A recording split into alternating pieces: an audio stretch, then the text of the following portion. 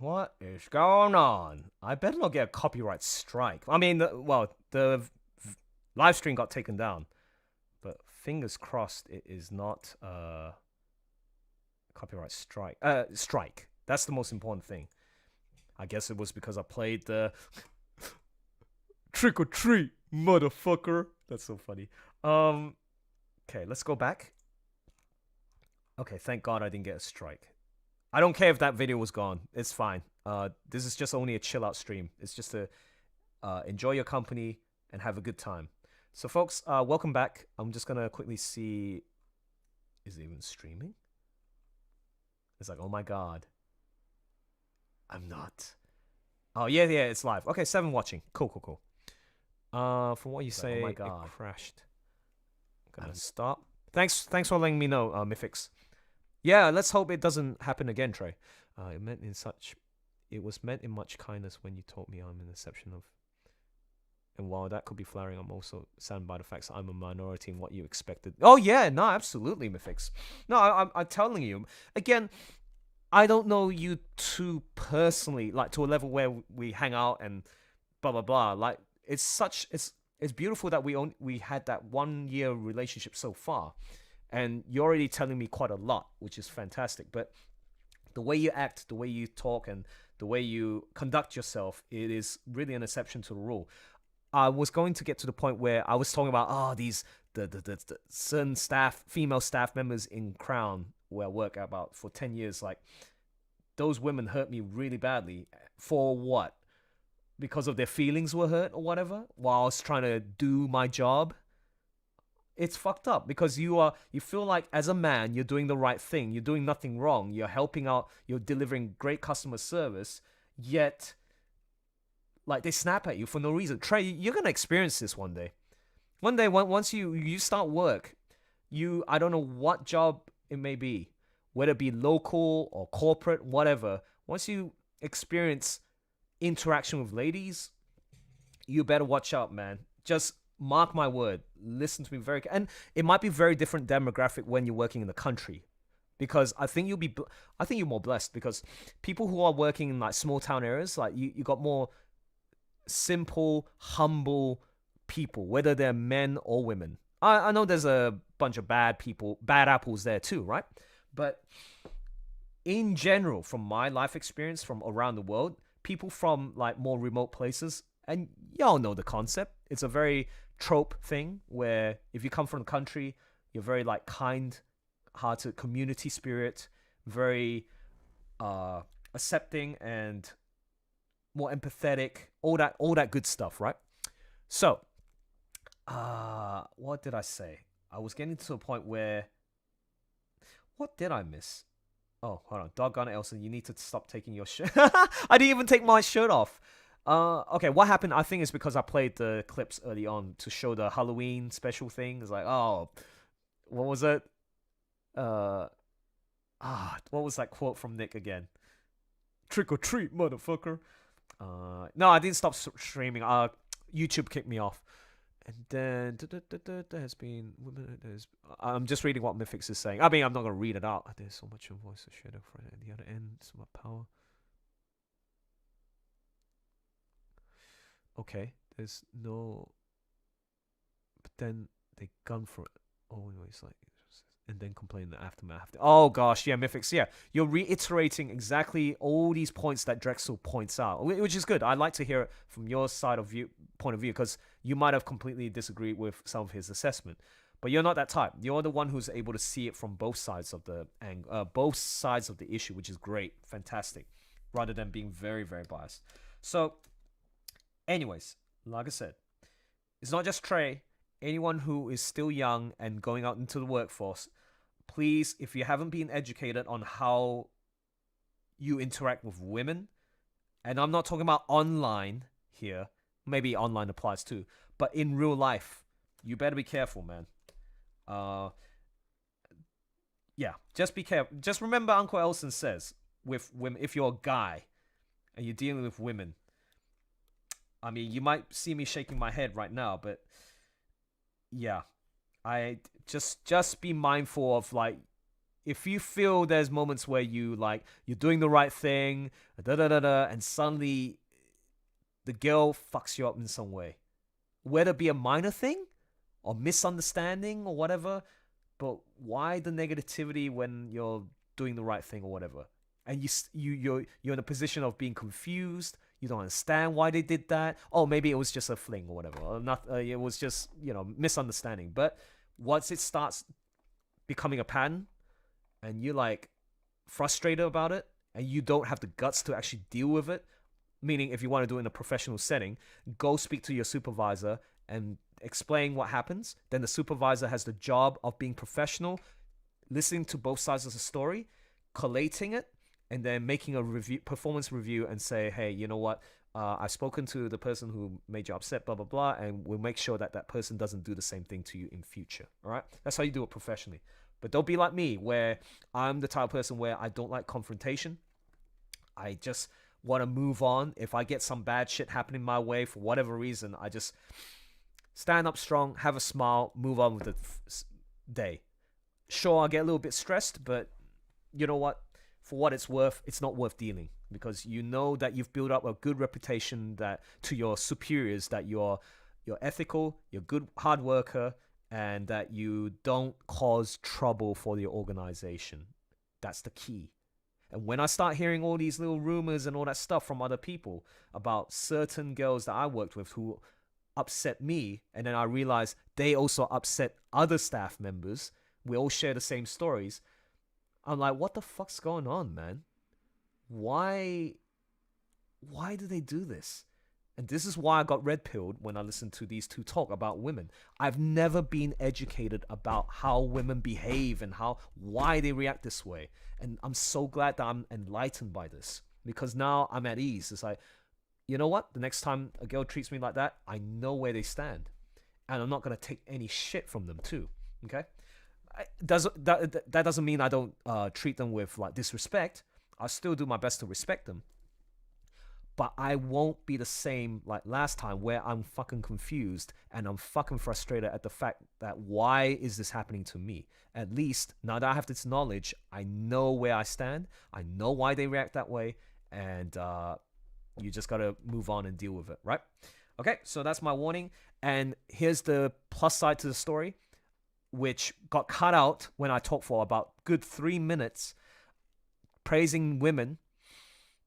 On the flip side of the coin, there are women in my workplace that are absolutely saints and fantastic and mature to work with, right? Okay? These girls, they don't take things for granted. They're very they're kind, they're sweet, they're professional at their job, and they don't get too stressed out, right? And they don't bitch about things. They're not toxic. They're very they all got different personalities, but they're not the type of women that I explained to you. And the reason why I brought up about this comparison is, again, making the comparison when I worked with both men and women in the workplace, it is mainly the women that cause the problems in my lifetime, from my personal experience. Okay? And also keep in mind that I usually get along with any of the sexes. You have to put that into consideration too, because otherwise it won't make sense. You might say, oh, Elson, you might have a bias because like maybe you're very shit at dealing with women. No, I deal really well with both men and women in the workplace, or in the family. Family situation might be different now. But yeah, you see, like, that's why sometimes to be an adult, you gotta ask yourself the tough questions. Why? You have to ask why, and then try and find an answer to it. I now find my answer to how women behave because of these two. Thank you. So, all right, and also other experiences. All right, so let's continue on. Let me know if there's any issues with the live stream and all that. And Mythics, I'll try and get back to reading the rest of your. That's so sweet of you. Very sweet of you to say all those stuff. By the way, remind me, I want to speak to you and Rage about a certain something, aka what's happening down your end with regards to, well, I don't want to say the word, but yeah, I want to speak to you when I get a chance. when you guys get a moment, meaning privately.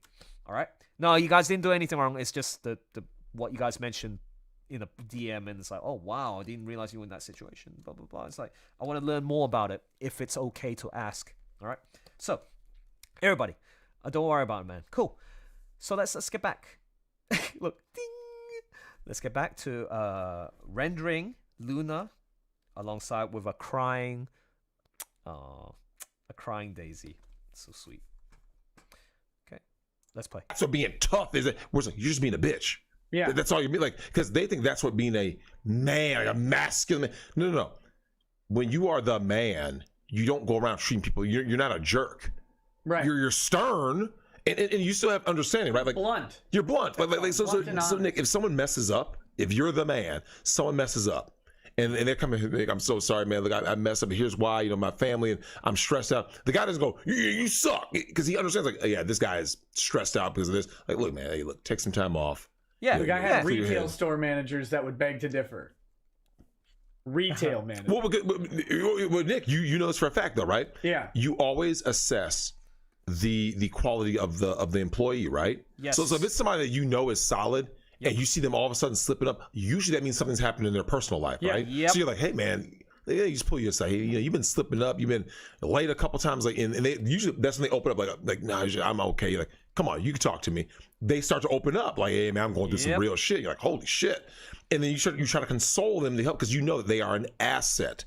People in this life, and this is what this quarantine is proving, Nick. Preach it, brother. This is exactly why my superiors or my supervisors treat me with that level of respect.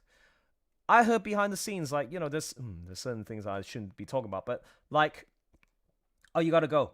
I got to go. Oh, wait, you all have a good day. Yeah, thanks, Joseph. Thanks for sticking around, man. And yeah, we shall keep in touch. Take care, dude. Thanks. It's been lovely catching up with you and Patrick the other day. So, preach it, brother. Like, exactly. Like, another tip from Uncle Elson, like when you've demonstrated to and this is common sense stuff, but it has happened to me, and you have to be very smart about this. When you work for a company or like your business, and you are working with a whole bunch of folks, no matter what level it is, but in my case, I'm working as a customer service desk, so I'm at that level where it's like lower level. Then you got the supervisors, and then you got the managers, right? 3 tier. I'm at the one below. I don't want to, the more high you go, the more responsibilities you have, right? More stress. I don't want that. So I excel in a position where if I am given a task and I do it, I can serve people. I'll do it with, like, not perfection, but that's why I got some awards back in the days. When you build up a level of trust and a good record, your supervisors will take note of this shit.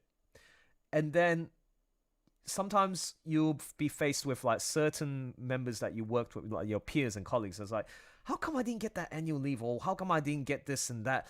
The ones who always complain about shit every day and like come at work and absolutely, you can tell by their faces, man.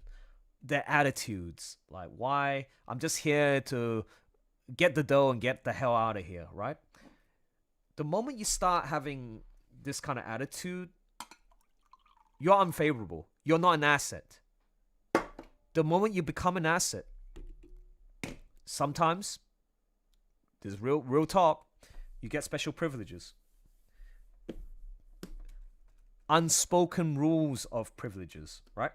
So the chances of like maybe there's a particular like say, as long as you got within reason the request that you make to your supervisor or your manager, they'll be like, oh, easy, I'll do it for you, no worries, Elson, I'll do it. But then just be careful when you do this sort of thing. Don't be too open about it with your colleagues, because like the moment they say, hey, how come you got the annual leave for like the whole month of June when I was the one who applied for it the other week and I didn't get it? Can you see what I mean? There's conflict of interest now. Then they'll start to try and figure out. They'll go behind your backs, man. Some of my trusted friends, like colleagues, they say, hey, also you better be careful. Like, don't be too open about certain information, because yeah, they get they won't say it directly, but they kind of hint like what's said about you, because it's like almost like, hey, is there some sort of favoritism going on or something like that?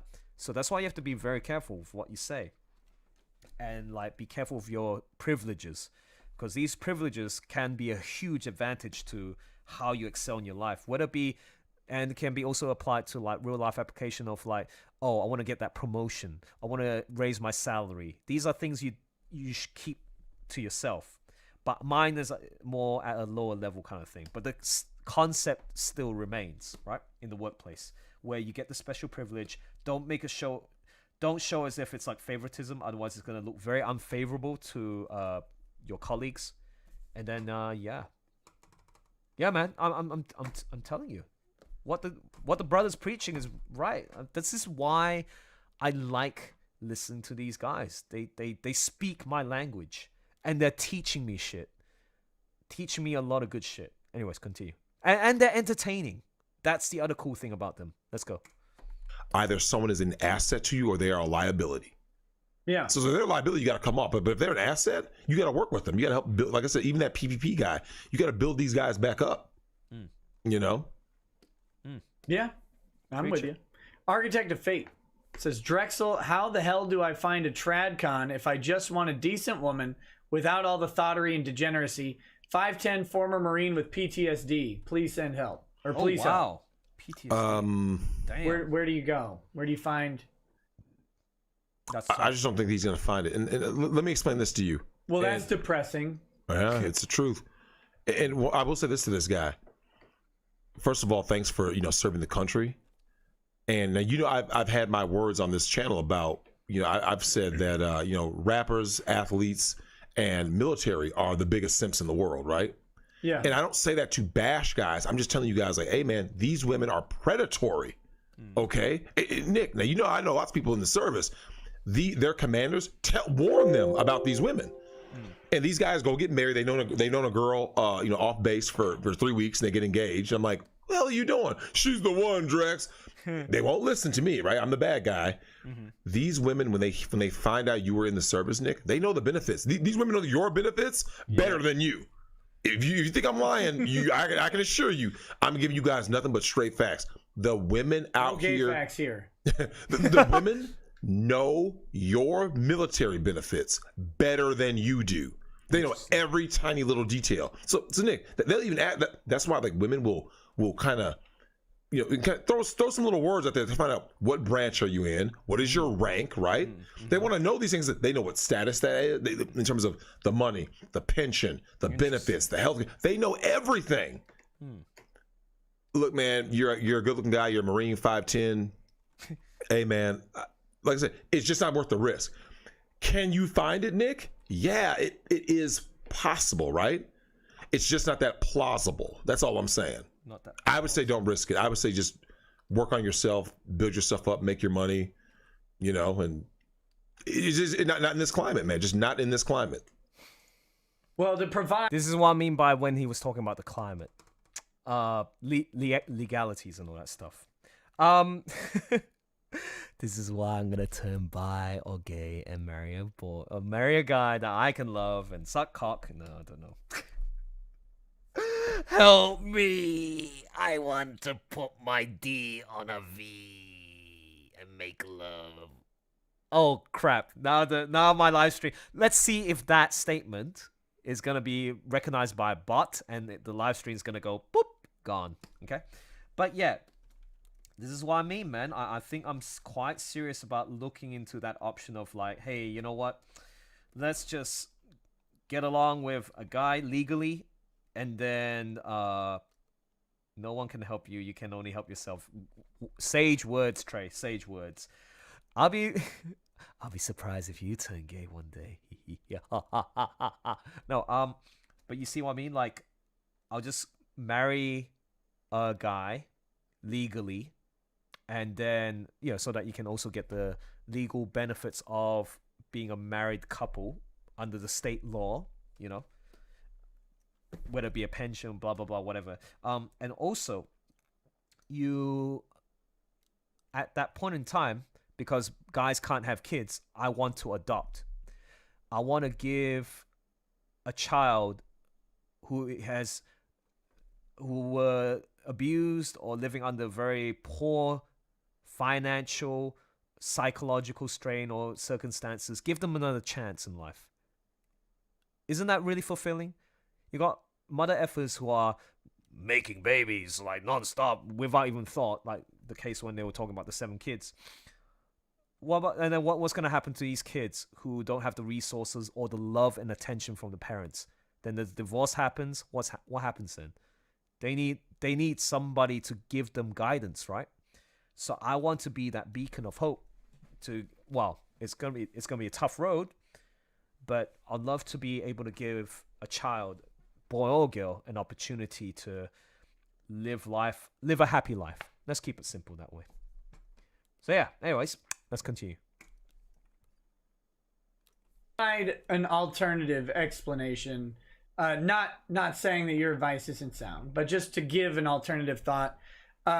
Check out places where traditional women go. Yes, like and believe me, there's not 100% success rate. You can't say church. Oh, you can say church, Nick. but you gotta. Hold on. It depends on what church. Hold on. Let's be fair. Yeah. Let's just say he's in the cities or in the burbs, not in the rural areas. Like rural areas are where you're going to find higher probability of finding a more quality woman. You see what I'm saying? Okay, see, didn't I mention about that? Can you see how we think alike? Again, I haven't watched ahead of the stream, but I already made that little speech about local girls, country folk, small town people. And Trey, you also believe in this sentiment too. Like, they are usually... I'll let the guy explain. Look, we think alike. Look at this. It's amazing, isn't it? Saying go to the rural areas. Yeah. That's what I'm saying. Because the community is smaller. It's harder for her to go out and doing thought shit. Going to a major city, you're done, man. For real. So, good point. Okay, now that we're back through chats, let's do the Arbery case real quick, and then we'll probably wrap up after that. Good deal. So, you familiar with the Arbery case? All I've heard is, like I said, I didn't pay too much attention.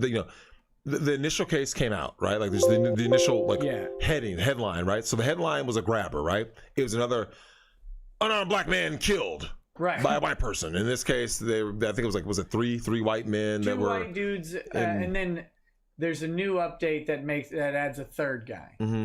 And they allege, okay, the story went from he was just jogging, and he got, they drove up behind him, like tracked him down and shot him, and then it changed to he was going through a property, a construction zone, something, which isn't unheard of though.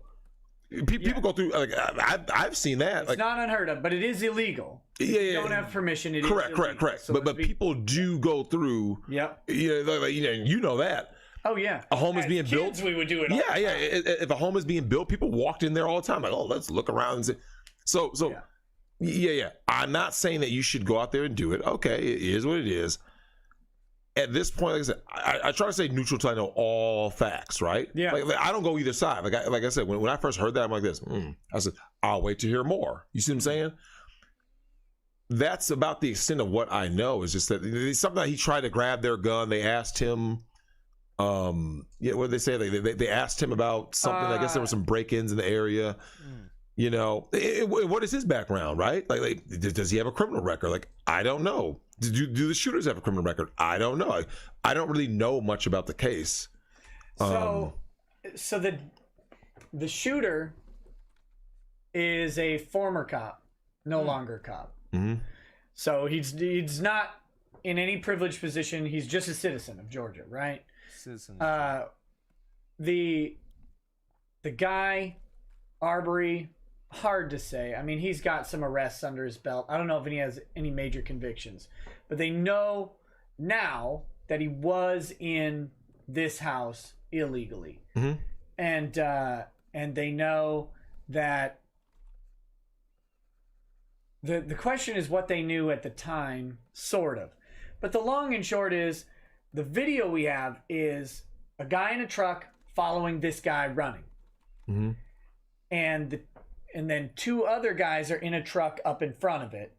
And the guy gets out of the truck. He's got a shotgun. The guy in the truck bed has a .357. It's not drawn. It's holstered, I believe. It's not a factor in the shooting. So he runs up to the truck. He goes around the right side because the driver's out on the left side, right? So he goes around the passenger side of the truck.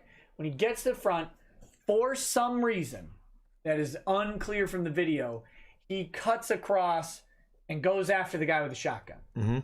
And there's a struggle ensues. He's grabbing at the shotgun, and then he gets tagged by the shotgun, and then he dies in the street. Of course. Doesn't take long. I think he takes a gut shot or something. You know, so that is what we can see from the video. Yeah. So at this point we have content, not context, right? Right. So we don't know what was being said. We don't know the context. Like, why was he reaching for the gun? Why, because you don't know. Like, you don't know what someone's going to say. So. And some of the interesting things about this case revolve around Georgia law. And the question that people get hung up with on is this right? So if you ask me flat out, okay, this guy goes into a construction site. His intent is to steal a bunch of stuff. These people catch him, chase him down. Does he deserve to die? My answer is no. No. I don't want a human life lost. Even if he's planning on looting that damn construction site, I don't want him to die. I want him arrested. I want him prosecuted. But I don't want him to die. I don't want anybody to die on the average day. Well, except for a few chosen people. No. So that's not the question, is should this have happened in this way? The question is always, it happened in this way. Is what they did unlawful? Is it murder? They're not charged with murder. No, they're going to get a manslaughter charge. No, not even. Really? They're charged with aggravated assault and then felony murder, which is a death resulting from during the commission during the assault. Yeah. So they're not charged with intentionally shooting this guy. They're charged with aggravated assault, which would be assault while in the presence of a deadly weapon. So very interesting sort of attack. The big update today that came out is they have now arrested the guy who is following with the cell phone. Originally, they did not arrest and charge him. Now he is charged with attempted felony false imprisonment, and then similarly with felony murder. So what they're trying to say is that guy driving behind them bonjour again, attempting Pat. to, Welcome back. I guess, impede or restrict the guy running. What? It doesn't even make sense. No, The only thing that I know that they're using to base this on is the statement from not the shooter, but the shooter's son, Travis or whatever. I think is his name. He gave a statement to the cops. Don't. Yeah, right. Have a lawyer. But he gave a statement to the cops, and he said Roddy, who is the guy driving behind them, tried to box him in, but he got around it or something. So as far as I can tell, they're basing the arrest of the guy with the cell phone camera on that one statement. Because, I mean, he's following a guy. How far is he back, roughly? He comes up on him. I mean, at first he's back probably at least 100, 200 yards. Okay. And he comes up on him, and he gets kind of close, but he's in a truck and the guy's running. So it's not like it's hard to catch up. But he doesn't come up on him fast in the video. We don't know what happened before the video, other than any statements that are made. And the only statement is he tried to box him in, but the guy got around it. So the problem with all of this is false imprisonment requires you to completely restrict someone's ability to leave. Yep. If I block 3 exits... I've been falsely in prison before. Yeah? I have. By who? A chick. Oh. In Montana. She literally blocked the door, so she knows I'm not going to forcefully remove her, right? And I said, so I want to leave. She prevented you from leaving a confined space. Correct. Yeah. Well, a lot of people get false imprisonment wrong. If there is a hypothetical box, right? There's you and then one person on 3 sides of you blocking your movement in 3 directions, but you have a 4th direction to go and not a wall. You're not falsely imprisoned. Yep. And they can't do it. So I find this an interesting charge on the guy because that charge won't stick. he's driving a truck. It's really hard to box someone in as an individual in one vehicle. Correct. Now, if he got him in the vehicle and locked the doors and restrained him from leaving, different story. Mm-hmm. If he restrains him from leaving the truck bed or a van or something, obviously false imprisonment. Yep. But just trying to block someone on a roadway, you can impede someone's movement without falsely imprisoning them. Correct. So it's a really weird play here, and that charge won't stick. It's not gonna unless they have some information that's not public. But I think they're. I don't think that one's not going anywhere, man. Yeah. Now the problem with the shooting is that those guys aren't charged with false imprisonment. Mm-hmm. They're charged with an assault. Well, they have a self-defense argument because he reached for the gun. And if you reach for someone's gun, they are automatically allowed to be in reasonable fear for their life. Correct. So they can shoot you. It doesn't mean it was good. Doesn't mean anything that this is right, of course. But Sure. This is a problem. And if you guys go check out the video I did with Andrew Branca on this, you can see a very long discussion thread that's in there with some very persistent individuals refusing to accept that this is the reality. But now that a guy is, I wanted to let people know that the guy with the cell phone camera is arrested and charged with this, or arrested for the charge. I think they have to grand jury all of these guys still. But though, if they want to get through grand jury, they're going to get through grand jury. And the charges will be as planned. But you know what case they were referring to, right? You know how there was the black dude who was running, checked out the site, the building construction, the house that was being under construction. He had took a peep, and then afterwards he walked out. Two white guys saw a white guy saw the incident, or the black guy trespassing the property. He left and did a little jog, right? Because he was curious. And then afterwards he called the other two white guys, who were the ones who shot and drove the car to chase him, which is essentially like a modern day lynching. This is what they're referring to, and talking about the charge of the guy who took the cell phone and video recorded the incident itself. It's very interesting. And sorry, I apologize if this is old. This is 21st of May. So it's an old stream. I'm still catching up to new ones. We'll listen to a new one later in a moment. But I'm almost done with the halfway point. Actually making good progress now, not just now. But yes, anyone who else is in here? 10 people still watching. Jesus Christ, man. Let's continue. If you guys got any questions, let me know. Thank you so much.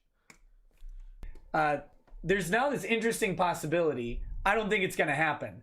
But where the guy who's recording with the cell phone gets charged with the false imprisonment attempt and therefore the felony murder. And the guy who actually shot him has a valid self-defense argument and gets out. Mm-hmm. That's a real possibility in this case. I just don't believe it'll happen. I do believe the false imprisonment will get tossed. Yeah. Now here's the thing. Like I said, I'll wait for all facts to be available, just like with any other case, right? Whether it be Michael Brown, what was the white chick who got killed? The Australian chick, Justine Demond. Yep. Oh god. That was some bullshit. It was some bullshit. I always say the Trayvon case is bullshit because here's the thing. Even Michael Brown, Nick, when he was out in the street, in the middle of the street and stuff, unlike most people, because there's some people who said some choice shit, right? Like the Trayvon thing, and they were. And do you remember what I said, Nick? I said the narrative always flips when the individual, the parties who are the aggressor and the party who is the victim are flipped, right? I think you should watch. I'm gonna let you finish, but I think you should watch the stream I did with Andrew Branca, because there's a part I'll find it and timestamp it, or it's already timestamped by Agrilith, where he talks about the Zimmerman case because he watched every minute of the trial. Yep. And he said that he was telling me stuff that I didn't even know. He's like, the stuff that was said about that case when it came to court, none of it came up. Yep. So including Zimmerman getting out of the vehicle after being told not to, that never happened. That's not actually a real thing. And when he talks about it, it'd be something to kind of. Yeah, I was gonna say that too. Like media, like I said, the flow of let's call it factual information, right? Yeah. Not your truth, my truth, someone else's truth. Like, no, the truth, right? With media, it's impossible. It's impossible because they always have an angle. And so this is what people need to start doing is it doesn't matter what color or what gender the perp or the victim or whatever is. We need to start being what I refer to, Nick, as the true pro-life. Like, we need to do everything we can, Nick, to avoid these situations. I agree. I look at the Michael Brown case, right? Okay. I was not okay with Michael Brown being in that store doing all that thuggish shit, right? Yeah. And I'm like, dude, what are you doing, man? Mm-hmm. Next time we see Michael Brown, allegedly, he's walking in the middle of the street, right? What are you doing? What are you doing? A cop tells you to get out of the street. Dude, just get out of the street, man. Like why does it have to be this extra? It's not like he's arresting you. Yeah, he's not. Yeah, he's not doing anything. He's just saying get out of the street, right? Yeah. Which is fair because let's face it, cars are driving. Come on, why are you walking in the middle of the street, right? But Nick, there are too many people. And look now, and same with the white chick. You see what I'm saying? I'll get to her too. At the end of the day, Nick, people are losing their lives over nothing. Yeah. And so in this case, like I said, I don't know all the facts yet, but all I'm saying is this. Preach it. If indeed he was stealing something, let him be prosecuted for that theft. Yeah. Crime. You don't want to see this dude dead because, like I said, you want to make sure you know everything that's happening. You see what I'm saying? Yeah. But same with the Rodney. I remember when the Rodney King thing happened, right? Yep. Listen. Prosecute Rodney King, okay? Fair enough. That's fair game, right? Getting him out, like, beating him, you set a dangerous precedent because, like, so let me give you guys like a flip side. That beating ended up getting the fire truck driver beaten. Correct. And that's, you know that's why OJ was acquitted, right? Oh yeah. They talked to the jurors. They said there was no way we were convicting him, no matter what. LA riots, like look at what the consequences were. People do things, Nick, thinking like, and like I said, I've seen too many people, especially white people, who always talk about the badge. Cops are always right. And I always said, remember I talked about this with the Castile case. I said, wait until it flips. And there's Joseph, man, we were having an interesting discussion about the cops because he has a brother who is in the force, and there was a disagreement about no, it's not a disagreement. I'm trying to remember the point, but this will have been very interesting. Joseph, in case you listen back to this, listen to the point that Drex is about to make about the police force.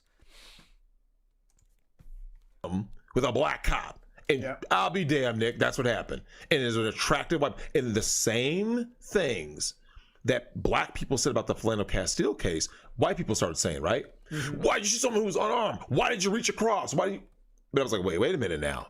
Now, when black people said that stuff, you didn't care, right? When I say you, I'm just talking about the mainstream. Like there were too many people who didn't care. Yep. I always said, I want people to go. I wanted the Somalian cop to go home that day. You see what I'm saying? Yeah. I wanted the white chick to go home that day because she's the one who called the cops. Yeah. Why is it there's always this deadly force being used for everything?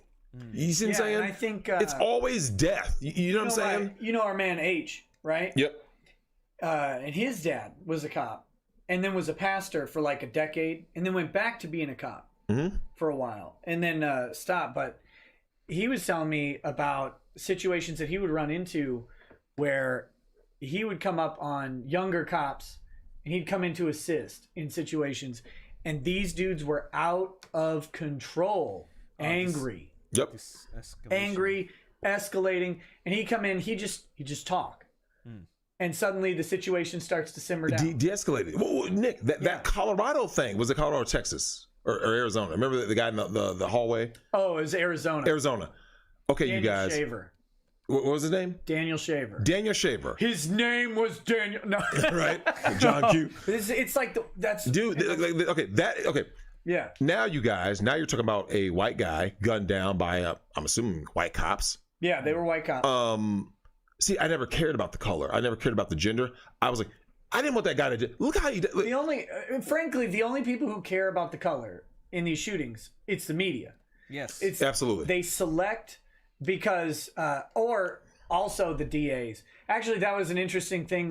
Bronca brought up about the Zimmerman case and Trayvon Martin, was that the prosecutor who went after George Zimmerman was having significant political problems with the black community over some convictions that she had done. Right up until suddenly she's going after Zimmerman over shooting a young black male, right? And flipped immediately. Yep. She became extreme. This is why they're so good with the information. They know the names, they know the cases inside out. This is why I can learn so much from these. It's not like how sometimes I say, I don't remember the name of that person, or I don't remember the name of this case, or da-da-da. These guys just flip a switch. They're very onto it, man. And then, man, you know what's really disturbing, Mythic? So they were talking about a case. I think they brought it up at one point on the other stream, and I was watching it. It was that white guy, white girl. Police were called on them. There was like Jesus. No, actually, I got the YouTube. Give me a sec. Once I give you the name, then you're like, oh, you mean that case? It's disgusting. Again, police brutality. Not all police people. We already went through that discussion on the tavern and all that stuff. But guys, you gotta watch this if you haven't seen this. I mean, then again, maybe you've already seen so many of these cases that you're already sick of it. But I was a bit shocked when I saw this happening. Now you're going through my list of like, what the fuck did Elson watch? Any porn videos? Oh, look at this. Hidden camera catches cat comforting anxious dog. That's a cute one. Oh, yeah. Philip Brailsford. Mesa, Arizona, 2016. I mean, I am not gonna play it, but this dude got away. The police who killed the dude, man. Very graphic. Watch it at your own discretion. But yeah, Persona, yeah, I have. But that is fucking disturbing when the officer was like in control, creating like these what kind of requests, like put your hands up, if you don't do it correctly, I'm gonna fucking shoot you, like, oh, you know, like crawl specifically with your two legs tied up, or like, yeah, it was so disturbing. Like, now I understand why people are scared of the police. I'm talking about the fucked up ones who are mentally unstable and unfit for the job, because, and then like I think they make the case like these are classic cases of boys who were bullied, had problems at school, and like, you know, mentally disturbed or bullied and all that shit, or couldn't get the vag from the girls because they lacked the self-esteem and all that, and then they went to the police force to gain that confidence back, and they want power, and then they're so fucked up in the mind, not being able to like deal with like social anxieties and all that stuff, that they use that stress against the innocent folk who they're trying to reprimand. But if you watch this footage, right, again, it says warning, graphic content. Watch till the end, man. It's only 4 minutes. For 5 minutes, the girl managed to make it out because she managed to comply those very difficult orders. But when it came to the white guy at the end, oh my god, oh man. I mean, how did this happen, man? Let me just quickly go. What did he get away with? He was, okay, the shooting of blah blah blah blah blah. Okay, that's the dude. Yep, he looks disturbed. Real quick. This is what's really shocking, man. Okay, this is when they went to the Court of Justice, has reopened the case and looking for possible civil rights violation by Brailsford. Brailsford was reinstated in the Mesa Police Department in August 2018. Then, over a month later, granted retirement on medical grounds, as well as a pension of, get this, $2,500 per month. I do believe it's like PTSD grants. So it's your taxpayers' money paying for this dude to keep him alive and paid for killing off an innocent dude. Brayford's lawyer says suffered from post-traumatic stress disorder due to his shooting of Shaver. Oh, come on. Get out of here, man. Yeah. Well, he's getting paid for being a cop. Okay, so anyways. Extremely popular with the black community over that case. And so, because it's about virtue signaling, right? It's about emotion. It's crazy, especially in the black community. I see too many people in the black community living off emotion, and I see people in the white community do it too. From all communities, this is all Marxism, man. If people start going like this, hey man, we're not going to care about the color, we're not going to care about the sex organs. We're just going to care about facts and making sure everyone gets home safely to their families. Because if a person did steal, let him be faced with the prospect of doing, suffering the consequences of theft. Yeah. You don't need to take the law into your own hands. Now, if you want to report on him, if you say, hey, I believe this guy stole and I can prove something, okay. Report him. Follow him. Tell police where he's going. You just give a description. Follow him. This is the general direction he was going in.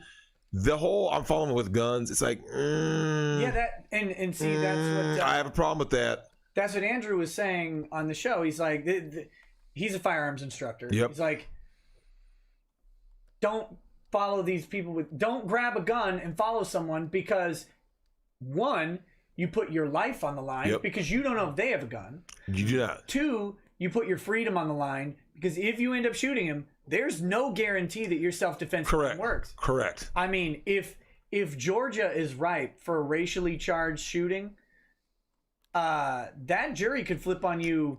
And I was going to say that too. And I go, be careful what you wish for, because there's people out there like, well, you shouldn't grab the business end of a shotgun, but you shouldn't have a shotgun chasing down another citizen. You're not the police. Yeah. What are you doing? And and that's taking matters into your own hands. If you're involved in a self-defense shooting with these facts, it gives you like a 90% chance to win. Mm-hmm. When you're involved in the same self-defense shooting, but a racially charged one, white guy shoots black guy, for example, especially if the black guy's unarmed, you suddenly go from a 10% chance of going to prison for life or the death penalty. It is Georgia. It's Georgia. To a 40%. Mm-hmm. Wow. And he says, are you gambling on 40%? Because the prosecutor will gamble on 40%. Yep. They will bring the charge. Yep. They won't gamble on 10%. Nope. Wow. And it's just, you get this in any concealed carry classes. Don't take your gun to a situation where you might have to use it. Like, it should always be a surprise that you're drawing your weapon. You should never anticipate it. So I see someone in the chat, Prism, is saying, 1, police ask them to help. 2, if you're going to chase someone, you better bring guns. Here's the thing. When police ask you to help, they usually don't mean they want someone dead. You see what I'm saying? Yeah. So when someone says the police, because I heard that part of the story, right? Like the police knew one of those guys. I haven't seen the transcript of the 911 call, so I can't say that definitively the police asked to help.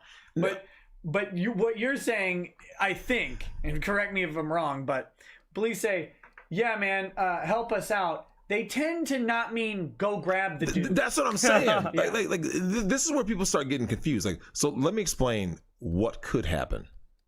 Right? And I don't mean like race riots or race wars. I said, here's what you could wind up happening, Nick.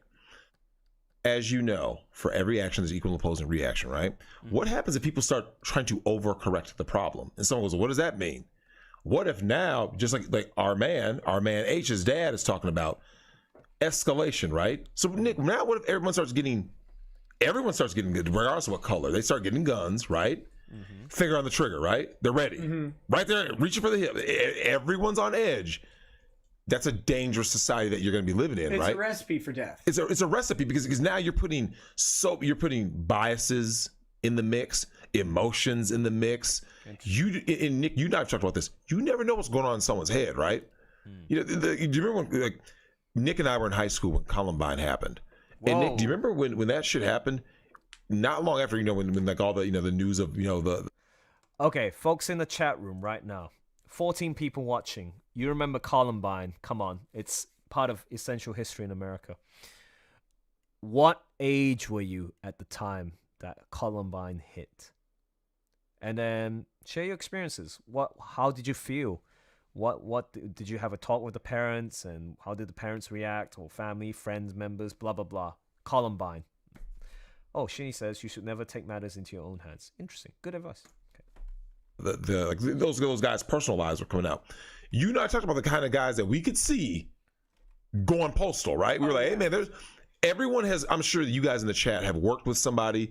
You have been to school with somebody. You've been around someone. I was on the list for a lot of people. Were you? I think people thought that if you went to random people at our high school and put together a list of people they thought might shoot up a school, I think legitimately I would be on some people's list. Yep. But that's because I kind of provoked that. Like that was probably. I was just a cynical asshole to people. Correct. That's just, but yeah. I don't know if you were. We know someone who was on that list. Oh. Who? You know who? Give me a first name. Oh. M. You know who? M. My cousin. Oh. Yeah. No. Hey, look, remember, Nick, not at the school. Oh yeah. Personal life. Oh yeah. Okay. We knew. Yeah. If things came to it. Give me a ride home. You get in the car and fucking hate all these people. I mean, we knew things could flip. But Nick, when he's looking at a crosswalk saying, I should just keep driving. I should just keep driving these people. I'm saying, man, people say things like.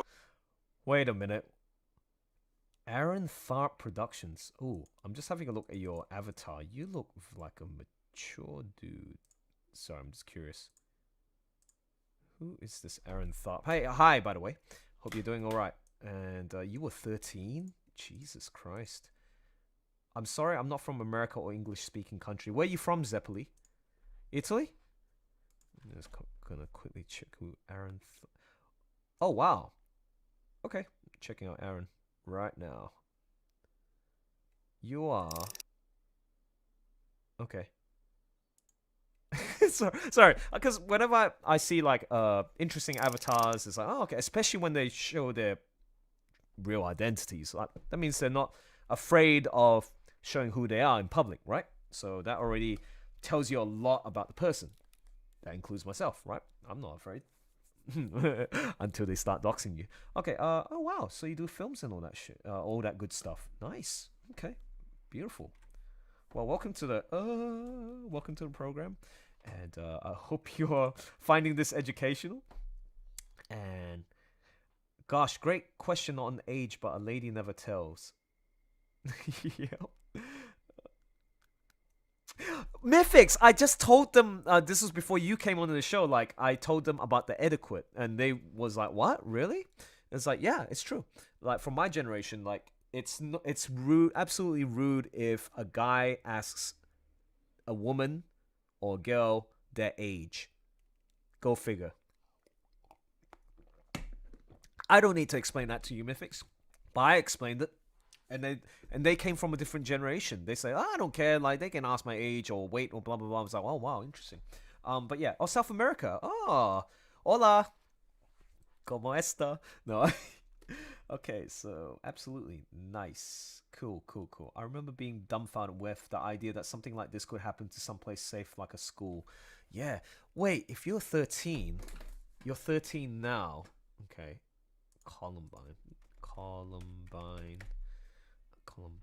High School Massacre was that was back in 1999. Now we're in 2020. That's 21 years. Wow. You're 30.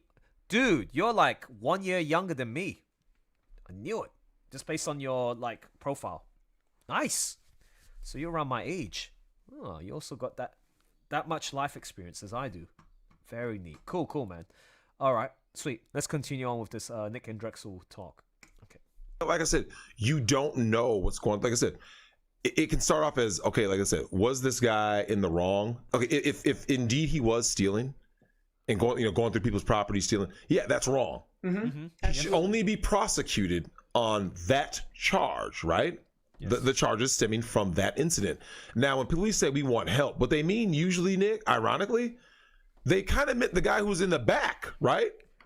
When police say we're looking for help, usually they're talking about surveillance, like just basic, stay a safe distance. But if you can give us some information about things you saw? Did you see what I'm saying? Can you get some kind of visual evidence? Yeah. That's usually what police mean when they say, we want your help. Interesting. I was kidding. Gosh, I was young, still young. Okay, cool. Thanks, Mythics. Now, folks, so far I've done panels 1 on top, panel 2 with Tevich, panel 3 with Luna and Daisy. Number 2, I like the one in the middle. I like the lighting. The warm lighting brings a bit of sense of warmth, whereas you contrast with like a young child who's absolutely exhausted from all the craziness that was happening in the village being burnt down, the Commonwealth, lots of folks getting killed and injured. So there's a lot of like, loss of morality, yeah. It honestly scared me to go to college. Interesting, Mythics. And to contrast that, you got the cool colors here, like, about 20% counterbalance with 80% of warmth to portray that motherly warmth and feel and love, so it's like, oh, I like it. From what I can see here, wow, you know what, I should really appreciate these pages. Like, I don't think about it, but when I look at it from a surface level right now, like, you guys can see it digitally right now, but ooh, does it look ugly? No, that looks pretty pixelated, man, for what you see. But when I see it here, it's like high res, man. It's really good quality. It's looking very nice. But yeah, I still got this panel to go, this, and these 3. So I'm not gonna sleep until I finish. So again, you guys can head off at any time, but I'm gonna stick around as long as I can to finish this page. And I appreciate your company so far. Appreciate it. And yeah, let me know if you want to ask any questions. I'll do my best to answer them. And I think I might want to actually switch real quickly afterwards to a new episode from Nick Rekita. I want to hear his thoughts about, actually, 2 videos I want to share. His thoughts on what's been happening with the riots. That's really good. I like that one. And then there's a new one that I didn't hear, which was an update.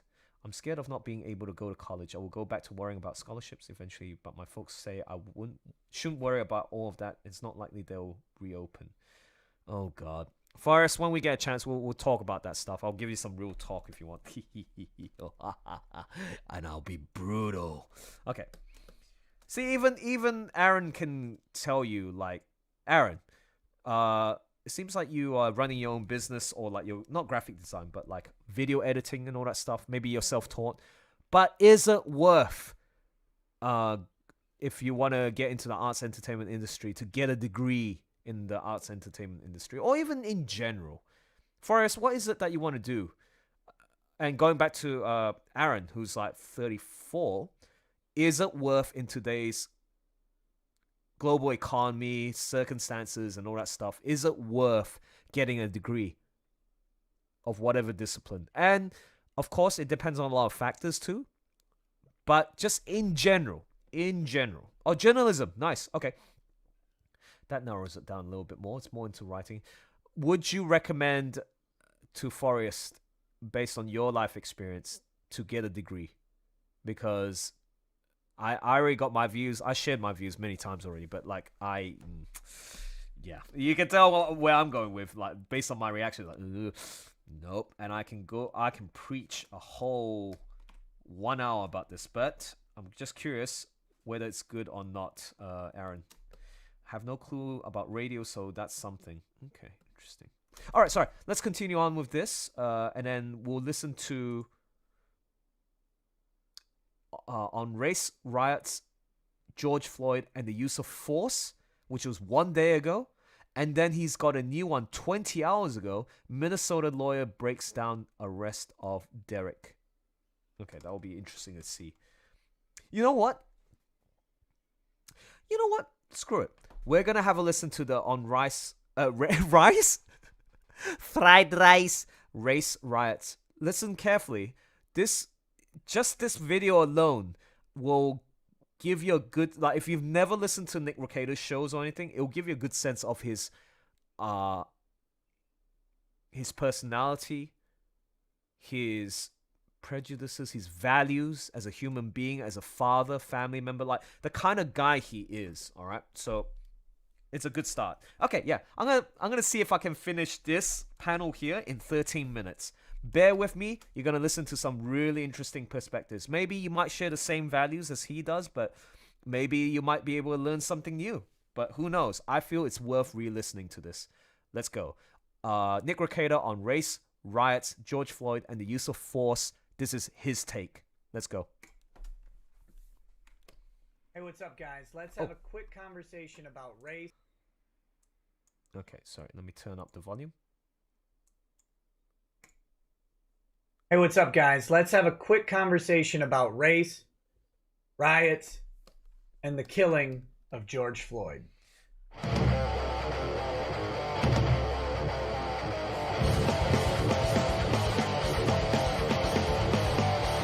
Apologies for the volume. Hey, what's up, guys? Welcome to Law Splaining the Interwebs. I'm your host, Nick Rekita of Rekita Law, a small law firm in central Minnesota. And today, I'm here to talk to you somberly, I guess, about the killing of George Floyd, riots, race, all of that stuff in a short, condensed period of time. Yes. This is what I want to talk to you about.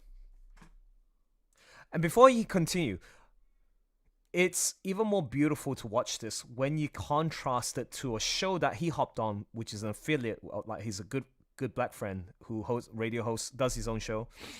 They were talking about the riots. It's a 4-panel talk with Drexel as well, and it's funny because like the way they were talking about the subject matter. I mean, they're all adults. They got families. They're not like immature people.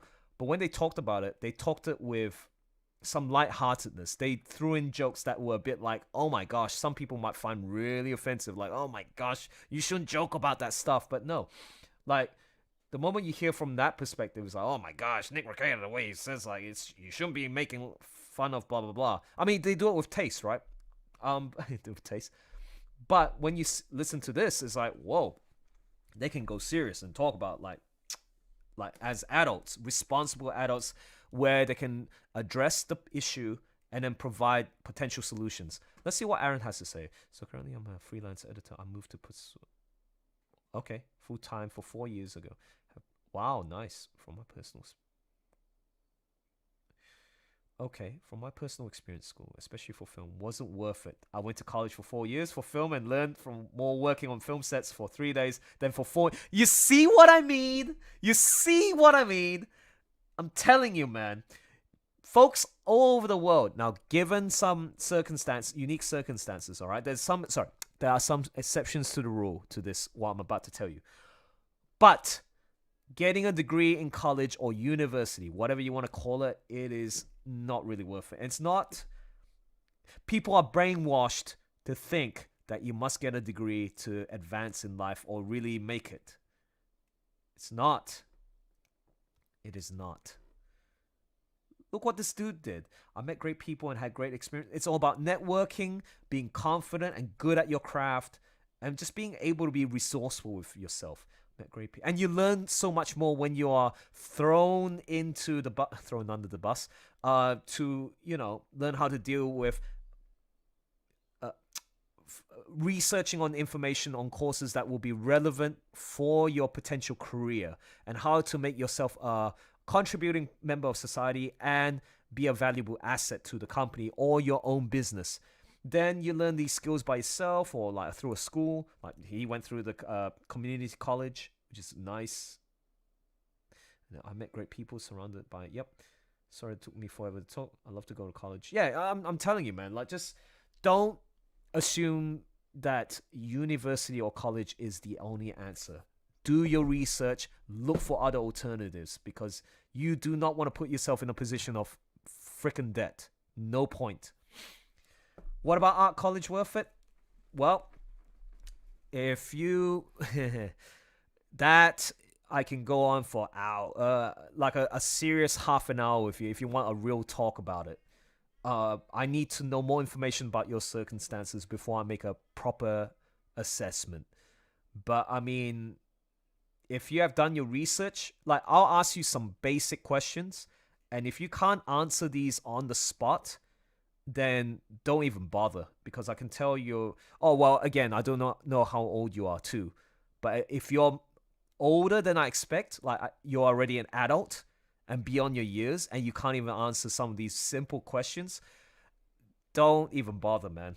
Don't waste your time. In general, folks are now starting to utilize technology and internet and social media. Like, there's a lot of previous ex artists who work for like top of the range companies like DreamWorks.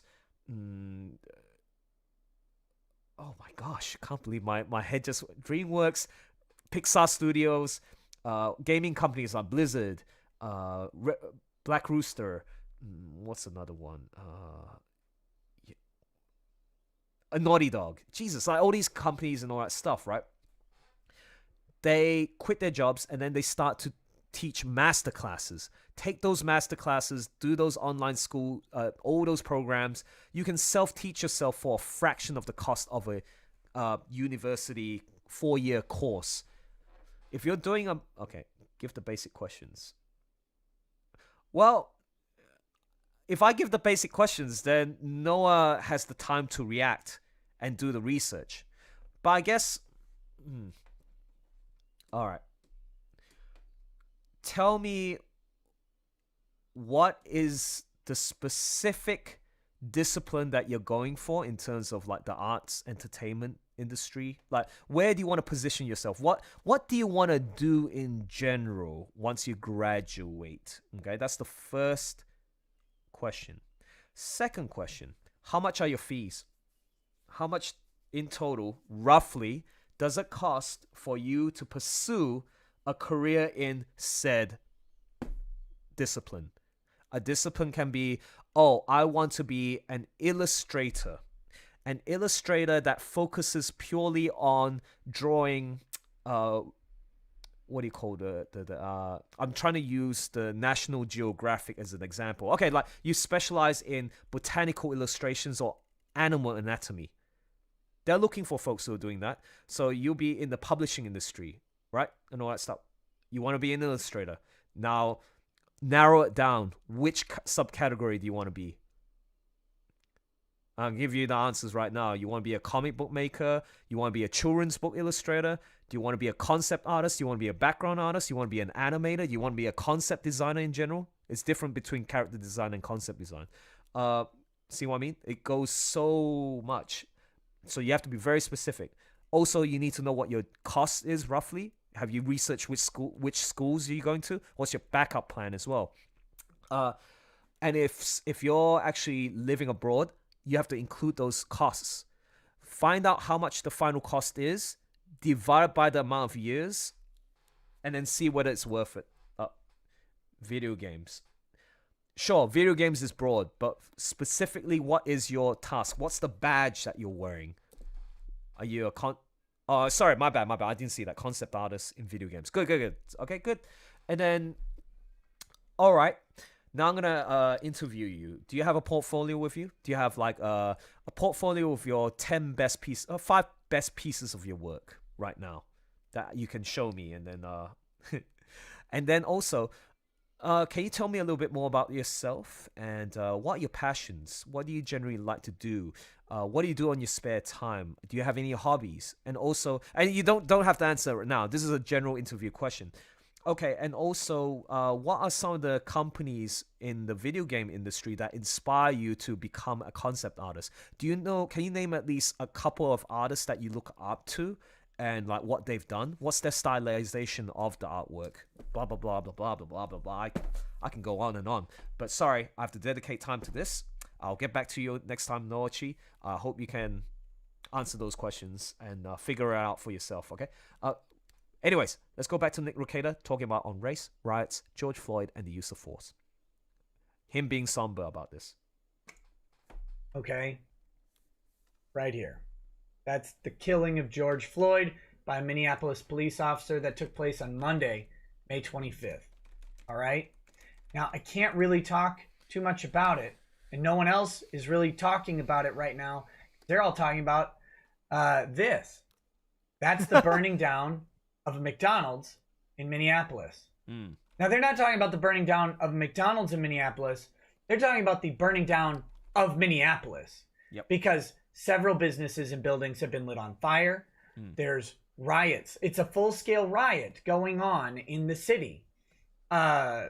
Businesses are being burned and looted. People are being robbed and assaulted in the streets. Things have boiled over into a circus. And that circus prevents us from talking about a really, really important issue. And that's this one. The issue of police violence. It could be an issue about racial policing. I don't know. We don't have any evidence of that at this point, that it's a specific race-based incident, although many people would suggest that it's latently based on race and a tradition of racial animus. I'm not interested in that right now. Right now, I'm interested in the fact that a police officer empowered by the state, whose power is derived by us sacrificing some rights and essential liberty to give them that power.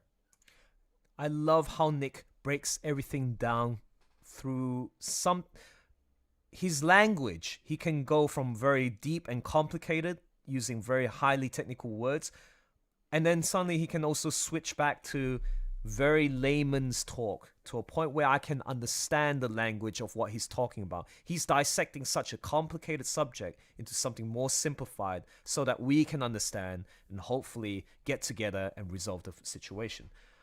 This is really interesting. We grant, if we're talking about America, we granted under the council, like in your state, so you know how it has a system, right? The governor, and then your council, and then you got the police. Like, you elected these people in the government, the governors, to delegate these resources, which include like the firemen people, the doctors and all that stuff, and actually doctors can be private as well, but public. I'm talking about public, and then the cops, right, for protection, to fulfill their duty of protecting the citizens, right? You guys are the ones who gave them the power, right? And so the moment you have a force that is abusing that power, what does that make of it? Like, do you understand why there's been and history repeats itself, why people are so fed up about all this shit, about the police brutality and how they're like fucking up the system? Is abuse of power. But then again, you can also see it from the other flip side of the coin. It's only a few bad apples, but it's been repeating all the time. It's a very complicated system to fix. And I remember like Rage, Mythics, we were talking about this earlier on in the morning, where actually I was talking to Rage about it, where it's like, it's so hard to, with Joseph as well, to monitor, like to find a system where we can weed out all these bad eggs. If we were to completely rewrite the whole system and train the cops properly, competently to do their job, to serve and protect, how is it even possible when you got all this racial tensions, all these biases, all these... It's crazy. Let's continue listening to this. Is killing a citizen of the same state. That bothers me. Now, I'm going to talk real quickly about this in a legal capacity from a certain statute. Okay, in Minnesota, it's statute 609.06. It's the justifiable use of force statute. Subdivision 2 is the use of deadly force against a peace officer. And this is an important section to discuss in this situation in particular. Stick with me while we do it. This is the legal basis for a lot of anger and a lot of problems with this situation. So, George Floyd is being crushed by a police officer. There are two other police officers behind the car that are laying on his legs and back, respectively, or kneeling or whatever. They're restraining him. And then there's one police officer off to the side policing the crowd of onlookers. Now, the crowd of onlookers are people with cell phones. They're recording. They're saying, hey, get off that guy's neck. Get off the guy's neck. You're going to kill him. George Floyd is on the ground gasping, saying, I can't breathe. Please don't kill me. All of those things are going on. And the police officer remains on his neck. Some people have asked, why didn't they do anything? Why didn't they intervene? Why didn't they stop the bad police officer? That is a very good question, because people jump to conclusions. Hey, why don't you be a hero? Go and stand up to those cops and stop them. Listen to what Nick has to say. How do you do it? What is there? In Minnesota, you can't. All right? You can't. Let's walk through this in a different way.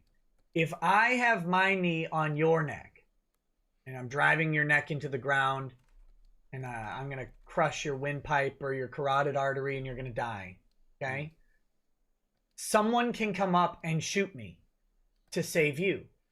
Or they can do like a Spartan kick, right? They can kick me off of you. They can tackle me. They can grab me by the neck and restrain me and pull me away. They can do all sorts of different things. That's justifiable use of force. You're using the same amount of force, which would be potentially deadly force, right? Because I'm putting him at risk of severe injury or death. You could use the same level of force. You could pull out a gun and actually shoot me at that point. Not legal advice, but that's the gist of the statute. Right. When a police officer has announced themselves, like by wearing a uniform and by being in a squad car, for example, when they are in the commission of their official duties, like effecting an arrest, and when there is a crime taking place, or there otherwise would be a crime if the person was over 18, so to exempt juvenile issue. In this case, there was allegedly, they were responding to reports of a forgery, and they had him in handcuffs, so they had made at that point a probable cause determination that a crime had been committed. We're not sure of the details of that crime at this point, but they'd made a determination that a crime had been committed. All three elements of the statute are fulfilled. Let's go through them real quickly again. The police officers have announced themselves. A police officer presumptively announces himself by being visibly in uniform, by having a squad car with lights on, all of those things. Plus, I'm sure several times they identified themselves as police officers because they're in the street effecting an arrest. In the commission of his official duties, obviously he's effecting the arrest of an alleged criminal, and then where a crime is taking place. So they had made a determination. So I'll give them the benefit of the doubt that they had determined that they had probable cause to determine that there was an arrestable offense going on. I don't know that, but let's just say it's a pretty safe assumption. If you use deadly force against a police officer in that scenario, you are not able to use the justification defense. Yep. It's in the statute specifically. You are not justified to use deadly force against a peace officer if those three conditions are met, and unquestionably here, those conditions appear to have been met by everything any reasonable observer would see. Now, they're not allowed to kill him either, but you're not allowed to stop them. And the conundrum here is that if you attempted to stop them and did, well, then George Floyd doesn't die, and then we don't know whether he would have died or not. So you still don't have a justification defense. At that point, you probably end up saving George Floyd's life, but potentially at the forfeit of your own.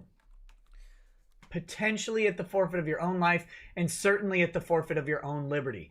Your own life and your own freedom is gone because you played as the hero. You see what I'm saying? Like, there is a risk involved in interrupting what the cops were doing rightfully under the statute. So, under what Nick's case, like the hypothetical is, in case like you were playing the hero, you stopped the cop from doing it, and then suddenly Floyd was still alive, you would have been the shit. Was it worth it? Walk up and kick a cop while there are three other cops around, you're likely to get tased, pepper sprayed, or shot. Yep. Flat out. So why didn't they intervene? Why didn't the interveners do anything? They can't. Correct. Not only are they legally not justified in doing so, but if they want to go home that day, they can't intervene. Nope. And that's the problem with this situation. We've given, don't mistake me. Problem is we've given the authority to these people to keep us safe, and we've put in special protections to keep them ostensibly safe. We kept them safe while killing someone. Mm-hmm. That's the egregious nature of what happened here. The race doesn't matter at the end of the day. I mean, the race is useful for some sort of discussions about it, okay. And of course, people are using race to fulfill their agenda of why this all matters. It's a race thing. It's not right now a race thing. Right now, well, it wasn't. Now it is with the riots, right? Now it's nothing but a race thing. And trust me, rioters, you have lost the attention of so many white people who would have had a conversation. Yep. Because now it's about a race of rioters, not a race riot. Guys, the rioters have created an issue about race-based rioting out of an issue that could have been about race-based policing. Mm-hmm. I cannot say that phrase. It could have been about that. We could have gotten there. But the starting point isn't race. The starting point is citizen killed by someone entrusted by the citizen's own rights to protect them. Correct. Every time a citizen dies at the hands of a police officer, every question must be asked. Whenever the state takes a life, every question must be exhausted. We must make sure the state is always acting within its authority, because that authority is derived from us sacrificing our rights. Mm-hmm. But we're not asking questions if we're burning down McDonald's. No. We're not asking questions if we're bombing ATMs. Mm-hmm. We're not asking questions if we're spraying a fire extinguisher at an old lady in a wheelchair. That's not questions. That's lunacy. That's criminality. That's a riot. And chaos.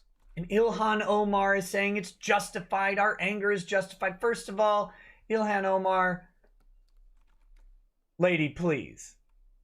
Please. Let's not. You want to talk about appropriation. You have Ilhan Omar appropriating the racial history of blacks in America.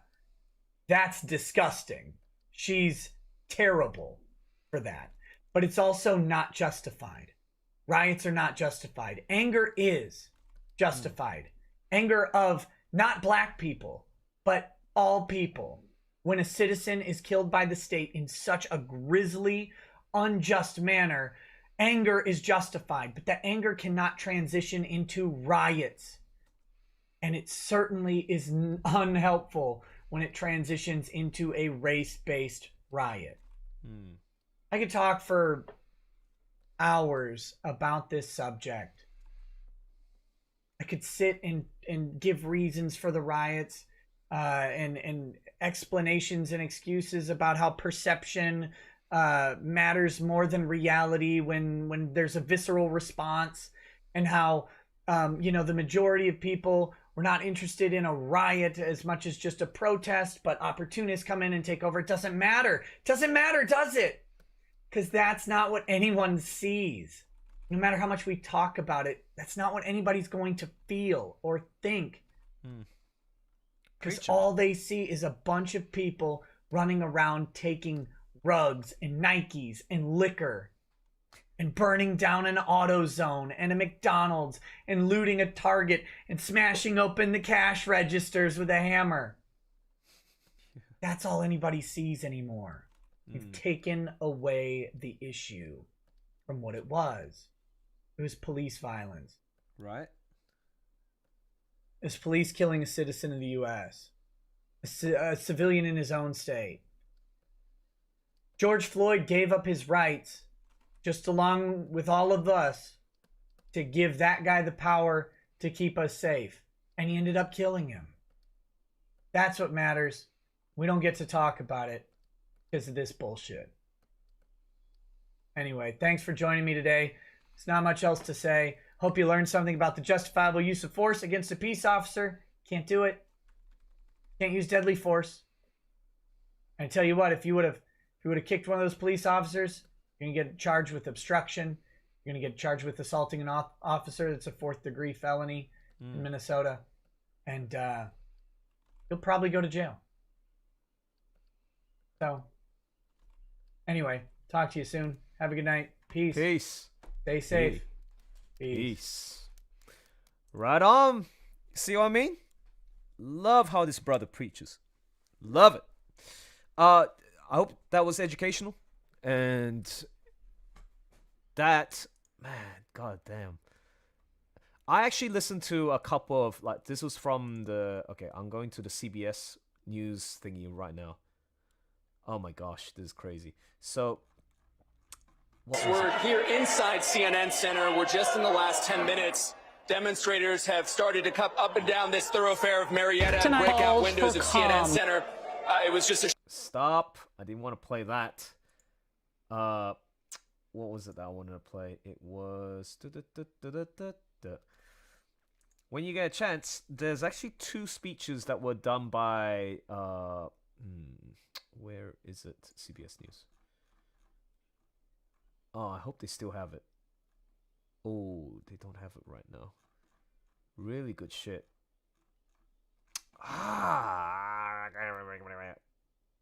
No, actually, it should be on the very top.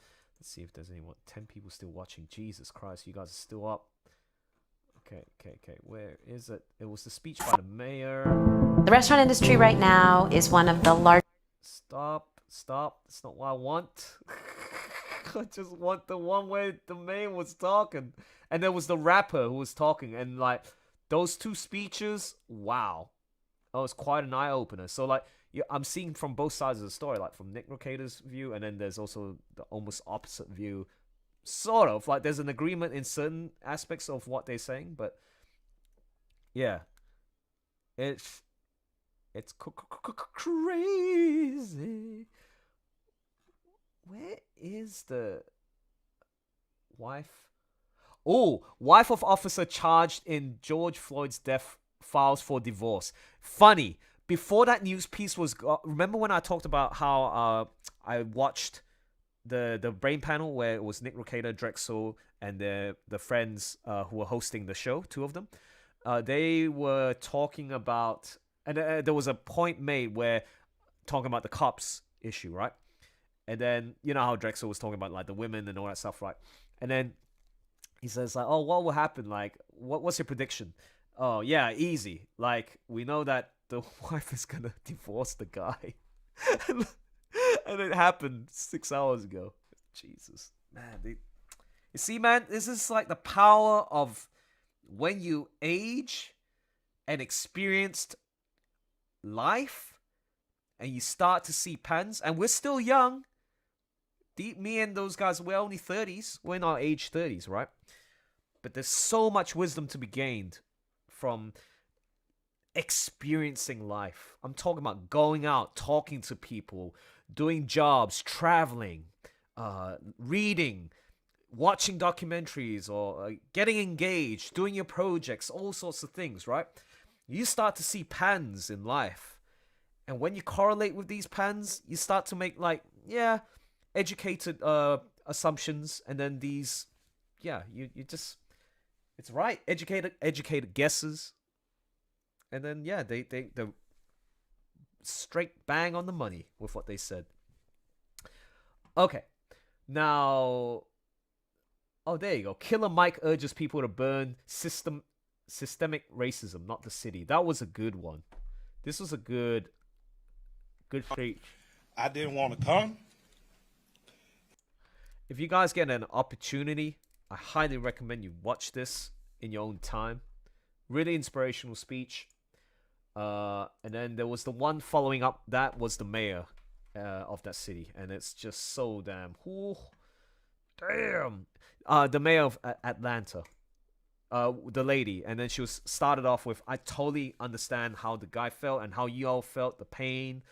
Starting off with, like, her own personal story of, like, I'm a mother and I have kids, and the main message she wanted to give was stay at home, don't do the, riots. I mean, again, there's a difference between protest and riots. You have a right to protest, but when it leads to riots, that's where shit happens, and yeah, it's not good for anybody. Nobody wins in a riot.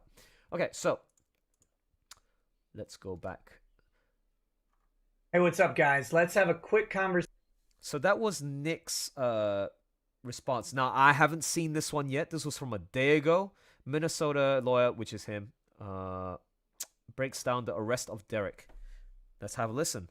As I finish rendering this piece, the one with poor Daisy right here, okay? I'm going to add some saturation to bring some life and warmth into the tones, like the feeling. And then I'll get on to the second half. All right? Actually, you know what? I'm actually going to go and have a pee, right? Actually, yeah. This is what I'm going to do, folks. I'm going to pee real quick. Please take a break and have a look at that the link that I just posted and listen to his speech. I'm going to take a piss and then I'll be back real shortly, okay? Give me a sec. I'll be back. I should play some Persona music.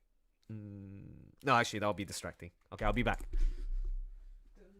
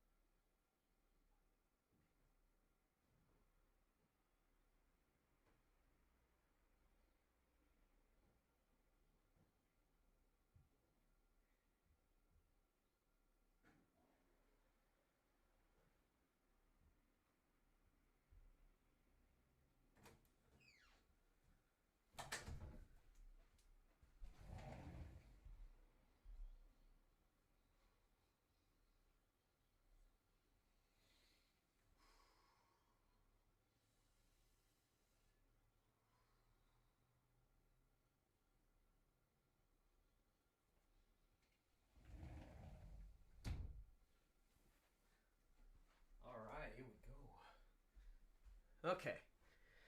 So.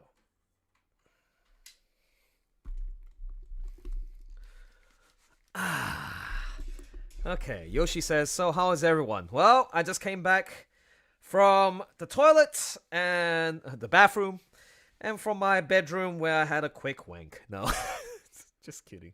Okay, so, right, 11 people watching. Folks, let me know who is still in the chat room listening to this live stream. I might change plans. I might even head to the tavern, bring some guests along to just chat about the issue. Actually, wait. Let me play the Minnesota lawyer breaks down the arrest, which goes for about 28 minutes. And then after that, I might actually just, hop into the tavern and then we'll just still here. Zep's still there. Cool. And then we'll just have a chat and talk about the updates on the riots and blah, blah, blah, and your thoughts. I'm so tempted to take my... I don't care. I'm going to do it because I feel a bit hot. Give me a sec. Hot. Oh, it's so hot.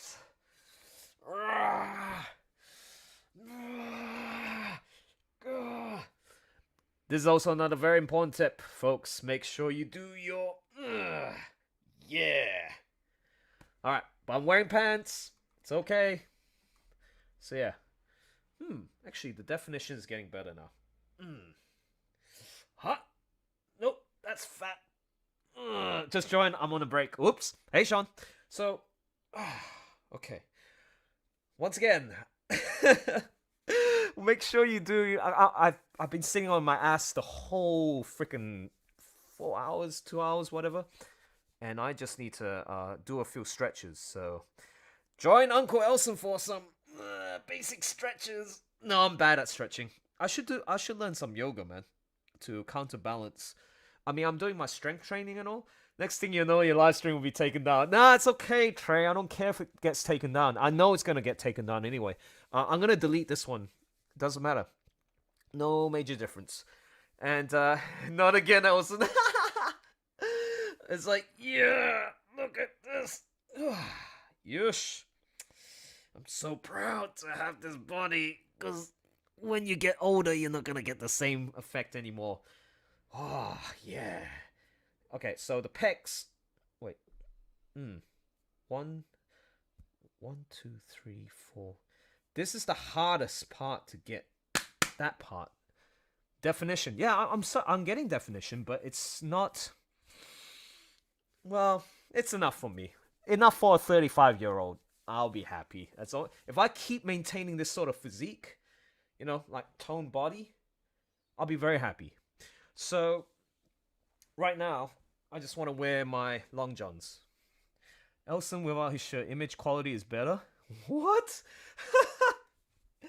Oh. Hey, merci beaucoup. Okay, so, see? Look nicer. Elson's cancel culture intensifies. Yeah.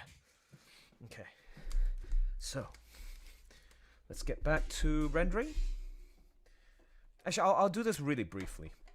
Where's my pen? Quick. Where's my pen? Oh, there it is. I'm gonna listen to some Persona music as I'm playing. Actually, the Shadow World. Then the next plan is I'm gonna make an update online, the social media as well as my in-cord, with this latest first half of the page. I want to share it. Also on the YouTube too. I want to share it, and then we'll get going with the rest of the next Nick Rekita video. First, let's play the Shadow World. Sing along with me, everybody. Shadow World. The Shadow World. Dun, dun, dun, dun, dun, dun, dun, dun, dun, dun, dun, dun. It's the best. Seriously, this is one of my top favorite Persona tracks. It's the Shadow World. Let's go.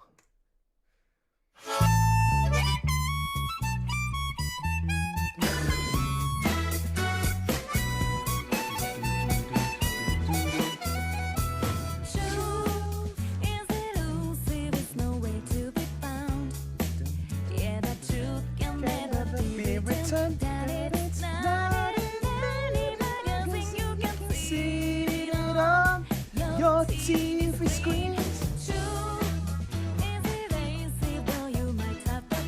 Oh, look at the color difference.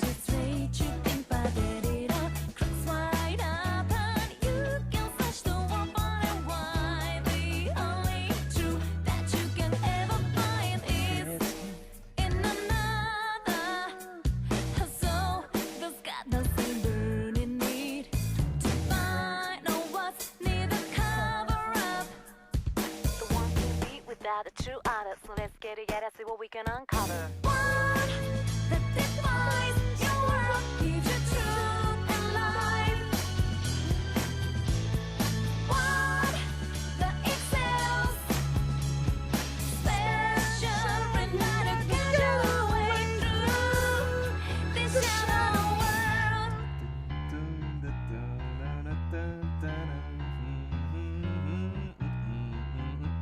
Drums. Harmonica.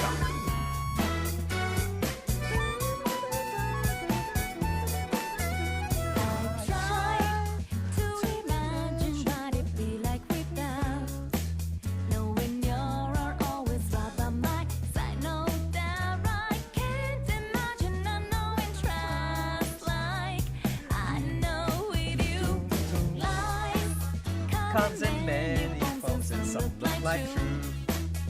Yeah, that confused me and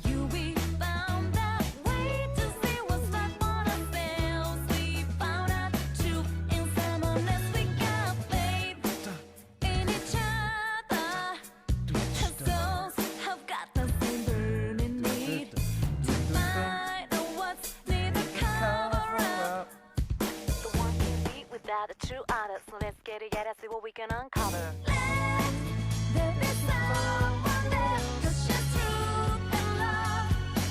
huh?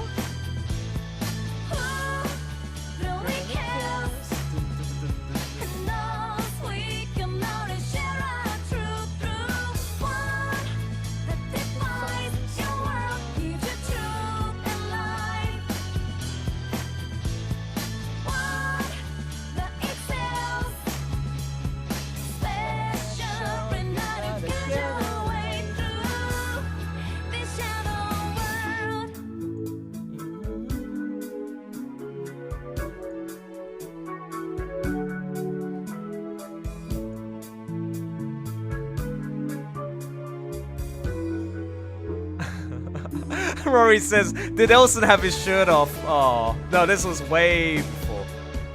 That's funny.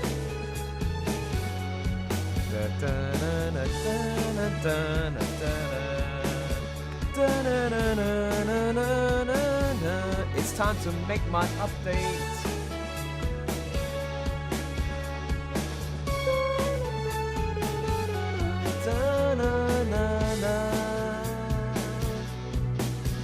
It's time to let it go now.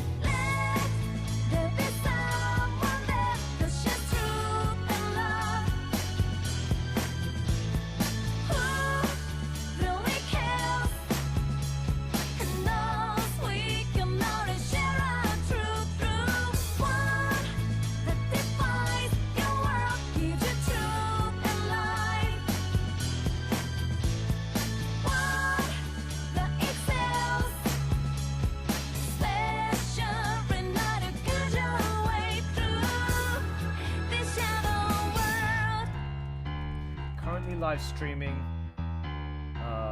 while working on the comic, so feel free to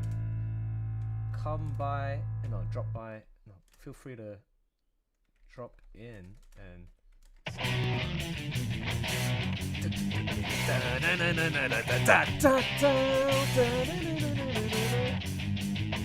this was a good song. This is a battle one. There's a lot of rapping in this. I'm gonna take that away. Now, with regards to Persona, this is Persona 5, sorry, that you were referring to earlier on, Shinny. I'm gonna go with everyone's favorite. Where are you? Okay, I have to end it with this.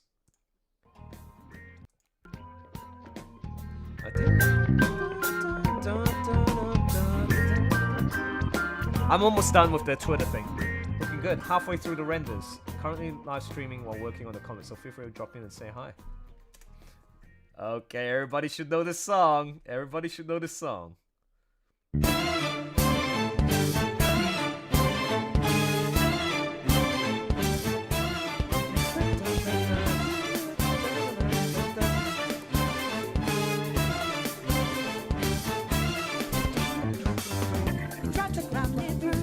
Hold on, think again. Don't you know what to say? But it's your project. How about this we go? Don't you know no more art of war? And as you look to the horizon, now a cloud is stormy winds got you cold. Seems like an accident nowhere all the while. You foretold, you never see it coming. You see, my mind is too fast for a rise.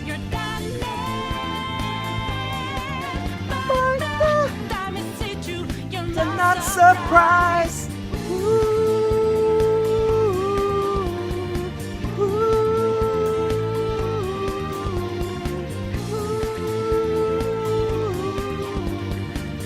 Persona! Have you guys played the game? Where's 2?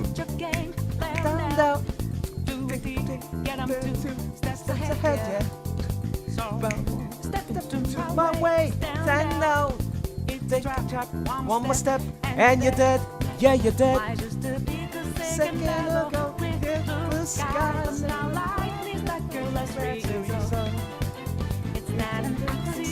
No one hears your cries. You'll never see it.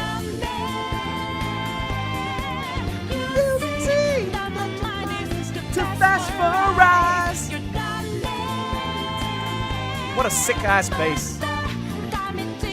You're not surprised. I'm coming back.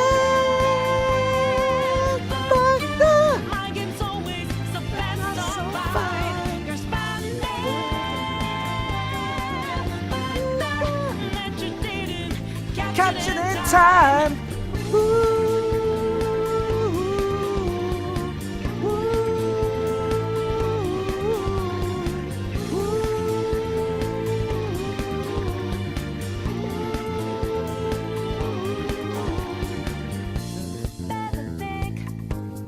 About your game. Are you sure the next move's the right one for you? Are you sure you won't get outmaneuvered? I get in, I get my friend.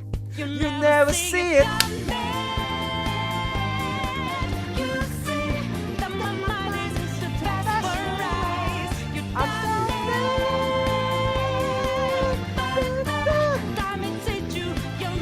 Surprise! I'm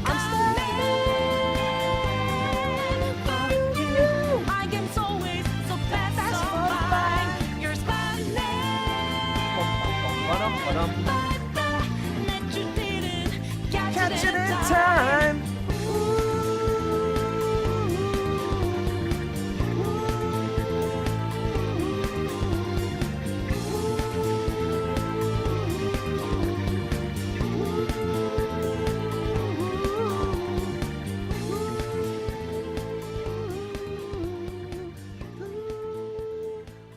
I mean, this song is the, whenever you get into a battle. So, very important to find, like, whenever, whoever was tasked, jeez, I can't even pronounce the word correctly. Whoever was given the task to create this soundtrack, my God, you are simply amazing. Because keep in mind, for any RPG, whenever you're getting into a regular battle, you're going to hear this song a lot of times. So you got to make sure this song is catchy as, and it never gets boring.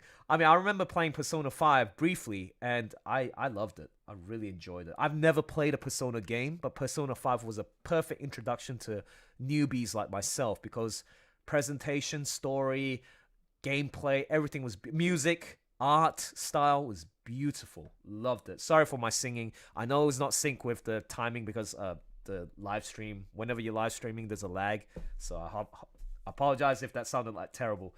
Okay, so I'm almost done.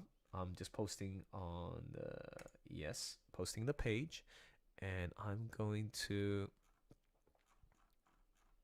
Oh my gosh, you guys are so funny. At here.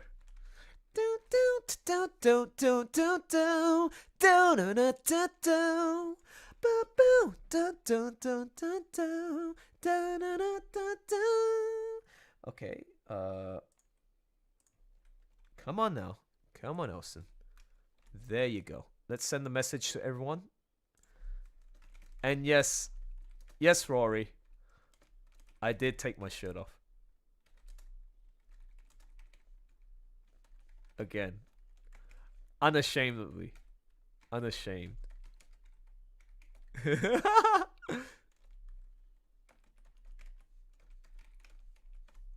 Okay, so let's go back to the chat. Shinny's digging the song. Have to play a game early. Oh, thanks, Aaron. Your art is great. The use of color and light is really effective, and your detail and highlights are really impressive. I really appreciate it, dude. So, what I'm gonna do? Let me know if I say a lot of times because that's something I have to stop doing. Okay, No limit. Grant temporary membership. No, I just want to.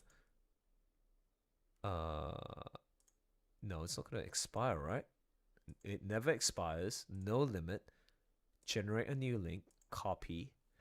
So folks who are interested in joining the in code, I mean, again, you're more than welcome to just hop in just to read the comic, because the comic is under contents, and go to the hashtag book 1 chapter 1 and book 1 chapter 2. So far there's been 89 pages made. The whole graphic novel hardbound cover book, like similar to Black Side, like this one you see, right? Beautiful book, beautiful artwork, and I want to replicate something similar. Okay, 160 pages. That is the aim. Each one is beautiful. Oh, thank you. Why, thank you, Rory. You're here. Okay, so, Doctor Who's is here. Wow, must be professional. Okay. So yes, let's go back. Commission. What's this? Janice says, "Come in. You see that your mind is too fast for us." I can go falsetto if I want to. Do you want me to talk like Shiro? Mitsuru, watch out! And I can suddenly go, Sherry, baby, Sherry, baby, Sherry.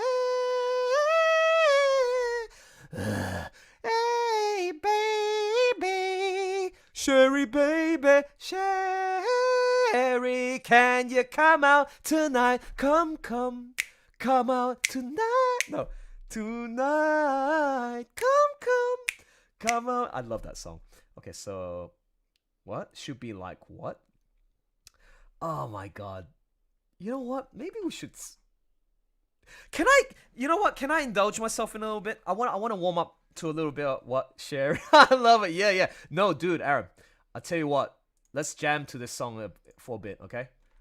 All right. It's the songbook. It's called Jersey Boys.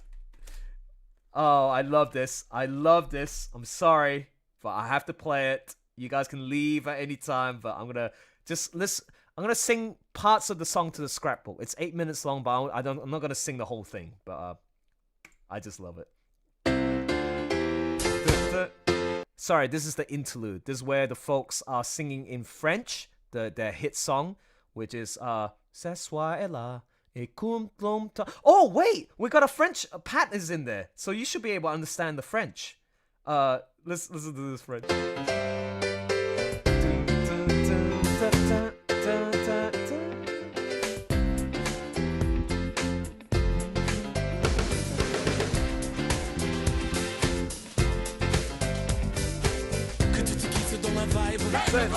Yeah, c'est soir est là. That's right. C'est soir est là.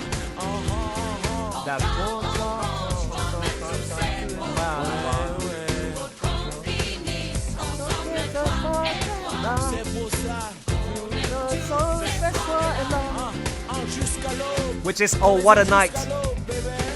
Mais qu'est-ce que l'attend pour venir me voir? Bon, j'y vais, sinon je vais encore le regretter. Ah, enfin, il se décide pour te que ce soir. T'inquiète, ma soirée ne fait que commencer. Ah oh!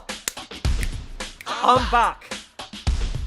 En 2, 23. Hey, c'est soir est là.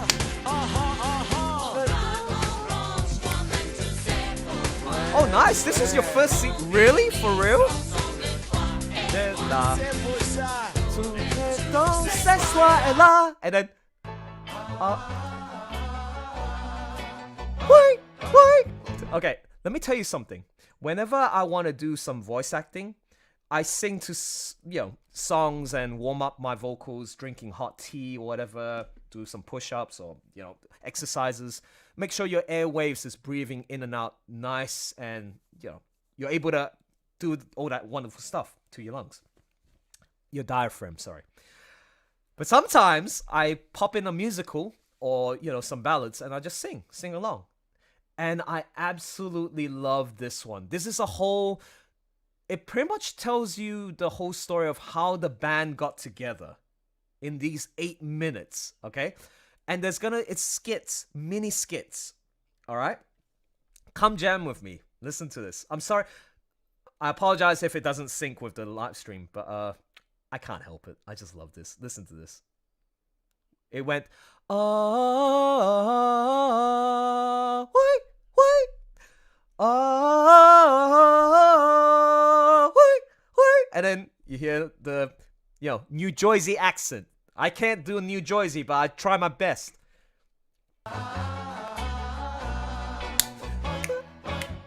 That's our song. Oh, what a night. What a night. C'est soir là. French. #1 in More than Paris. 2000. How'd How did that happen? You ask 4 guys, you get 4 different versions. But this is where all of them start. Belleville, New Jersey. New Jersey. 1,000 years ago. Eisenhower. Rocky Marciano and a few guys under a street lamp singing somebody else. See you, Sheeny. Enjoy your dinner. Huh. Lost control in Montevideo. I was told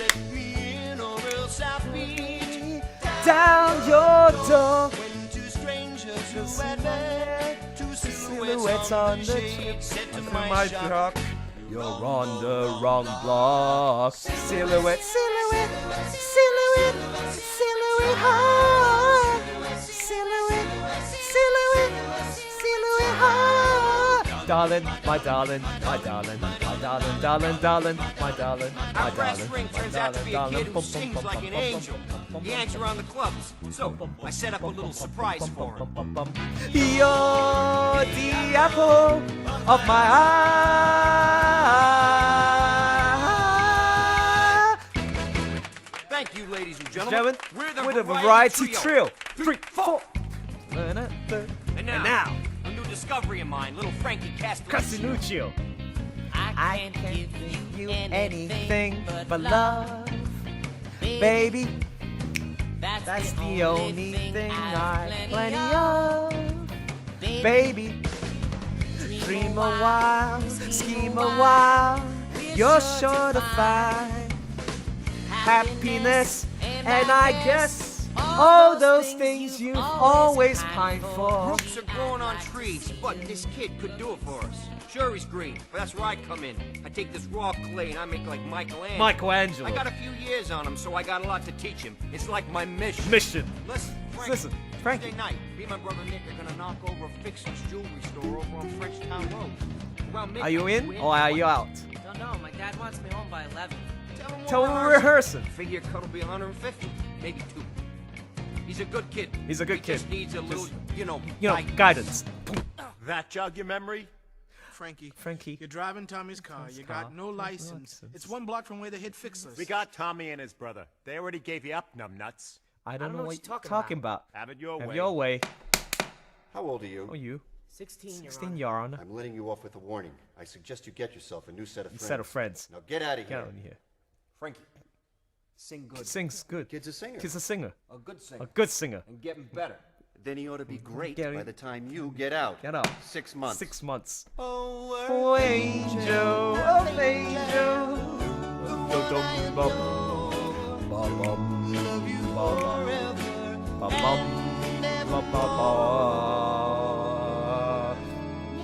God's sake, what are we doing in church? I thought we were going to the movies. Relax, will ya? The kid's ready to play a big room. I love this. I wanna Sunday kind of love. One of the last Saturday night. I'm gonna go with the It's more than love at first bum sight. bum bum bum I want a bum bum Sunday kind bum of bum. love. Ooh, I do like Sunday dreaming. I do like Sunday scheming. Every minute, every hour, every day. I do discover a certain kind of lover. So that's your real name, Valley? Nah, Castelluccio. Just Castelluccio. Francis Castelluccio. Kind of long for a marquee. That's why I changed it. Valley. Valley. V-A-L-L-Y. V-A-L-L-I. No, No, V-A-L-L-I. How come? Because you're you're Italian. Italian. You gotta end end with a vowel. Delgado. Vagato. Castelluccio. Pizza. Valley with an I. With an I. It says this is This who is I who I am. am. You don't If you like don't it, like you it, you go can fuck fuck yourself. Love that line. Oh, the mafia bit. Listen to this. Hey, Frankie. Hey, Frankie. See my mother's eyes. I don't. Mr. DiCarlo, Jeez, Mr. DiCarlo. Haven't done that song since I was 15. Hey, Frankie. Frankie, let me explain how this works. You do a favor for me. I'll do a favor for you. Sure, Mr. DiCarlo. One night and guiding light that taught me wrong from right. I found in my mother's eyes. Just like a wandering Listen to this. sparrow, one lonely song. And then it goes. I walk the straight and narrow to reach my soul. No, goal. Oh, story time. So, it's me, Nick, and Frankie. And it's up to me to keep us out of the gutter. But nobody's hiring trios anymore. Quartets are in. So, I'm looking for a fourth guy so we can get some work. Tommy! Tommy! I got your fourth guy. You gotta thank me for this. He's a genius. He's a genius. What's his name? What's his name? Gaudio. Bob Gaudio. Bob Gaudio. He's a kid, And but he plays like a madman. And he writes songs. Who wears short shorts? We wear short shorts. We wear short shorts. We wear short shorts. Who likes short shorts? We like short shorts. Bobby! Hey, listen. The three lovers, they got this kid singer. He's like, forget about it. Forget about it. And they're dying to meet you. Why? Because I told them you're I'm fucking genius. There I go, there I go, there I go, there I go. Pretty baby, you Snow snaps my control. Such a funny thing, but every time I'm near you, I never can behave. You give me a smile and a my magic. See, it teaches you. I dropped out of high school to tour with short shorts. I shared a bus with Chuck Berry, Sam Crook, the Everly Brothers, Jackie Wilson. But I never heard a voice like Frankie Valli's. After 8 bars, I know I need to write for this. Oh, listen to this, man. Brighter stars that shine up above you in the clear blue sky.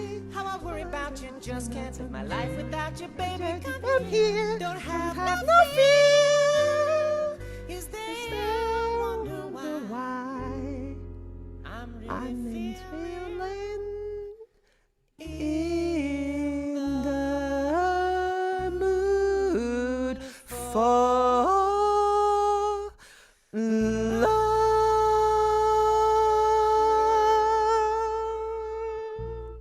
Nick Massey, Frankie Valli, Bob. What is it? Gaudio. Hi. Somebody said you write? Yeah, I told you.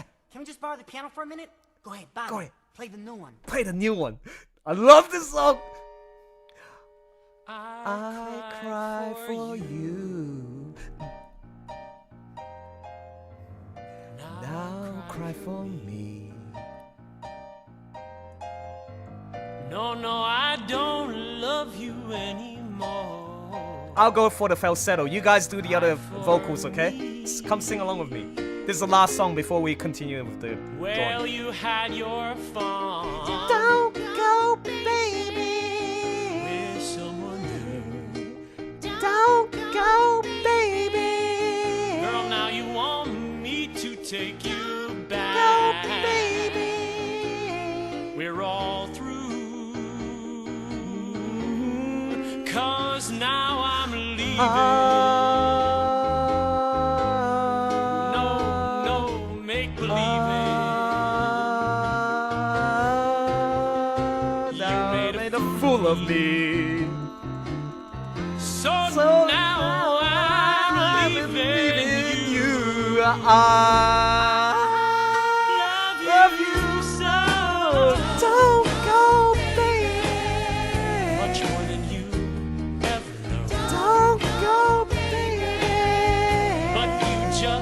cheated and you lie. Wanting to Cry for me. Well, you knew it from the start. Someday you'll break my heart. Now we're all through. So Cry for me. just we're crying For you. Why don't you cry for me? Oh, wait, cry for me. Just we're crying for you. Don't cry.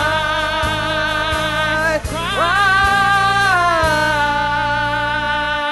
for me.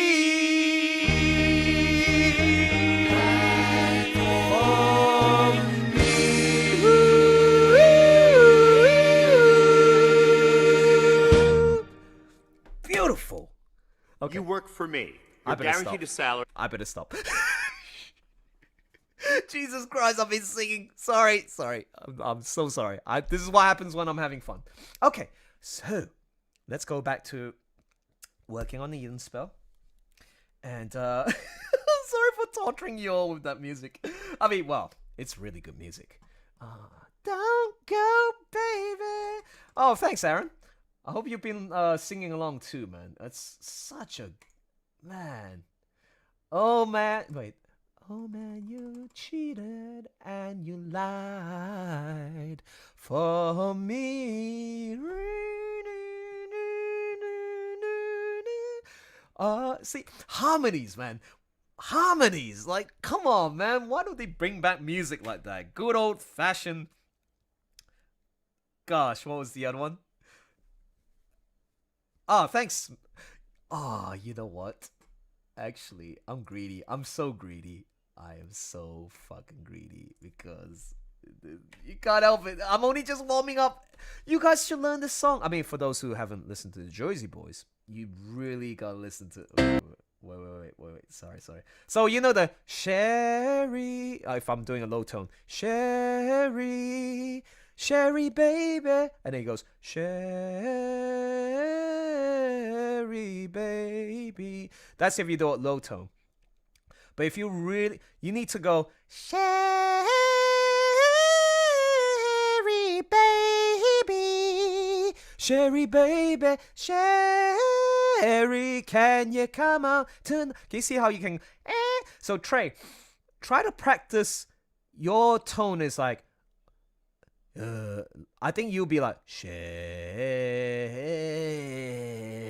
baby. Like, can you see how I can manage really deep to So like, I mean, not everyone has that ability to have a vocal that can stretch. So my range is diverse, like Michael's.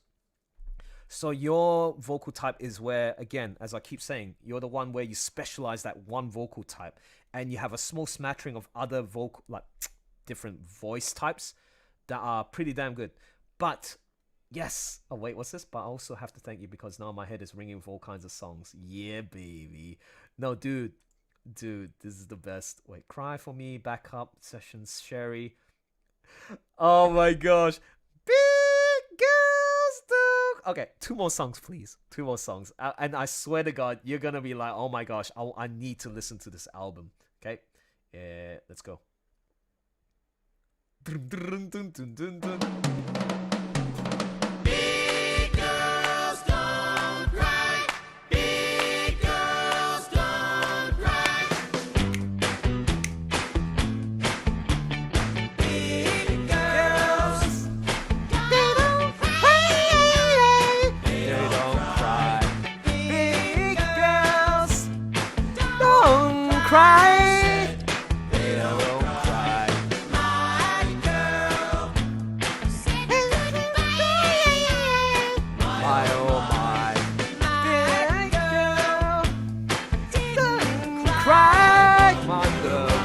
Silly girl. We had a breakup. Till she would call my bluff. Then she said, Take cards and prize. Big girls do cry. Big girls don't cry.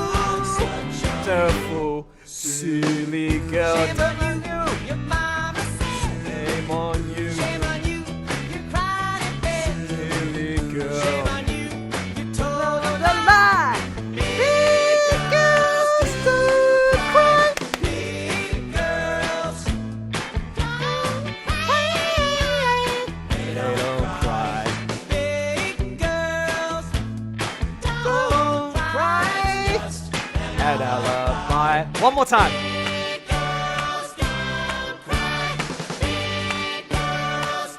Faster note. Big girls don't cry. Stop. Last song. Everyone should know this. If you know this. 4 Seasons. Oh, this is so good. You have to do this, man.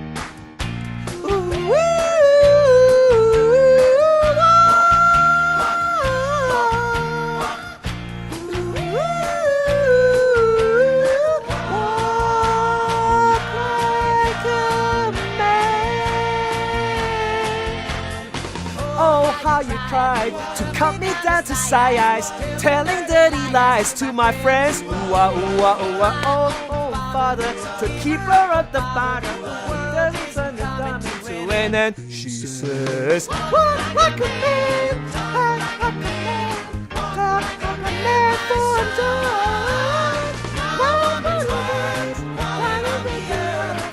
Walk like a man, my son.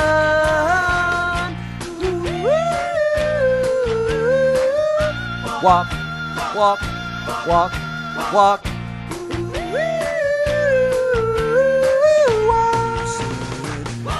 like a man, as fast as I can. Walk like a man from you. No was a word, what is it now? Walk like a man from you.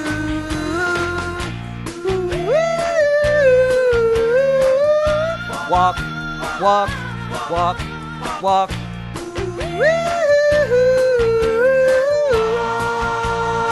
Like a man. Like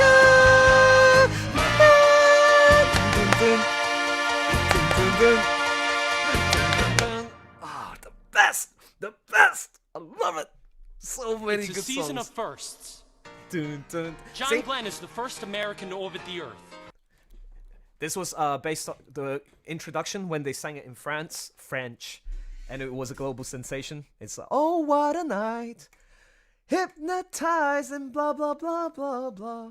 What was the other one? Big man in town. I'm a big man in town. Dawn. Oh, Dawn Go Away was so nice. Dialogue, how you... Medley. Da, da, da, da, da. Come on, Marianne. Oh, you know what? You know what? I'm sorry. One more. Everyone should know this, whether you even know the 4 Seasons or not. So many covers. Actually, when I play the song and we finish it, it's only about 1.5 minutes. Tell me which is your favorite cover, like your artist that covered this song. Everyone should know this. Ready?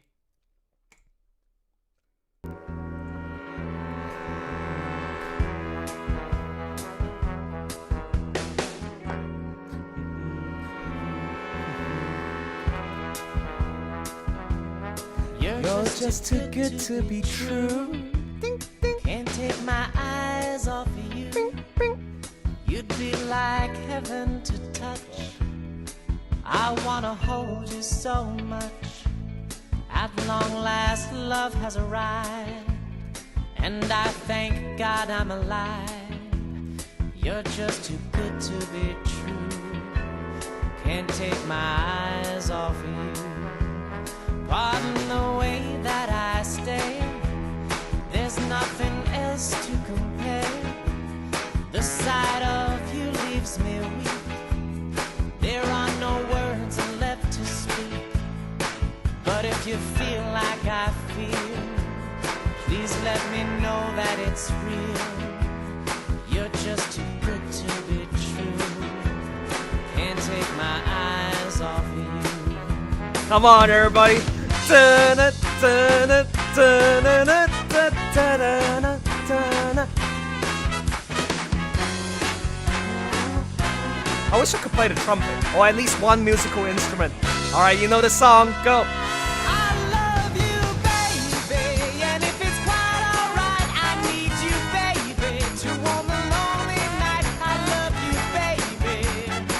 Trust in me when I say, oh pretty baby, don't make me cry, don't let me down.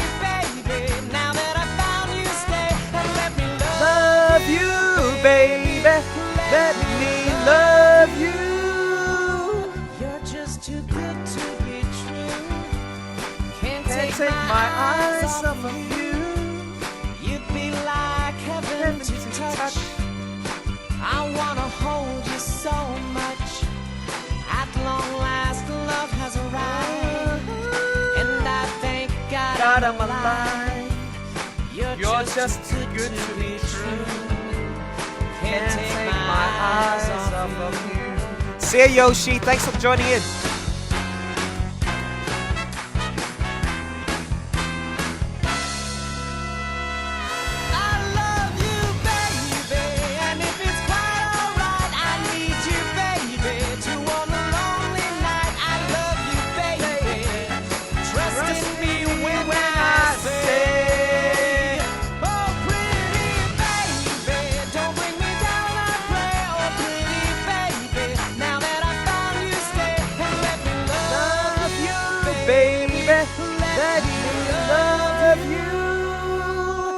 You're just too good to be true.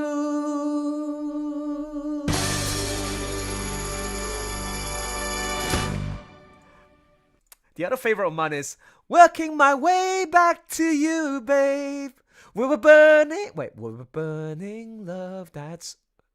We were burning love inside. Oh shit, I've forgotten the lyrics. Okay, see you, Yoshi. Take care. All right, now let's get back to work. Jesus Christ, I apologize profusely for having too much fun. But now it's time to get back to work.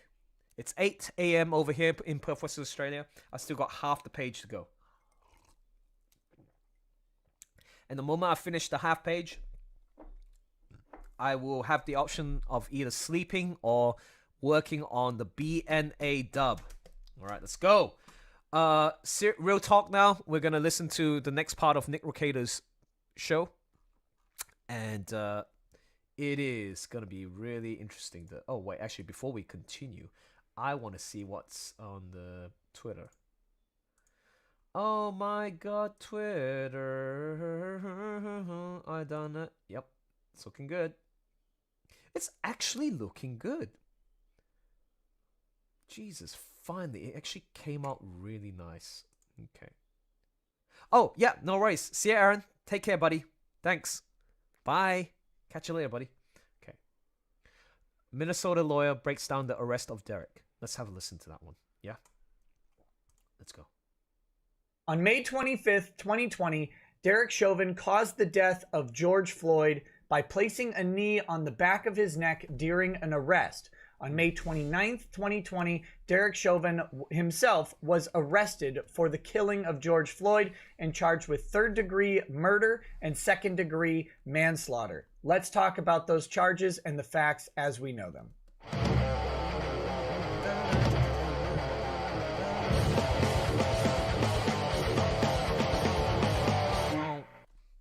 Hey, what's up, guys? Hey, what's up, guys? Welcome to Law-Splaining the Interwebs. I'm your host, Nick Rekita of Rekita Law, a small law firm in central Minnesota. And today we are talking about Derek Chauvin, the Minneapolis police officer who killed George Floyd, and his now arrest and charges of third-degree murder and second-degree manslaughter. What are these charges? What are the facts that they have that led them to these charges? What facts have we not seen in the videos so far that are included in the criminal complaint? We've got all that right now, and we're going to burn straight through it. So stick with me. This is going to be kind of fast-paced for a lot of the information we're going to get. I'll keep it as short as possible. All right, here we go. Let's go. So this is Derek Chauvin right below me here. And then here is we're going to do the charge elements first, and then we're going to look at the criminal complaint and see what the story that they have constructed about this is. And I'll walk you through all of it and what I think about it as well.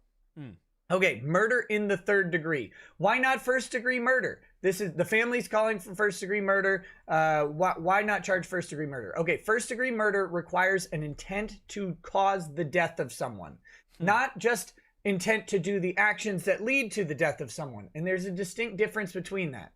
First degree murder is pointing a gun at someone's head, going, I want this person to die, and pulling the trigger. Something like that. Okay? That is the mindset required for first-degree murder. Murder in the third degree is a little bit different. Let's read this. Section A is the section that's relevant here.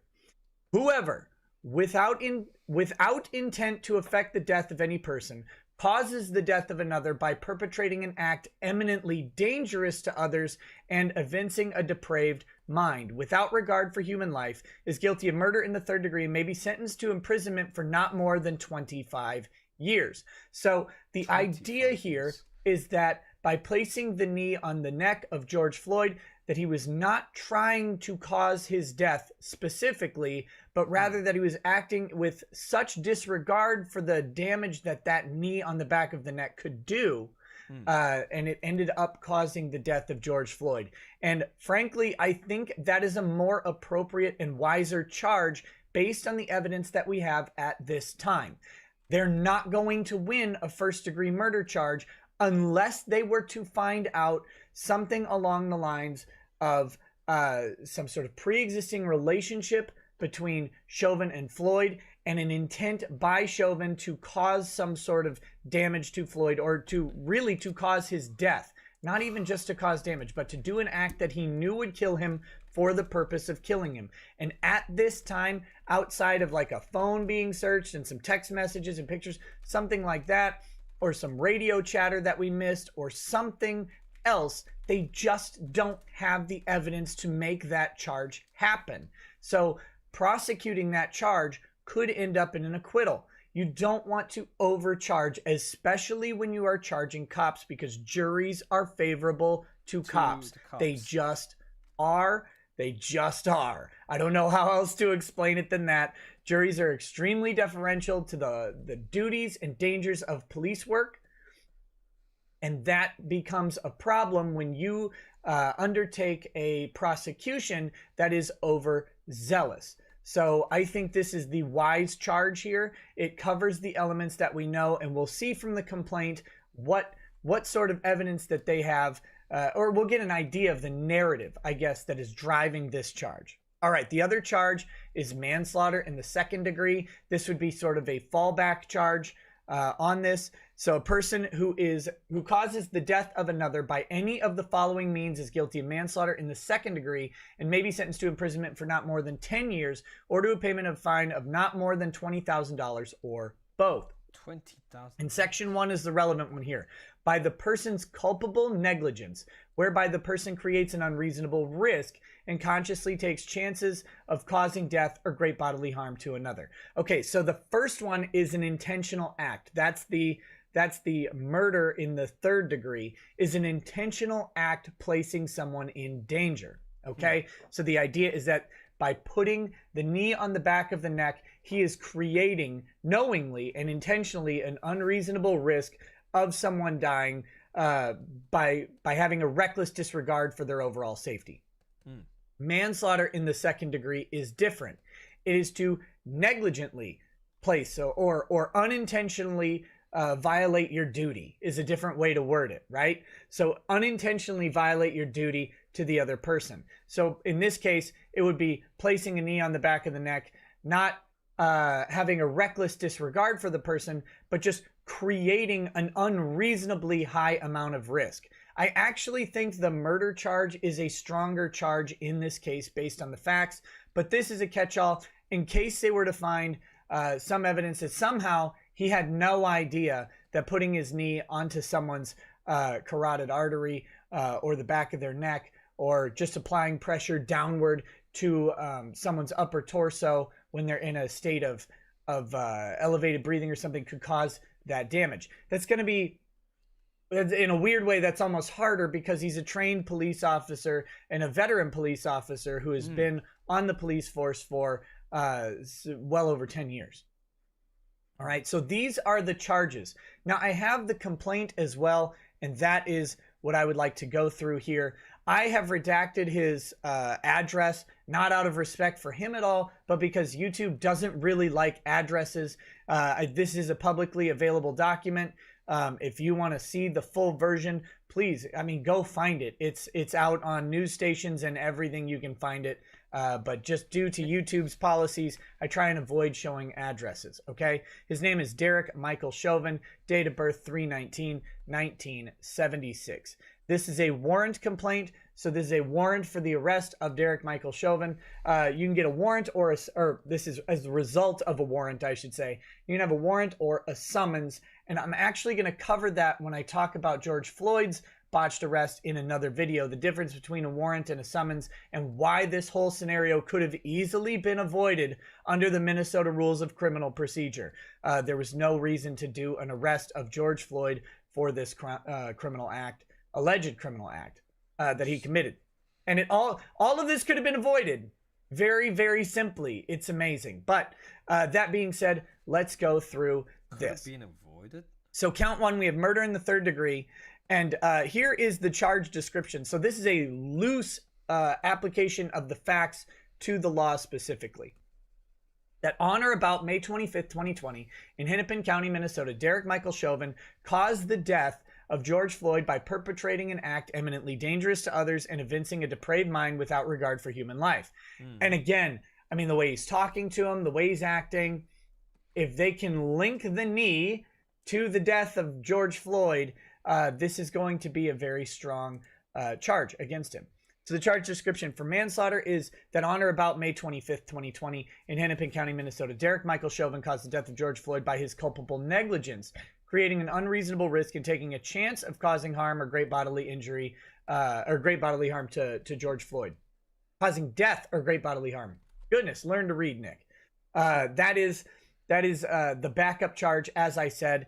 If they are not able to get the murder charge because they have trouble showing the intentionally dangerous acts and the depraved mind, they can go ahead and reduce it and say, well, he wasn't acting with a depraved mind with disregard for human life. He was just acting carelessly or negligently, and he had a duty to not do so.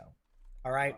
Wow. So here is the statement of probable cause. This is the narrative that we have on the arrest of Derek Chauvin here, and this has some stuff that we have not seen, or at least I have not seen from the released footage. That is, it's some of the critical moments between when they had brought George Floyd over to the squad car and how he got to the other side of the car. And I think it's pretty interesting, and it may change some people's minds in some ways, but it shouldn't. I don't know how else to say it. It shouldn't. And I'll talk about the problems that I see in this thing as we go. On May 25th, 2020, someone called 911 and reported that a man bought merchandise from Cup Foods at 3759 Chicago Avenue in Minneapolis, Hennepin County, Minnesota, with a counterfeit $20 bill. I believe we know that someone is a guy named Mahmoud who worked there, because he was interviewed by a news station. I'm not sure why they don't have his name there. Maybe the call came from someone else, or they just didn't want that guy's name in the charging document because it would be publicly seen and maybe put him at risk. I'm not sure, but they have an interview with the guy who allegedly called the police available on a news station, and he talks about why he called the police over a counterfeit 20. At 8:08 p.m., Minneapolis Police Department officers Thomas Lane and J.A. Kung arrived with their body-worn cameras activated and running. The officers learned from store personnel that the man who passed the counterfeit 20 was parked in a car around the corner from the store on 38th Street. Okay. BWC video obtained by the Minnesota Bureau of Criminal Apprehension shows that the officers approached the car, Lane on the driver's side and Kung on the passenger side. 3 people were in the car. George Floyd was in the driver's seat, a known adult male was in the passenger seat, and a known adult female was sitting in the back seat. As Officer Lane began speaking with Mr. Floyd, he pulled his gun out and pointed it at Mr. Floyd's open window and directed Mr. Floyd to show his hands. When Mr. Floyd put his hands on the steering wheel, Lane put his gun back in its holster. This is, at the start, I have an issue here. Why is a gun being drawn? Look, I know you haven't seen his hands yet, but why is a gun being drawn? Why? This is a forgery, right? We have no evidence of physical violence. being threatened in this document. Maybe there is some on the body camera, or maybe the store owner mentioned that he had a gun. I don't know if that is there or anything like that, but it's not here in the probable cause determination. So I'm going by this. I have a problem with him pulling a gun at this stage. Why are we doing that? Why is this already escalated? This is a non-violent crime over a $20 counterfeit bill. And they're just taking the store owner's word for it that George Floyd is the guy and that he's parked in the car. I mean, they don't actually know at this point if this is something that's even real, right? Like, so that's, anyway, we got to keep going.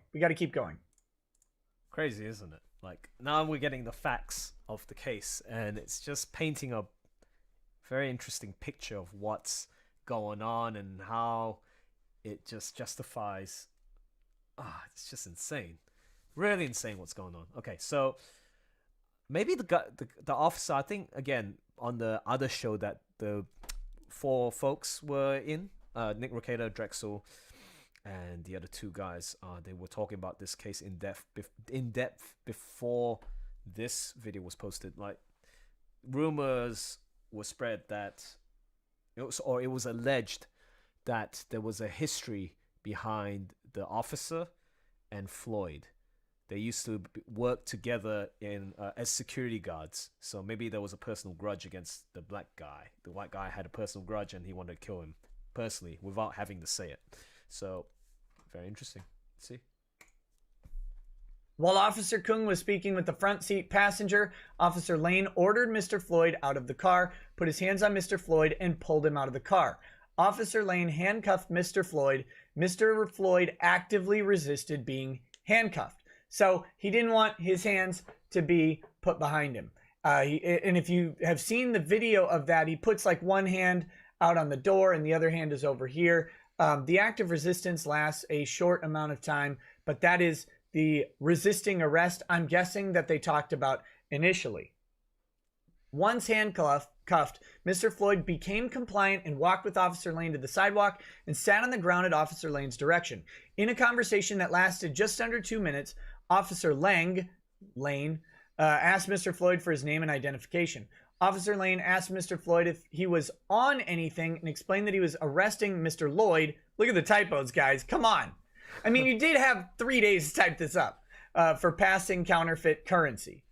Officers Kung and Lane stood Mr. Floyd up and attempted to walk Mr. Floyd to their squad car, MPD 320. At 8:14 p.m., Mr. Floyd stiffened up, fell to the ground, and told the officers he was claustrophobic. And we've seen this from the video. I didn't know why he fell in the first place, but apparently he stiffened up and kind of drops to the ground, and he's saying he's claustrophobic.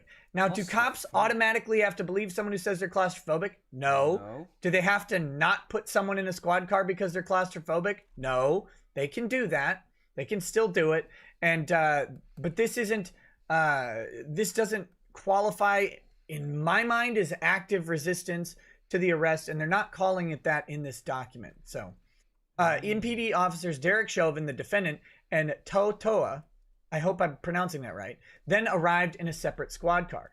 The officers made several attempts to get Mr. Floyd in the back seat of Squad 320 from the driver's side. Mr. Floyd did not voluntarily get in the car and struggled with the officers by intentionally falling down, saying he was not going in the car and refusing to stand still. Mr. Floyd is over 6 feet tall and weighs more than 200 pounds. While standing outside the car, Mr. Floyd began saying and repeating that he could not breathe. The defendant went to the passenger side and tried to get Mr. Floyd into the car from that side, and Lane and Kung assisted. Okay, so now we know that they have gone around the vehicle to try and get him in the side door. The defendant pulled Mr. Floyd out of the passenger side of the squad car at 8:19:38 p.m. This is a weird inconsistency. They attempted to get him. They tried to get him in the car, but then they pulled him out of the passenger side of the squad car a minute later. I don't know how to describe this because we haven't seen it yet. Hopefully the body cam footage will be released and we'll see it. At the time of this video, I haven't seen it yet. But this is a weird thing. If he's in the squad car, why are you pulling him out of the squad car? And Mr. Floyd went to the ground face down and still handcuffed. Kung held Mr. Floyd's back and held his legs. The defendant placed his left knee in the area of Mr. Floyd's head and neck. Mr. Floyd said, "I can't breathe," multiple times and repeatedly said, "Mama," and "please" as well. The defendant and the two other officers stayed in their positions. Now, this is a weird scenario already because he's voluntarily falling as best we can tell. That's the narrative from this, is that he is stiffening up and going to the ground. If he's falling to the ground, there's not really a need to restrain him in this way by the knee on the back of the neck. I know that anybody could get up and do something. Mind you, he's handcuffed and he has two other officers on him. He's laying prone on the ground.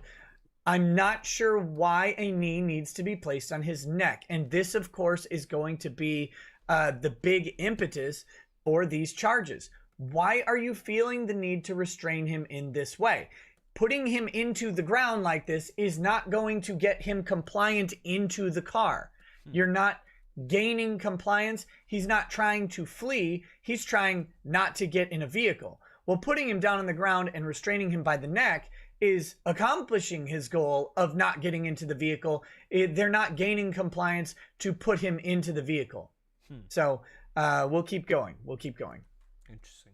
The officer says, "You are talking fine" to Mr. Floyd as he continued to move back and forth. Lane asked, "Should we roll him on his side?" And the defendant said, "No, staying put where we got him." In hindsight, you should have rolled him on his side or onto his back. Absolutely. Officer Lane said, "I am worried about excited delirium or whatever." The defendant said, "That's why we have him on his stomach." None of the three officers moved from their positions. BWC video shows Mr. Floyd continue to move and breathe. At 8:24:24, Mr. Floyd stopped moving. At 8:25:31, the video appears to show Mr. Floyd ceasing to breathe or speak. Lane said, "Want to roll him on his side?" Kung checked Mr. Floyd's right wrist for a pulse and said, "I couldn't find one." None of the officers moved from their positions. So at this point, he has appeared to stop breathing. They cannot find a pulse, but they maintain their positions on him. And again, this is going to push more towards that third-degree murder charge than the manslaughter charge. By maintaining the same pressure that may have rendered a man unconscious and unresponsive, you're causing further damage rather than making attempts to resuscitate, or rather than making an attempt to stabilize or secure the health of the victim. This is the depraved mind aspect of it that they're looking for with a third-degree murder charge. All right? At 8:27:24, so we're talking almost 2 full minutes have passed since he has become unresponsive. The defendant removed his knee from Mr. Floyd's neck. An ambulance and emergency medical personnel arrived. The officers placed Mr. Floyd on a gurney, and the ambulance left the scene. Mr. Floyd was pronounced dead at Hennepin County Medical Center. Now, this is written a little bit out of order from the video. We know that his knee is still on the neck when the ambulance and medical personnel arrive and check the pulse while the knee is still on the neck. And then the knee is removed. So I'm not sure why they wrote it this way, but that's what they've written down. Hennepin County Medical, and no, there's not really going to be some sort of defense based on the inaccuracy of the complaint for that type of detail, because it's not, one, it's not specific enough to the crime, and two, it has nothing to do with whether or not this guy died. He did. Hennepin County Medical Examiner conducted Mr. Floyd's autopsy on May 26, 2020.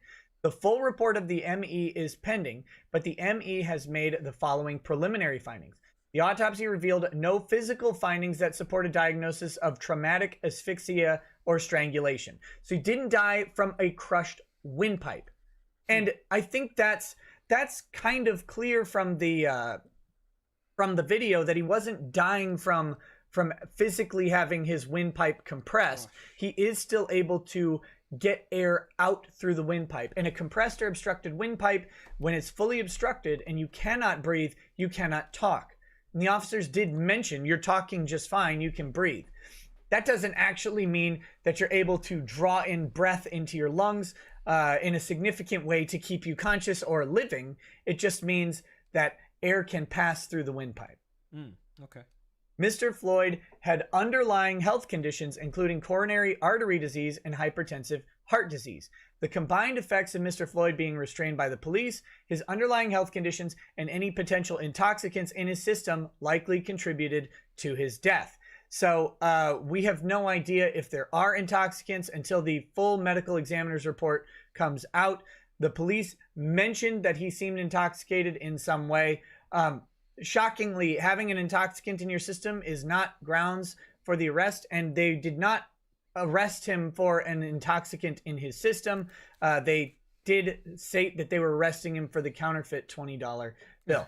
So I just want to point that out, that that's in there. We'll see what the ME says. But if you create a situation that leads to the death by being negligent or by being wantonly or recklessly disregarding of the human safety, those underlying factors are just contributory to the death, and the cause is still the cause of the actual act that led to the death. Does that make sense? I hope so. Placing a knee on someone's neck is the primary factor if it triggers these secondary effects. That doesn't make it not a murder, okay? And the other problem, we may see further charges on this as the facts become more and more available. They now have probable cause to affect the arrest. They can amend this complaint and add other charges. I would suspect if they don't believe they can maintain the third-degree murder charge, they may amend the pleadings and the complaint and add in a felony murder charge where they find some other felony, like maybe the manslaughter charge, or not the manslaughter charge, but maybe an excessive force violation or something like that, or some sort of battery charge, and then add in a felony murder charge as well. I don't know if they'll do that or not. I think they still have enough based on this complaint and the video to get that third-degree murder charge anyway without having to utilize other elements of the law like that. But I'm just saying what they may end up doing if they become if the medical examiner's report comes back and decreases their confidence in the third-degree murder charge. Give me a sec. The link is... Sorry. I thought you meant you wanted the link to the video. Okay, so the link to the document, I think maybe it's privileged information that he was able to obtain. No, actually, no, he did mention it in the video, that stream, that he obtained. It's freely public available information of what happened. So I don't have, no, not quite. All right. Yeah, I do not have the link. And I thought that he might have had the link to it. Okay, so let's continue. You may see some amendments to the complaint going forward. 5 more minutes. The defendant had his knee on Mr. Floyd's neck for 8 minutes and 46 seconds in total. 2 minutes and 53 seconds of this was after Mr. Floyd was non-responsive. Police are trained that this type of restraint with the subject is in a prone position is inherently dangerous. Correct. Defendant is in custody. And I want to stress that. It's been talked about that this is a police-trained technique, and it kind of is, but that training also entails that this technique is to be applied for a short amount of time to gain compliance. Think 30 seconds, something like that. Because typically 30 seconds of compression on one of the arteries in the neck would actually lead to potential loss of consciousness. And if not, it would lead to the compliance of the person. Here we have no evidence from the videos or from the charging document or anything so far to figure out what compliance they were actually trying to achieve. Like, what was the end goal of holding him into the ground? Was it holding him till the medical, emergency medical people got there? We don't know. Maybe they were planning to sedate him and then transport him by ambulance. I'm not entirely sure on that. What I do know is they did not attempt to get compliance to get him back into the vehicle. And it seems like if you're attempting to effect an arrest, that would be the compliance you're looking for. But I'm, here I am. I'm just a humble defense attorney, And what I see here is something different. I will do a follow-up video as more evidence comes out on how Derek Chauvin's defense attorneys may try to defend this case. And we'll see. Right now, they've got a strong charging document. They have tons of video evidence. They have plenty of discussion from Chauvin to create the idea of a depraved mind, creating an unreasonably unhealthy situation for Mr. Floyd that led to his death. I mean, they have the elements of the charge. Of course, you're going to have a jury and you're going to have attorneys on both sides of this, and those attorneys will pretty vehemently fight over this, and someone will have to make a determination. The jury will have to make a determination of guilt, so there's no guarantees in anything. Right now, they have a strong case. Did they need to wait for this charging document to arrest him? No, they could have arrested him on the day. They could have arrested him at the time, but they didn't. And they tend not to do that with police, which is great for you and I, because if you or I did this, the same actions, we would be arrested immediately and we would have a very high bail number. But he is now under arrest, and we will see what happens from here. But this is the document. This is all of the facts that they have released at this time in relation to it. There are more pages to this. They're not super interesting. Here are the charges. Again, Section 1 of the manslaughter and Section A of the third-degree murder charges. So they're both felonies, 25 years on murder, 10 years on manslaughter.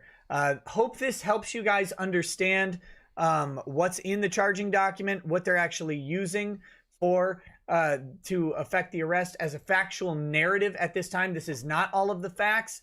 This is the bare minimum level of facts required to get probable cause to affect the arrest. There is a possibility that any or all of this evidence could be included or excluded at trial. That's not the point of a probable cause hearing. And so, evidentiary concerns aside, do they have enough information to affect the arrest for these two charges? Yes, absolutely. And I'm glad he is arrested and in custody at this point. But what happens next? More evidence will be brought in via discovery, police interviews with him, interviews with the store owner, with eyewitnesses that were there, review of all of the videos. All of that is going to be a part of this, and this will take a little while. COVID, of course, not helping things as well. But hope you guys found this video helpful and useful to everything. Please hit like and subscribe if you like this sort of stuff.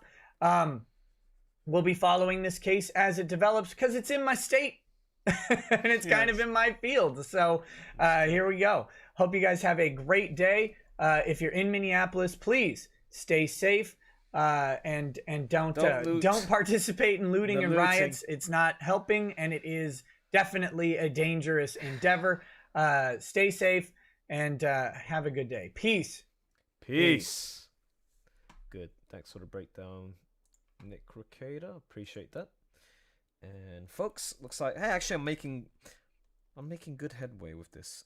So I'm almost done with this scene with Buck, who is a medic, and he is using his skill to I was going to use the word heal, but to take care of patients who were injured during the disaster that was unfolding at Cauldron Creek.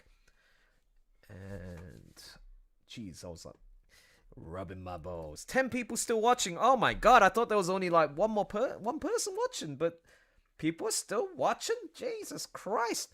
Let me know who you are. Let me know who you are. Who's still watching or listening? And besides Forrest. And perhaps Trey as well. Okay, so Forrest says, thanks anyway. No problems anytime. Make sure I saved this file. Cool. I am very hungry. And I need to eat something. Ooh. You know what? Maybe we should continue on with the big brain panel. That is... What? Wait, did I see this one? Zeppeli is still here. Wow, nice. Okay. Oh, they did. Well, what do you know? Let me just. Yeah, I believe so. Within the last few days. Yeah, it was like late Monday he died. Tuesday everything came out. No, this one I did see. I watched, not the full thing, but okay, the big brain panel. You guys are gonna get a kick out of this one, man. On the big legal topics. Okay, so what I'm gonna do is I'm going to just double check a few things. He's evil in the story. Some great watercoloring, painting on the artist's end. Discovery Channel.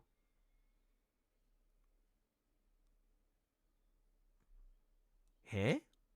Oh, okay. So the rocket launched. Cool. NASA, SpaceX launched astronauts from U.S. soil for the first time. Nice. Just checking out the latest news. Curious to know owls broke today. Huh? Plus it was the handle. Check out the head is still functional. Okay. All right. Post music animation. Right.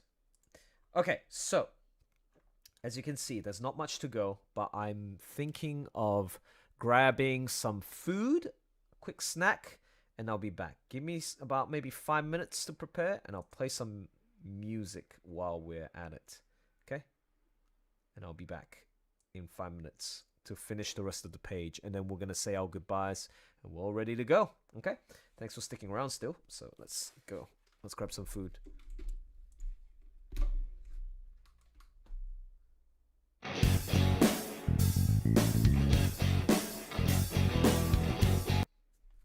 Dun, dun, dun.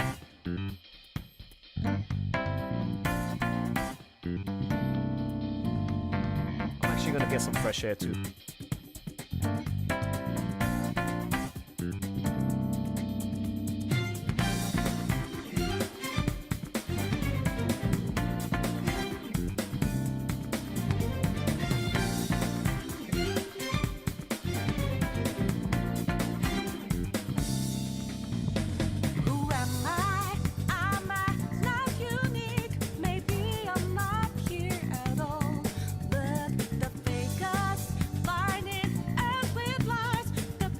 Trey wants to listen to that rock soundy music? Oh, Trey, you're gonna love this one. Persona 5. Trust me, you're gonna love this soundtrack. You should play the game.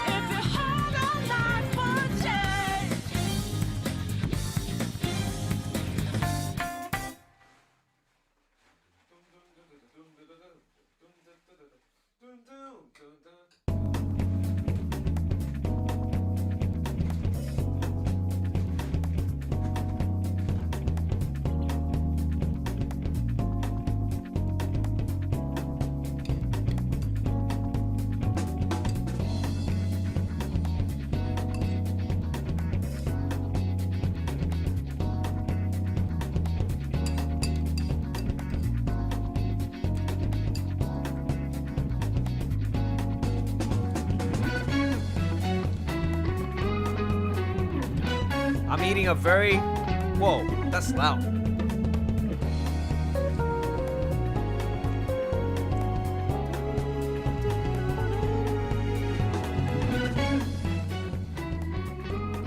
I'm eating a very, very healthy breakfast right now. Greek yogurt, olive oil, chia seeds, berry compote, and muesli.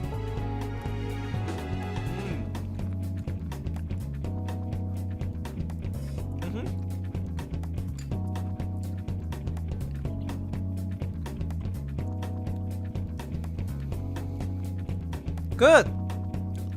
Greek yogurt is very healthy for you. Eat it at least 3 times a week so that you got good bacteria in your gut. You need that. So that you can sleep better. Break down all those nasty stuff, toxins inside your liver and all that stuff. Your stomach. And yes, it is Persona 5, the latest one.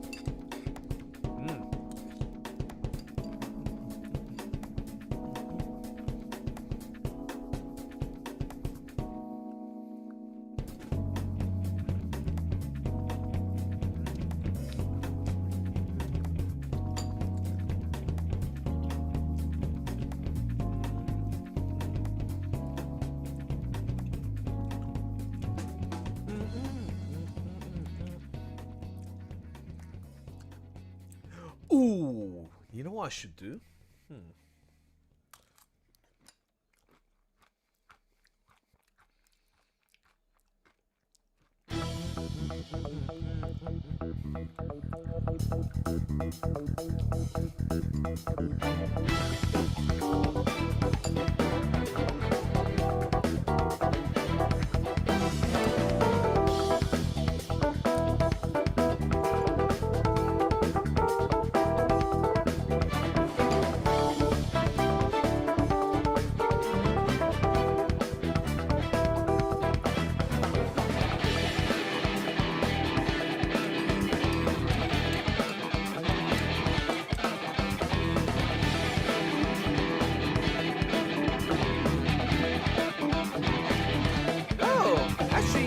You guys should be eating more Greek yogurt if you can.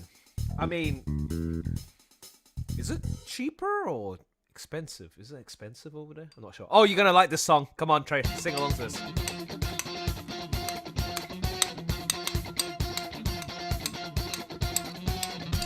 Oh, Trey, take your time with typing texts. Nah, let's sing to this song, man. Once Upon a Time in Hollywood? I think so. Come on, guys. James, you know how to sing the song. Go.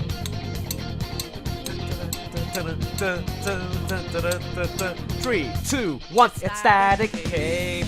A murder.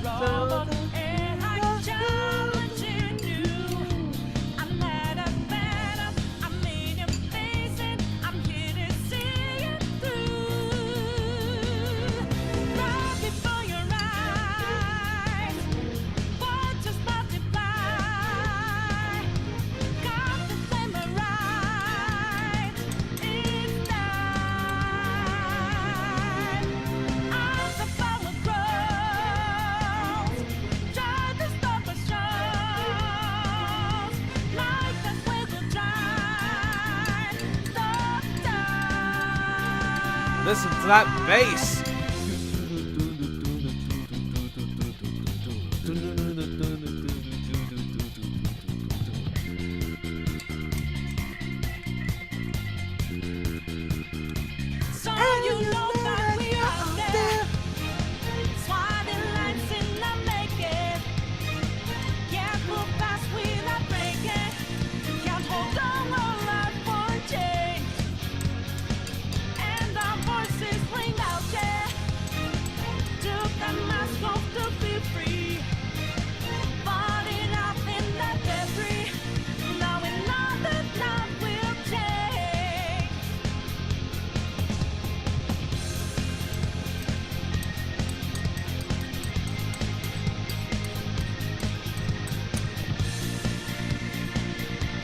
Once electric guitars end, once the electric guitars end, it doesn't sound like Dynasty Warriors anymore. Oh my god.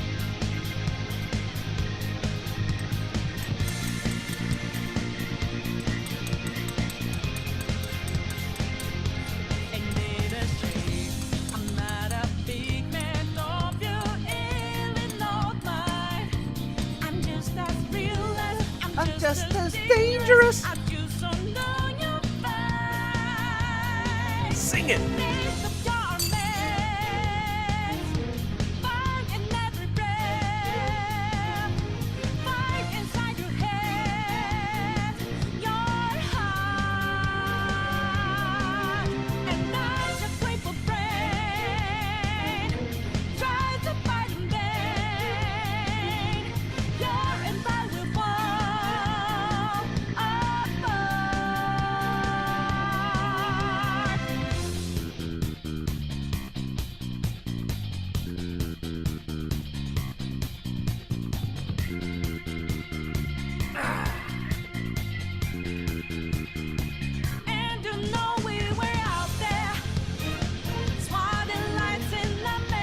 All right. Thanks for chilling out, James. Enjoy the rest of your workday.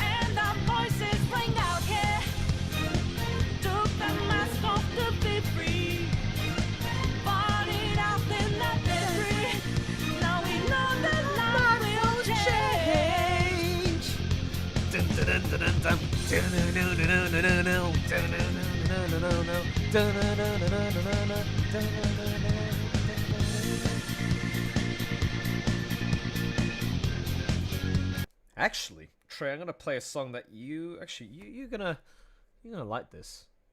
You're gonna like this a lot. Beneath the Mask, the instrumental version. There's actually a lyrical version to this, but listen to the start of this. I remember when I played the game, man. It brings me back memories because it's like your resting zone.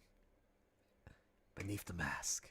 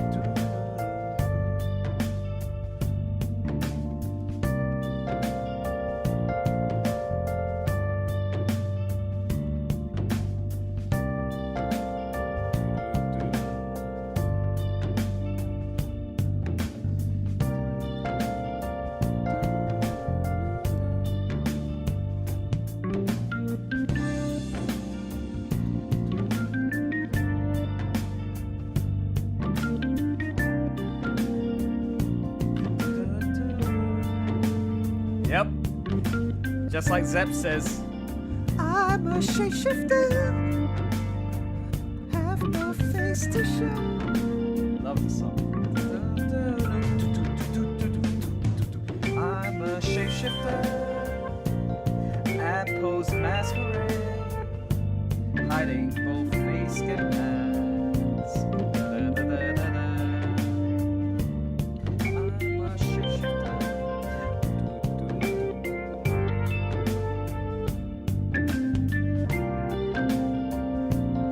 Really nice.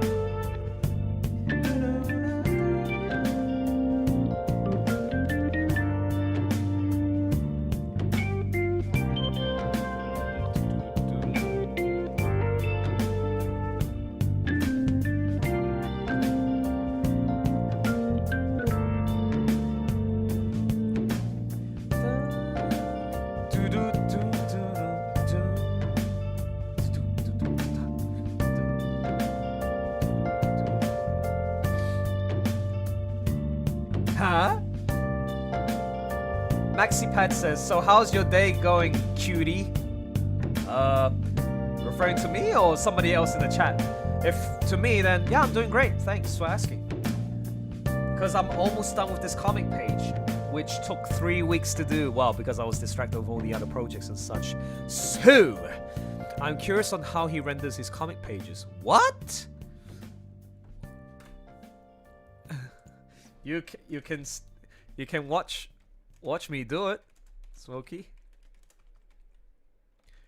Wait, didn't you come?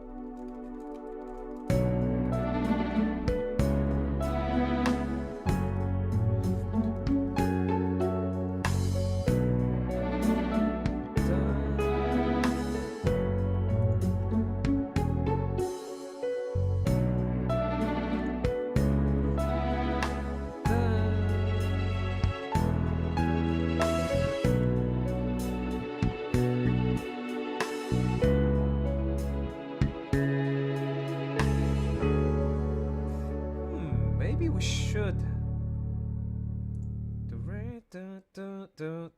Welcome back, Yoshi. And do you have a Discord and shit? Ooh, this is when things get nasty. No, I better not get distracted. Okay, so. Uh-oh. No! Another moderator just handled this. No, I can't. Huh? Damn it.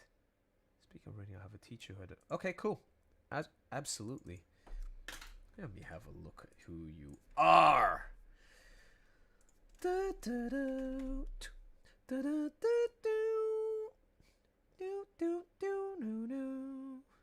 Oh boy. From Canada. Interesting. All right. Now, folks, let's continue on with should we continue on with what I... You know what? No. Let's break away from the current topic of the riots and all that stuff. You already heard what Nick's thoughts are. The next stream that he's doing, I'm going to save it for my next page. But right now, I want to focus on finishing off the live legal updates of Keemstar and Arbery and the discussions with Drexel, that live stream. And it shouldn't take that long now, because I'm pretty pleased with how this one came out. This one, which features Buck, who's at another area of the Commonwealth, Cauldron Creek, in the village square, where there's like a small little town hall where, gathering whenever there's a crisis or emergency, making beds. It's almost like a COVID-19 situation, except this was involving burns and flames. burn units, burn victims.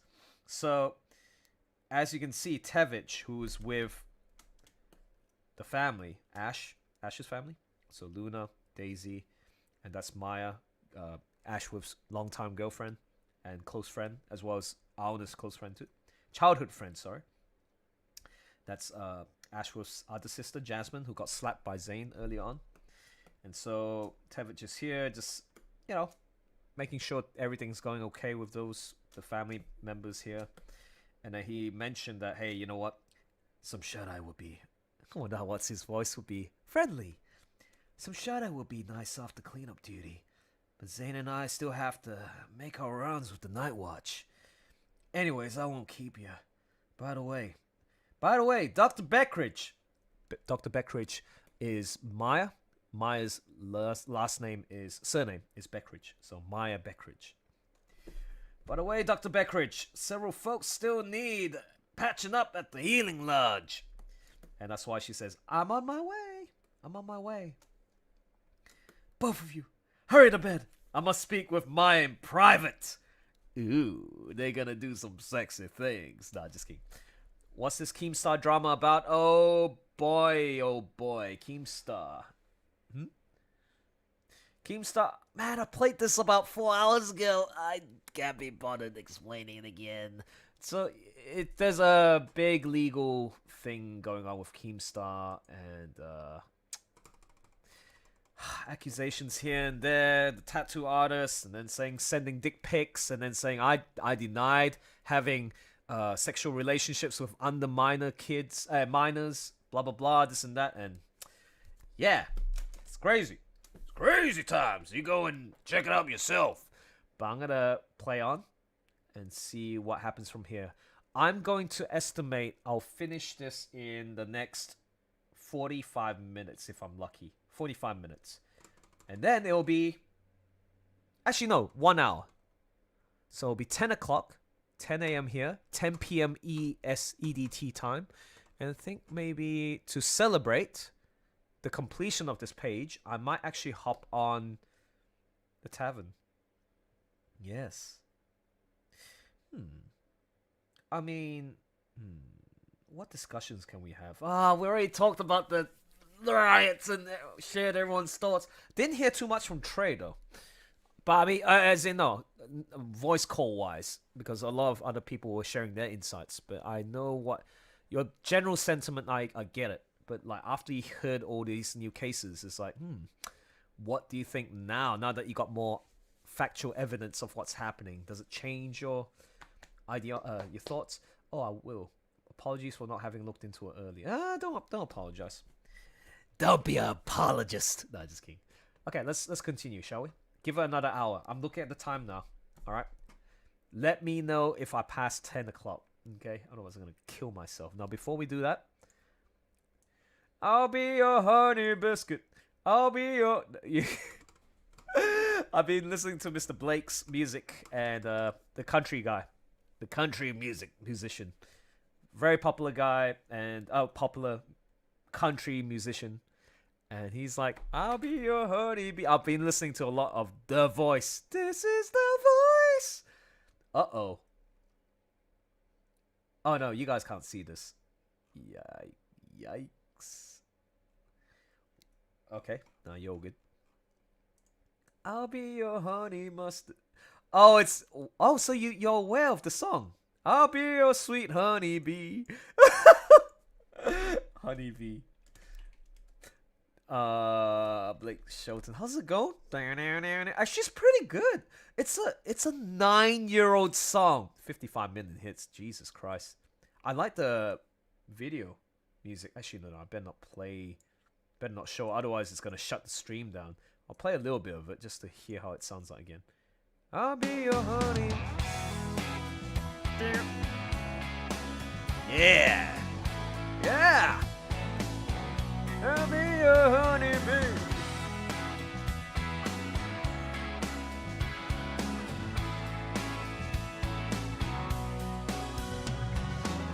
Girl, I've been thinking about us. Oh my gosh. Can you do that? Girl, I've been thinking about us. Damn. To have that kind of country blues soul, blue-eyed soul. I'll be your... And you know I ain't good at this stuff. And you know I ain't good at this stuff. I'll be your sweet honeybee. Da-da-da-da. Can you sing? Come on, Trey. I know you love singing, you and your mom, so you gotta start developing your singing voice. But these feelings piling up won't give me no rest. This might come out a little crazy. This might come out a little crazy. A little sideways, yeah, maybe. I don't know how long it'll take me, but I'll do my best. You'll be my soft and sweet. I'll be your strong and steady. You be my glass of wine. I'll be your shot of whiskey. Oh, I'll be your shot of whiskey. Da, da, da, da, da. You know, in The Voice, they tease them. The other judges is like, I'll be your honey mustard. I'll be your chicken wing. It's so funny. Oh shit. The Voice. Funny moments. They were teasing him a lot.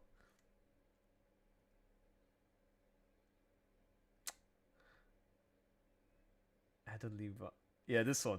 You gotta see this. I'll be your honey mustard. I'll be your chicken wing. I'll be your shot of whiskey. Would you guys shut up and let me gloat? I'll be your chicken wing. I'll be your chicken wing. Is it my song? I'll be your chicken wing. I'll I'll be your honey mustard. Oh, that's Honeybee you're trying to sing, yeah. I'll be your Tom and Jerry. I'll be your glass of wine. Who's that The teasing his song. Oh. song about? Alicia? You're Miley Cyrus. It doesn't matter what you say. You're leaving out the honey mustard and chicken wing. You can do it with anything you want. It's so much fun. I'll be your salt and pepper.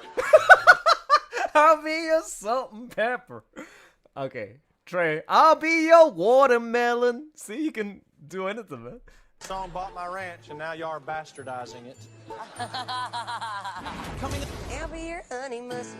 I'll be your honey. As the night went on, I'll be your short and curly. Blake's I'll be your short and curly. I'll be your honey mustard. I'll be your chicken wine.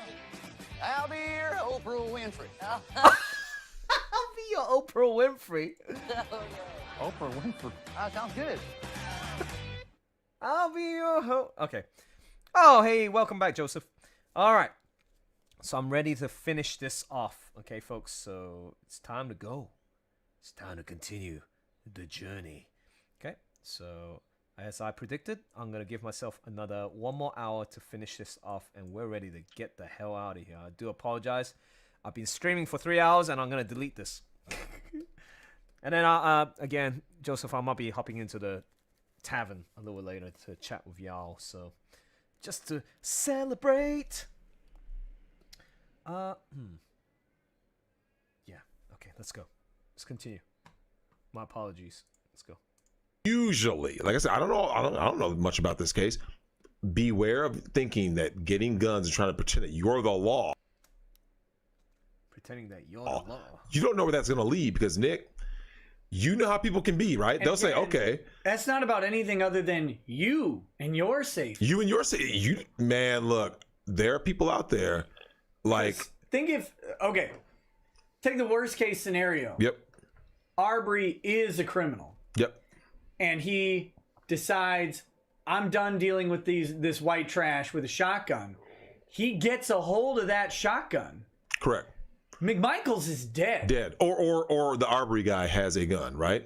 Yeah. Because if he's a criminal, if he's a hard criminal, and he's like, oh yeah, and maybe the guy has his gun pointed down or something. Maybe his gun is already off safety, right? If he can get that gun and get fire quick, you guys have to understand, violence can escalate so fast. Like Nick, think about it. You've heard all these horror stories, right?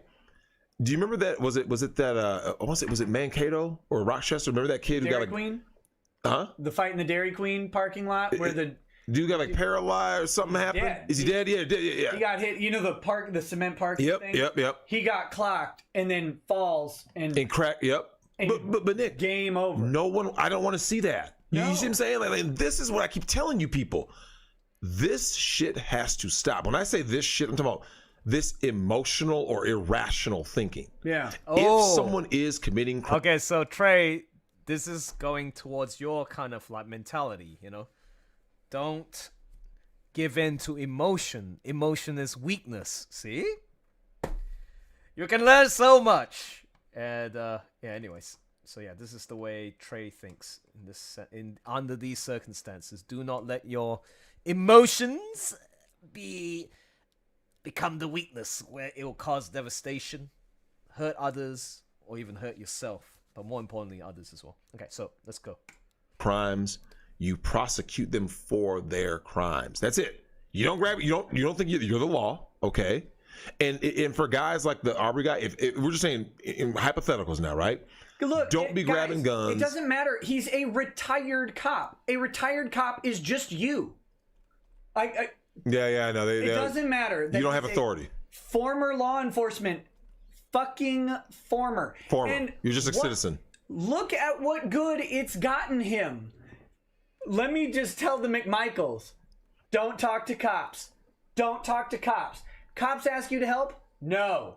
Yep. Do your own job. Yep. Like, that's the real answer. Because look at what good it has done when he said, yeah, I'll help. Now he's got a murder charge, and even if he wins and is acquitted of the murder charge on justified self-defense, a huge portion of this country, of normal people, I'm not talking about specifically insular black communities, I'm talking about normal people that you know will forever consider that guy to be a vicious murderer. Why? If the cops asked him to help and he said yes. No, that's not your job. It's not. Don't do that. Call, sure. You make a report. Yeah, great. I would. If I saw something that was really suspicious. Yeah. Especially if someone had asked, like I said, I know quite a few cops. You hear someone piecing someone up or whatever. You see somebody beating someone in an alley. Of course, you call the cops. Yep. Sure. No, but like, even like running through like a construction zone or a house that's being built, I would be like this, Nick. Hey man, I've been seeing some activities. Or Nick, do you know what the extent of my help would be? I would say, hey, where have you guys been hearing stuff, right? Nick, is it too hard to set up a camera? Or ask the police to set up the camera? Like you see what I'm saying? Like something that's a little more reasonable. Yeah, someone said who's Genghis Khan? Yeah, former cop. Listen, man, that word does matter. It really former. does. A former is different than someone saying it. See, you know what I think happens, Nick? I think words get misconstrued. I think a lot of people believe former is the equivalent of off duty. You know what I'm talking about? Yeah. A lot of people think that when someone says a former cop, that means. And by the way, an off-duty cop, outside of rare circumstances, is still just a citizen. Correct. Not a cop at the time. Correct. Because all of the protections for peace officers rely on two things. One, that they're acting within the scope of their job. Yep. And two, the assaults against a peace officers, those types of crimes, rely on reasonable knowledge that the person was a peace officer, which means they have to announce it, and the announcement has to be credible, reasonably believed. So you pull a bat. I'm in the sweatshirt, but yeah, I'm a cop. I'm off duty. Here's my badge or whatever. That's the thing. If an off-duty cop pulls a gun on you and you shoot them, that's going to be a hard case for a prosecutor to say, no, that was a cop. Oh, do you know that actually happened? No. No. So it wasn't a shooting. There's a running back in the NFL, LaShawn McCoy, if I recall, Shady McCoy, got into a brawl. It was like a fight or a brawl at a nightclub.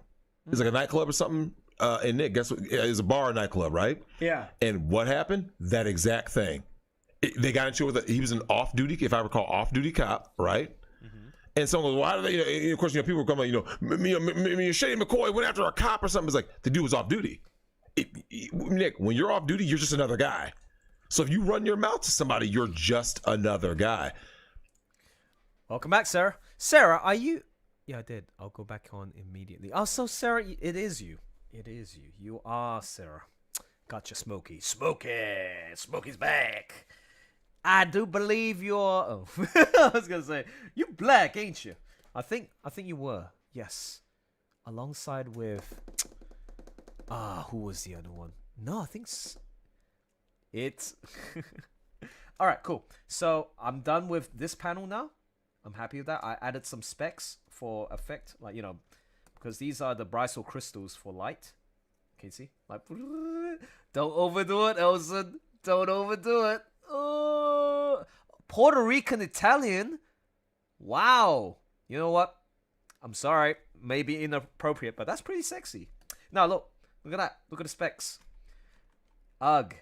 Don't have it like that. You gotta sprinkle for a little bit of flavor. Yeah?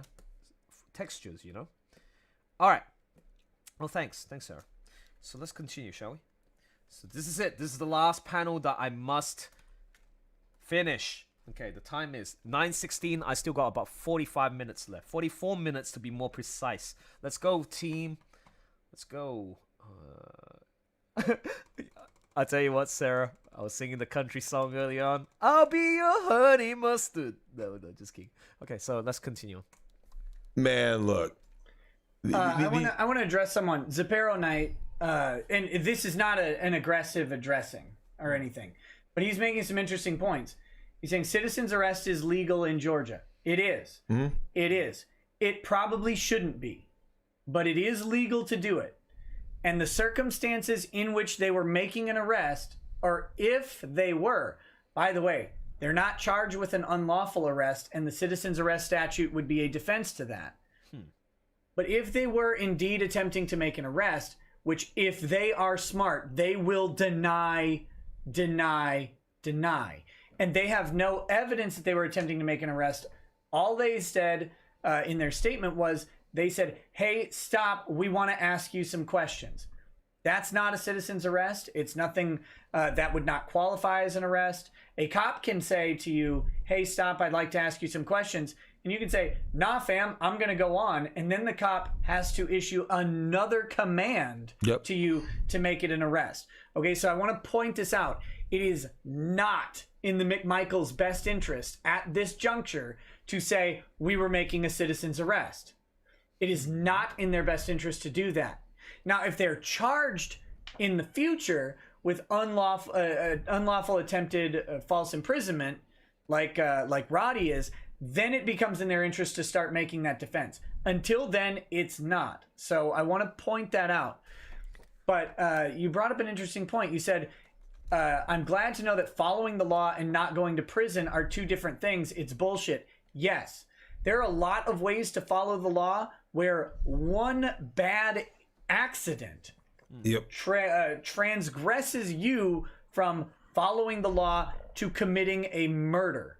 And you can do everything right and still end up in a bad spot. And when we're talking about this, we're not talking about the legal aspects of this. We're talking about, how do you go home at night? Yep.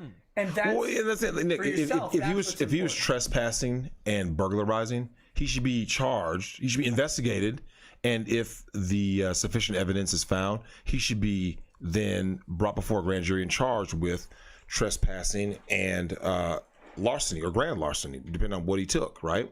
Right. The problem I have is when people start doing this whole these guys start thinking that they're vigilantes.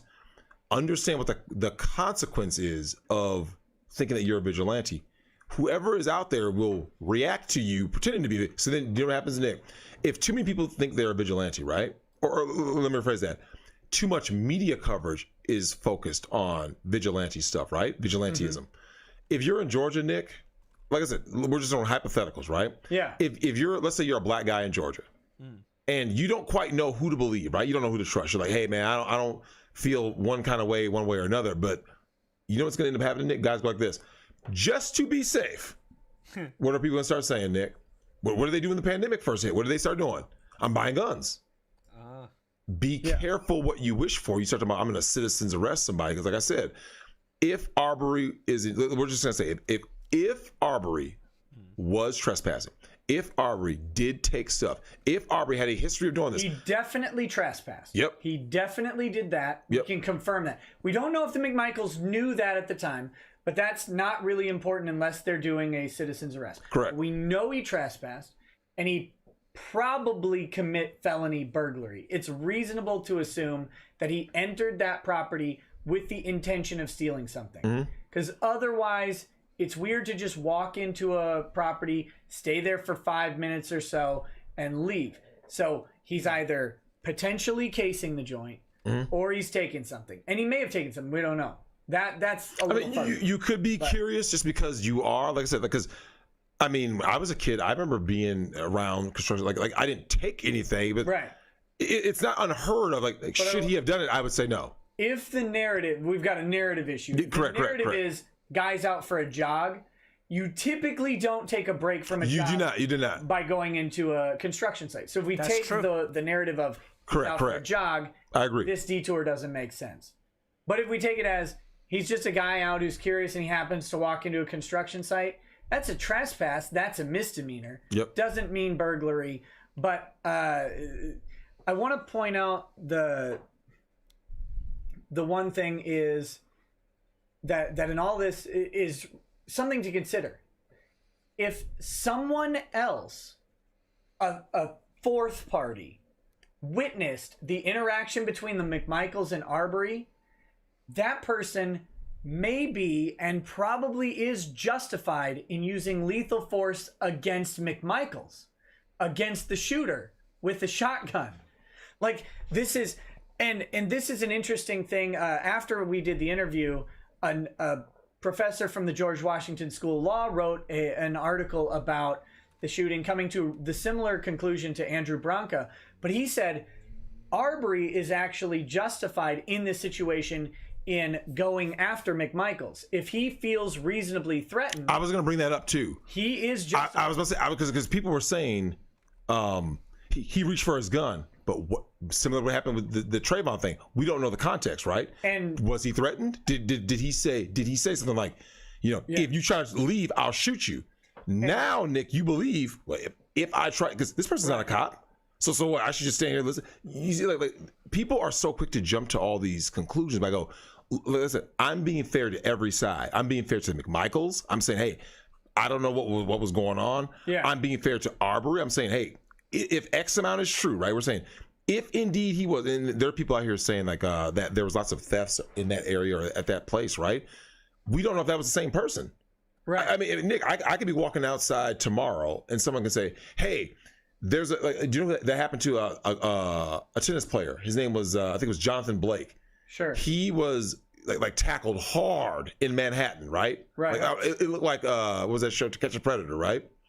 Jonathan Blake gets slammed down, roughed up by a cop. I can't remember if the cop was in uniform or not, but he gets slammed down and they're like, you fit the description of this guy we're looking for, right? Oh, God. Nick, I ain't gonna lie, he did look like him. I ain't gonna lie to you. Yeah.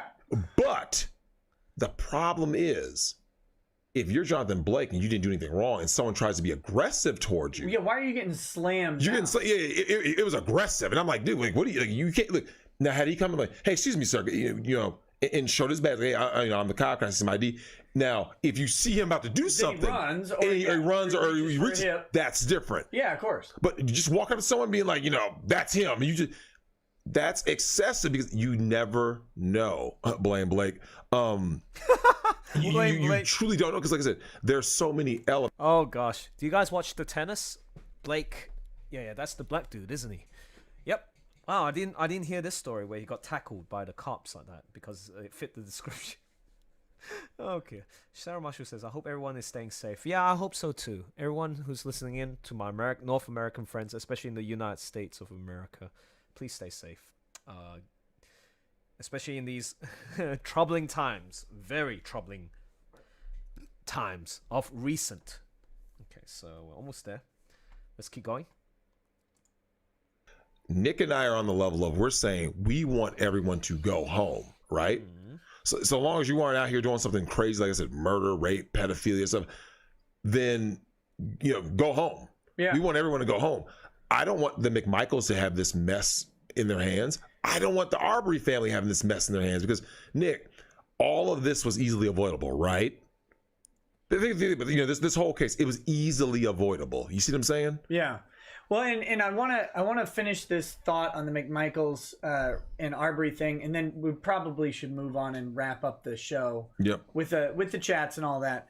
But the way Georgia self-defense law works is both Arbery can be in reasonable fear for his life. He's got a man with a shotgun yelling something at him, and another guy with a 357, right? Yeah, but we don't know if he saw it. We don't know if he saw it or not. Yep. He can be justified in going after the McMichaels, after Trent McMichaels or whatever. And that guy can similarly be based on their own, irrespective of their actual intents, right? McMichaels may not have intended to do anything to Arbery. That's an assault question, okay? So that's different. He doesn't have to point the gun at him. He doesn't have to do that for Arbery to feel justified reasonably in defending himself from that gun, and the only way you can think of is to go on the offense. Yep.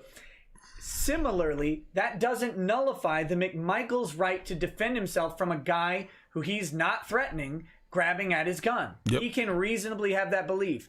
And the thing that didn't happen in this case, but could, and this is why it's another caution, is a third party could have reasonably felt necessary to use deadly force to protect Arbery from the guy with the gun, and could have pulled a gun and shot McMichaels. Correct. So this is the whole problem with the situation, and it's the stress is always on, don't enter this situation. It doesn't do you any good. None. No. None. You want to be a hero. I think this, like I said, I see a lot of people in the chat who are, leftist Nick, whatever, like, these guys, that's okay. I think it's kind of funny because, like you said, there's a lot of internet tough guys out there, right? And you know, there's a lot of dudes out there that are, you know, there's some keyboard warriors, and they'll talk about all this vigilante justice shit all they want. To go, dude, you don't know what you can wind up getting yourself in some situations where you wouldn't believe. And Michaels almost got killed by Arbery. Yeah. Like, he got beat real quick, and it didn't take long. One thing happens differently. That first punch from Arbery to McMichaels, he did hit him. Mm-hmm. That first punch lands on a chin instead of on the top of the head. Yeah, he gets knocked out. He gets knocked hits out. Soft tissue. He gets that now shotgun. he has the shotgun in his hand. And dude might not have time to draw the 357. Correct. That goes south faster than you can think. And so like someone says, don't try to grab someone's gun. Yeah, don't try to grab someone's gun. Absolute great advice. But here's the problem though. This is what I want these guys to understand. Everyone who says don't go for someone's gun, understand this. You don't know what he said. You gotta remember, be fair. So Nick, you and I were both going through each level, right? This is what this person could have been in situation, right? The people who keep saying don't go for someone's gun. So Nick, let's just say for the sake of argument, hypothetical, they were saying we know it's you. You've been stealing. We're gonna kill you. We're just saying pure hypothetical, right? If that's the case, Nick, it just goes back to what you said. Now Arbery's in fear for his life. Yeah, and you see what I'm saying? Like you don't even need to. The reality, or you can just imply that it can just be implied. Here's the thing: if Arbery had grabbed the gun and shot McMichaels, believe it or not, he has a very strong case of self-defense in Georgia under the same laws that McMichaels have. And again, I'm not talking about what actually happened or his intent. Just like we'll never know what the McMichaels set out to do that day. I don't think they set out to kill a guy. I don't believe so. I don't think that in any way. But had Pat, the drawing's coming along well. I'm finishing soon. See, this is the last panel to color. You already saw the results of the first half of the page. You got the cool colors, followed by the warmth of the bottom half. And so right now, the case that you're listening to is, I think it's been a week and a half or 10 days ago, where there was the black guy who went into a private property, snooped while he was jogging, came out there for 5 minutes, came out, kept jogging, and then two white guys in a truck with a shotgun came in to hunt him down. Well, they're talking about the case right now. Had Arbery grabbed that gun, turned it on McMichaels, shot him dead in the street, he has a strong, not a weak, a strong case for self-defense in that situation. And that's what you have to understand about Georgia law and why it's such a weird risk to take, and why. And look at the McMichaels situation right now. They're not protecting their home and their property. Nope. They're not protecting their own lives. Let me ask you the quick question. What did they confirm that he actually stole anything? Because if he's running, did he actually have something on him that was stolen? He didn't have to. No. I'm just saying, like, is there any evidence that he did indeed steal something? There's something on the ground in the video. Okay. But it's not clear because the video's unclear whether that came from him. It's a hammer. It looks like a hammer. He could have taken it from the construction site. Could have. He could have had it on him. Or it could just be a hammer. Correct. Yeah. Correct. Don't know. I think it's a reasonable assumption to say he grabbed a hammer from the construction site. Although I don't know why I'm stealing a hammer. Right. But I don't know why I'm stealing anything. Right. So I agree. For burglary, all he has to do is enter the building with the intent to commit another crime. That's burglary. Doesn't matter if he actually does commit another crime. Doesn't matter if he steals anything. But if in his mind he says, I'm going to go into this building to steal something, that he has done, once he enters the building, he's commit burglary. That's the felony. And then they're technically justified in attempting to make an arrest. We don't know if they were actually trying to do that or not. Like I said, their legal defense right now, irrespective of what they were trying to do, their legal defense right now is not that they were trying to make a citizen's arrest. No. That adds a whole new level of crime possibilities and a whole new level of defenses and questions. In defense cases, when you're defending these in court, you want as few questions as possible that your clients have to overcome. And right now, All the McMichaels have to do is prove that they were reasonably in fear of their lives and that they did not instigate violence for the purposes of injuring someone else. It's a weird quirk of the Georgia statute. Yep. So as long as they're not the aggressors for the purpose of committing violence, like provoking someone to do violence against them for the purpose of committing violence, as long as they're not that, as long as they were in reasonable fear of their lives, which you are the moment someone grabs your gun, you're justified in shooting someone. I think right now, even with the new development of Roddy being charged with the attempted false imprisonment, I don't think, like you said, I don't think that charge is going to stick. Nope. Absent some evidence we haven't seen. And I think the McMichaels have a very strong self-defense case. And they should, under Georgia law. The question is, what we're talking about is, how do you keep yourself, as McMichaels, going home at night without catching a murder charge? Mm-hmm. And everybody should be interested in how not to catch a murder charge. Absolutely. Well, and this is where I think so many people, like I said, everyone lives, in a different reality, a different world. Because, like I said, it's basically the context within their own lives, right? So that's why when I say, hey, Nick, these are things that I have faced. They're not things that you have faced, and vice versa. You see what I'm saying? Yeah. So that's why when people start saying stuff like, it's like I'm trying to be fair to all parties here. The driver, the Arbery guy. I'm trying to be fair to the McMichaels guy, like because we don't know. If we take bits and pieces, Nick, this is where you start seeing people's biases, right? Mm-hmm. There are black people, predominantly black people, who will take the bias of basically just saying like he's innocent no matter what because he's the one who's dead. But we don't know. There's so many elements we don't know, right? Anytime someone's dead, this is the problem, right? You never hear their side, right? Because in most cases, Nick, like, think about it, like in a Me Too case, right? Someone gets Me Too'd. You can hear both sides, right? Because no one's dead. So now you go like this. I'll give you an example. The Mike Tyson situation, right? When Mike Tyson went ahead and got accused by Desiree Washington, even though he got convicted, and he vehemently denies it, and I've always believed him because I'm like, if we look at all the facts, Nick, it didn't add up. It didn't add up to a rape.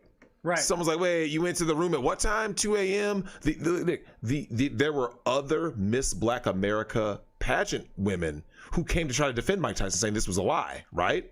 Because they were there. They were there with Desiree. She told them, if I recall, she was hooking up with Mike Tyson, right? And like I said, there was a white guy who had Desiree Washington did the same thing to him, right? Yeah. Because she was considered a good girl by her, her dad or whatever, and basically she found out she was a hoe. So what do? This happened in the Jim Crow South. When a white woman got caught with a black man rolling in the hay, it was, oh shit, rape. Yeah. You see what I'm saying? And the guy's like, I wasn't raped. If you looked at the context, you'd immediately know like this is not rape. Because Nick, you can walk into a scene. If someone were being raped, it wouldn't be a sound of pleasure when you hear that sound. Yep. You wouldn't hear someone going, it'd be, stop. You'd be hearing struggle, not pleasure. Yes. And this is where, like in this case, because Arbery is dead, Nick, you'll never find out, okay, what happened. This is the same thing that happened in the Zimmerman case with Trayvon, where I remember feeling some kind of way because I remember thinking I was like this. In the Trayvon case, we don't know all the details and media's twists and stuff. But I was like, but at the end of the day, I'm like, this shouldn't happen. I think that's where people don't understand because people start saying, I go like this, Nick. Here's what we do know: was Trayvon committing a crime at the time? Yes or no? In the Trayvon Martin case, from what we know, no, I don't. The answer was no. Unless the crime is, as the story goes from Zimmerman, unless him attacking Zimmerman is a crime. We're saying because at some point you guys have to engage, right? Right. So at some point he has to just be a guy walking, right? At some point in the story, Trayvon has to just be a guy walking. Right. At some point, Zimmerman has to be a guy walking or in a car, whatever. That part is relevant. But if Trayvon is just a guy walking, nothing happens. You see what I'm saying? Zimmerman or Trayvon Martin didn't rob a store. That was Michael Brown. That was Michael Brown. Yeah, that's a different one. Yeah. Trayvon was out in Florida, if I recall, And Nick, think about it. If at the time, Trayvon at that point is just a guy walking. Now, if you say, hey, there's been burglaries, there's been this, that, okay, that's fair. Yeah. But the problem is if you go and seek out somebody who's not committing a crime, like I said, Nick. Well, the unanswered question is did he actually seek out Trayvon, or was correct? Was he watching from a distance? And as Zimmerman said, he came up on me at my truck, and that's a question we'll never actually know the real answer to. Yeah, and that is always the gray area, right? Like, and this is the reason why it's so horrible is that when people die is because that gray area can never get answered, right? Like, so the Trayvon case, Nick, dead men tell no tales. I know right now, like I said, I try to be away from people as much as possible because the last thing I need in my life is someone saying, I felt so threatened when I'm not doing anything. You see what I'm saying? And people will believe that shit. If I got gunned down by cops, a guy with a clean legal record, I'm sure there'd be people out there saying, yeah, he deserved it. He was a big black guy and blah, blah. Was there any evidence he was doing anything? You did, to be fair, but only because you're mad at Busta Rhymes for Halloween Resurrection. As I should be. No, see, that as I should be. You deserve to be shot. But it's hilarious. Like, it's hilarious how quick people flip their story when something doesn't go in their favor. Like I said, when that white chick got killed, I didn't hear one white person say the cop was justified. I didn't. Did you? No, I didn't, and I didn't think the cop was justified. But here's the thing, though. But if that were a black male getting gunned down yet again by a white cop yet again, do you believe that you could say the same thing? I would say no. I believe that you would hear people saying, "Well, other people would say, yeah, I would." You see what I'm saying? Like once it became a white chick, I didn't hear one white person say the cop was justified in shooting that white chick. You see what I'm saying? Except I think he was acquitted, wasn't he? No. Are you sure? Yeah, he got convicted. Remember? No. You were the person that was dumb enough to actually believe he wasn't? He said, oh, no, Drex. I said, I don't know if he's gonna get... No. You're not allowed to kill white women. White women are the most protected people on this planet, on God's green earth, especially attractive white women. Let's see. Especially an attractive white. What the fuck is this? God damn it. I'll be your honey. Yeah, what was his name? I forgot his name, but if you just look at her, he got convicted. Was convicted of third-degree murder. Yeah, absolutely. Okay, yeah, and they paid out they paid out a record amount of money for her family, right? Restitution. Yeah. So but therein lies my point, Nick. If that, like, for all you guys who don't know, that was right here in Minnesota. If that were a black male getting killed by a white cop, then people would have, like I said, predominantly white people would have been saying the cop was justified, even though he wasn't. Nick, you know that's the atmosphere here, right? But as soon as even the Philando Castile case, strong cop bias. There's a strong cop bias in general. That's why I thought that he wasn't going to get killed. Oh yeah, I said there was no chance, chance. You remember my reaction? I was like, I remember when you said that right on the stream. You said, I don't know, really? I'm like, if you think for a second that anyone can get away with killing a white woman, why do you think white women never get killed by cops ever? Nick, that's like the one. Where's the rest of the cases, right? Show me. Google white women killed by cops. Even the was it you said Daniel? What was his name? Shaver. Daniel Shaver. The girl was with him, right? Yeah. How come she's still alive? She followed directions. White women don't get killed, man. They do not get killed by cops. It's so rare that when it does happen, it's what? Something has to be done. Why did she get a record payout? Was her death any more fraudulent than Philando Castile? That guy did get acquitted. Yeah, that's what I'm saying. But Nick, there was a child in the car. That's an automatic felony. Automatic. I think I know people who know the cop that shot. I know people who know the cop that shot Philando. Mm-hmm. He said he's a nice guy, good guy or whatever. I don't care. I don't care. You're not a good guy. If you killed somebody, you fired into a car with a child. When someone is not like reaching for a gun on you, they're not trying to kill you. Yeah, that shooting was really, really bad. No. And that guy and he's dead for no reason, right? Like so now this kid, kid gonna grow up without a father. Yep. What about the dude who got tased in the balls? I remember that one. You showed me that. Dude, look, our man. A left turn. A left turn. What? Dude got tasered by the balls. How would you guys feel for the boys in the chat? Oh, I feel it right now. Ugh. Damn. Oh, tasered in the balls.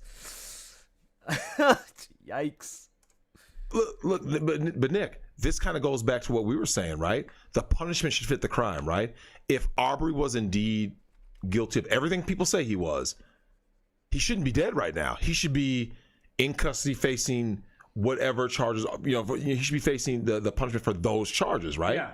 If everything is true, if indeed he had stolen something, if indeed he had trespassed, if all of that is true, he shouldn't be dead. No. You see what I'm saying? Like this is where I think people are getting burglary confused. doesn't carry a death sentence. Absolutely not. Yeah, you follow Burglary from of a distance. An unoccupied building. You're right. Now, if he's robbing a family that's in their homes, he should. I mean, Yeah. 'Cause now it's different. Of course, it escalates. But like, this is where I think people are kind of getting a little off base. Is like people are like well, if you're robbed, then this deserves to happen. Be careful what you say, because shit can flip real quick on you. Yeah. Look what happened to the Becky, right? So she was running at the cop, right? Aren't there some? Now, Nick, do you believe that? Who? The white chick, Justine. She didn't run at him. I thought that was the story, right? She was running toward the cop. She walked up. The reason she was allegedly shot is because she walked up from the back of the car to the driver's side. I don't think there was. He reached across the partner, right? Pat said, "I'll be very bad. I'll be shot." Drew and fired out the driver's side window. Okay. Across the partner. But okay. I don't know that she was running up. I believe, and this is a problem with his with part of the reason he's convicted, is I believe he testified that he heard a loud noise that startled him. Something like this was the Australian girl who felt threatened outside the house. She called 911, got the cops to come in because she was all alone by herself at home. The husband was still at work, and then because why I know about this news story is because it reached obviously to Australia. The parents are very unhappy about the situation. They did get their payoff at the end because of the lawsuit. Yes. Heard a loud bang, and then that's why the guy shot her from outside the car. She was actually very apparent, like just wanted to get help, and approached the cops that way in the dark, and she just got shot like that. Maybe she tapped on the car as she was coming up. Yep. And he was like, "That's a gunshot." Yep, Boom, there it is. and Yeah. Guns are down. But I don't think anybody believed him on that testimony, which is why he's of course in not. prison. Yeah. But when it comes to Castile, what was his testimony? Well, we unfortunately don't get it, of course. No. I'm saying the cop who shot Castile. Oh, he feared for his life. He testified, and if you watch the video, what that guy testified to, there's not enough time. Like, 'cause it's 4 seconds from when that cop's at the window to when he shoots Castile. It's so fast. But I believe he testified that Castile was reaching for the gun while saying he was reaching for something while he said he wasn't reaching for a gun or something. And I find it hilarious because like as a black man, I know that the N word is coming from a whole lot of white folks if I have any police encounter, because every black person is one police encounter away from being called the N-word by white America. It doesn't matter how much success you get, no matter what level you ever achieve. Status doesn't matter. Money doesn't matter. And the problem I have is this. For a person with a clean legal record, I can be anywhere, Nick. And like I said, remember I told you I got pulled over? It was after leaving here. Yep. I got pulled over with my daughter in the car, leaving Nick's house. And the cop is in there. Now people are going to say, well, he's supposed to have his hand on his gun because of blood. He doesn't know. And I'm okay with that. But I find it funny that everything de-escalated the moment he sees my daughter in the car. It's, he's a human. Yeah. Whereas in Castile's case, he still got shot. But what I never forget, when I was 12 years old across the street from Buck Hill, these fucking cops drew guns on us. Drew them, not hip. Wow. Drawn guns. Yeah. Nick, if they would have killed me and my brother and my foster brother and my best friend and my mom in that car, white America would have been like, yep, they were justified. Based on what? A bunch of minors in a car. So we were a threat because why? And you know where we're from. They are so cop biased, Nick. They will find a way to justify it. Like, because even though they were minors, they were big minors. They were black. They were big. So they could have easily been misconstrued for 18-year-olds. Fuck out my face. Burnsville, Minnesota, yeah. Oh, you guys, you see, there's people out there thinking like Drex is saying certain words, but listen, if you think you are not being targeted as much, Nick, they've done studies on this shit. Going through the exact same environments, being black or white, how many times you're pulled over, how you're treated. People are like, that's not true. Okay. Like we said, Nick, I go, the easiest way to make it palpable for white people is just like this, especially white males. The way blacks are treated compared to the way like white male is treated, I go, just look at the family court system. If you walk into family court, you want to be a female, right? Oh, yeah. Everyone knows that. Like, so if everyone knows that, someone goes, well, hang on. No, I thought justice is blind, Nick, and it's fair. Do the numbers say that? No. So what's that telling you? And in Minnesota, just so you guys know, the analogy is getting at here. In Minnesota, it is a duty upon the court to treat men and women equally. They rewrote the law. The legislature rewrote the family court law to, in custody cases, ignore specifically the gender of the parent and only look at the facts and never look at it. Now, that in theory should turn out to be something close to 50-50. Mm-hmm. Women win 85% of custody disputes in Minnesota. Wow. Even though, and that's since the law was changed to demand equal treatment of men and women.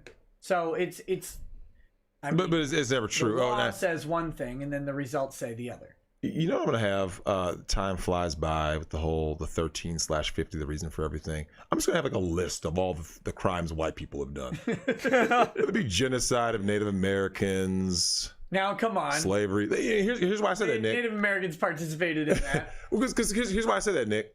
When people keep hitting you with that same 13/50, it's like, and you and I have talked about this off stream. You're just going like this. Look, really? Are you finished yet? Because you're buying into cultural Marxism. And it's really cultural Marxism. It's less than it's more like 6/50. Yeah, because it's predominantly black men. Correct. But it's actually a small percentage of black men as well. So it's an interesting statistic. I've always found that funny that someone will hit you with that same statistic. I'm like, first of all, there's not that many black men in America, and most of us have gotten aborted by black women anyway. Yeah. You know, who has the most abortions? Black women. Who do they usually abort, Nick? The males. There's not that many black men. So when you look at the amount of black men engaged in like criminal activity, people talk about Africans sold rival slaves. I know that. White people do the same thing. Everyone's done that.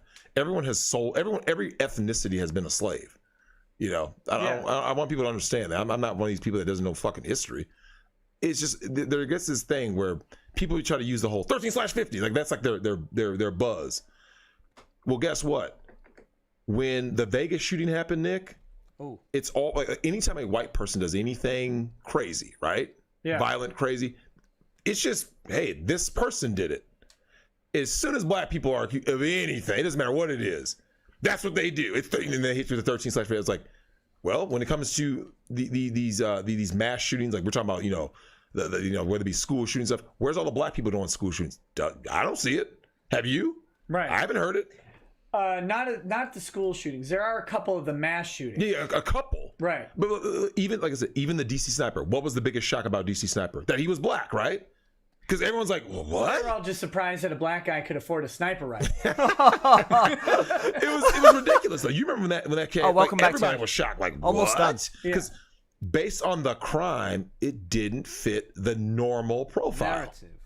I'm the guy out here saying, look, man, people need to get, like someone said 13% of the population. We're not even 13%, actually. And of the American population. Wow. Well, not when you figure in the illegals. Yeah, the illegals.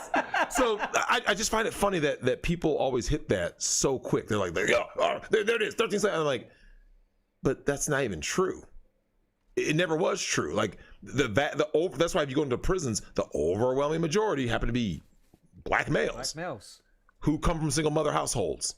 But Nick, guess what? When you account for just single mother households, the numbers are basically even to who's imprisoned. Yeah. It's just the lifestyle and the environment that they grow up in is how so many of them end up there. That's why, like, there's a reason I'm not in jail. There's a reason my brother's not in jail. There's a reason for that.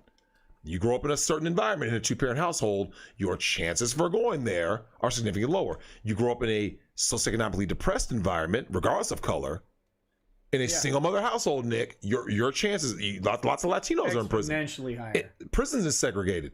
The moment everybody stops doing the bullshit and goes, we need to work together on a solution. This is cultural Marxism in overdrive, right, Nick? Like, 1350, like, here we go. See, because like I said, what if every time someone says that, a white person says that, black people just roll off things that white people have done? We're not getting anywhere. You see what I'm saying? Like, where does that get us? Because couldn't I do the same thing? Every time a white person says 13 or anything, chime in with the railroads, how do they get treated? Dude, Asian Americans, please. Asian Americans. Concentration camps right here. How dare in you America, offend me, right? you two? Yeah. Yeah. So, are we going to bring that up? We put all the Chinamen in concentration. We're going to bring that up? But all of a sudden, white people get fucking quiet, quick. Because I've checked a lot of white people talking crazy. And when you bring up Native Americans, what happened? You didn't check any white people. You don't play hockey. but you got to. That's our sport. People will start.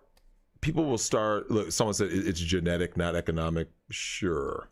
Because if that were true, then what would be true, Nick? All black people would be criminals. Not true. 50%. No. Yeah, or 13. Yeah. But I just find it funny that, like, people get so caught up in this stuff. At the end of the day, that doesn't solve the problem. The problem that is affecting all of us is the breakdown of the family. The breakdown of the family is what's causing the breakdown of civilization. And the black family was targeted from the onset. First. I love it. Love when these guys are giving me all this information, man. Like, just you can learn so much. Wow.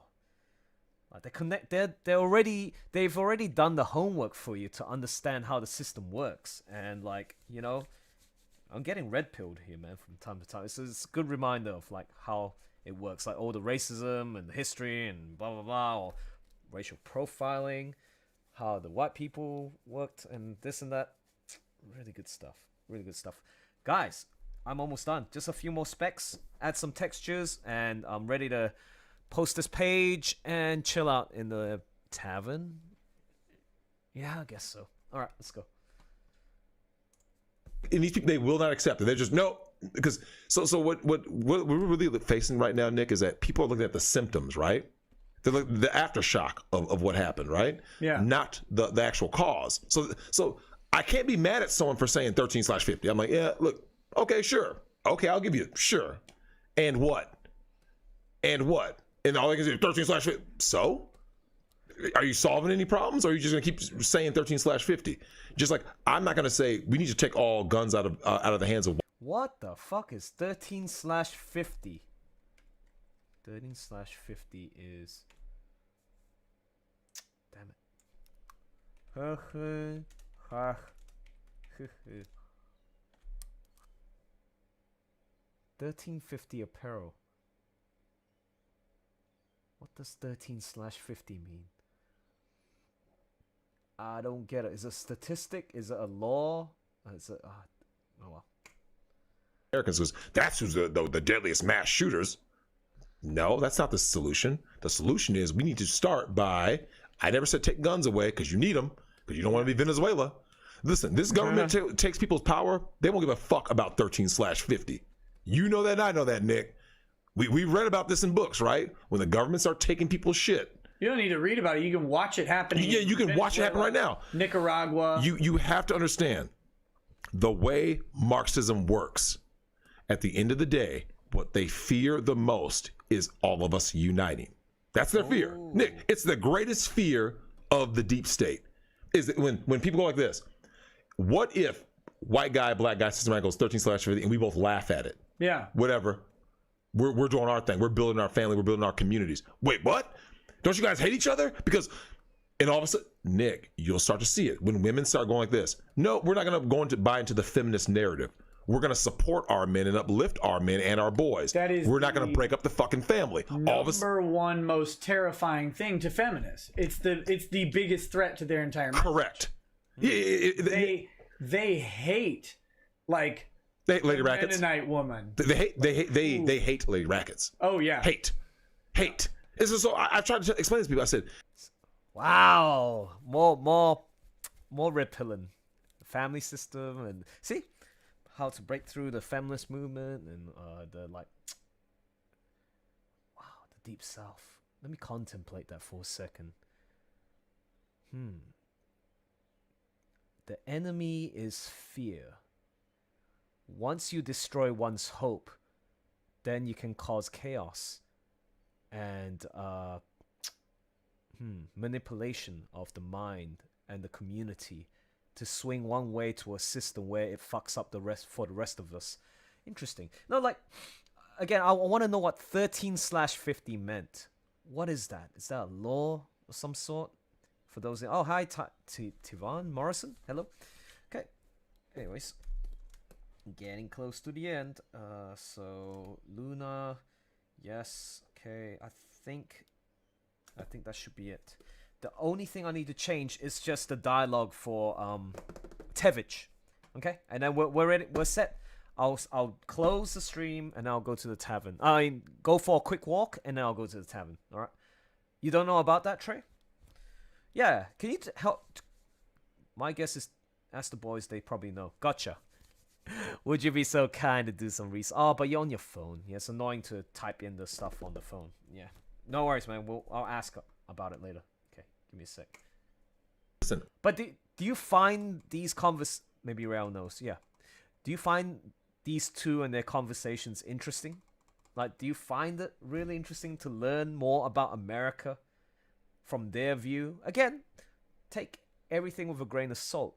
You don't always have to believe. Oh, see ya, Zeppeli. Appreciate it. Take care. Bye. Ciao. Ciao. Ciao bella. No, it's ciao. Eh? Or ciao. These talks are great. Yeah, I know, right? Follow Nick Rekita's channel. Trust me, you're gonna love it. Like, it's just entertaining. It's funny. Wait, it's entertaining. It's insightful. Educational too. That's his channel. But go to I can't wait to listen to the latest of the Big Brain panel, because it's like basically lawyers talking and having a good laugh. They're looking at various issues and they're just, each of them have their own individual personality and stuff. They're a laugh. Yeah. Okay. Oh man. You know what I'm annoyed about this page? Like, we don't see the light source from behind. It looks as if she's like shining a holy halo on Luna. Maybe it's deliberate. Okay, so let's finish this up. By the way, I actually sent a super chat. I'm waiting to see whether... Yeah, Nick Rekita usually reads out the super chats right towards the end, no matter what the dollar amount is. Love you, Elsa. I definitely missed the Sonic vocals you did. Oh, wow. My Sonic vocals? Man, you're talking about old school stuff. I mean, thanks, I guess. It's her shaman aura, yeah. Wow. Well, how far did you check out my Sonic vocals? Did you hear my acapella stuff? I bet not. That's way back. You want to sing a song with me? Sonic song? Do you know Follow Me? Want to sing that one? Sonic Adventure 2? No, not Live and Learn. Live and Learn. Yes, I did. It was really good. Interesting. Singing Live and Learn with a monotone. Live and learn. Hanging on the edge of tomorrow. Live and learn from the words of yesterday.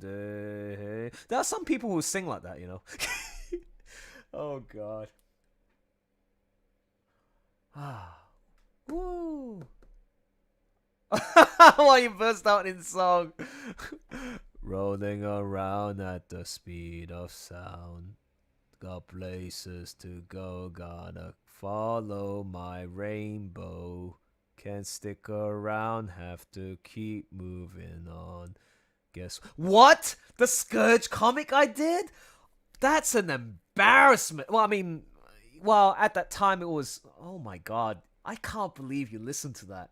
He's referring to the Sonic Universe dub of Scourge going to prison with his boys. Man, I really like that chapter. That was a good one.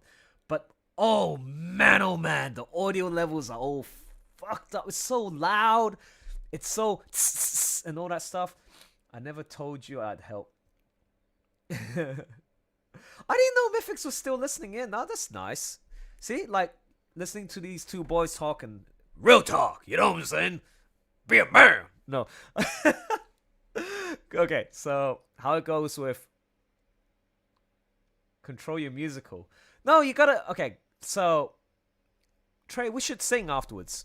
I want you to learn how to sing songs.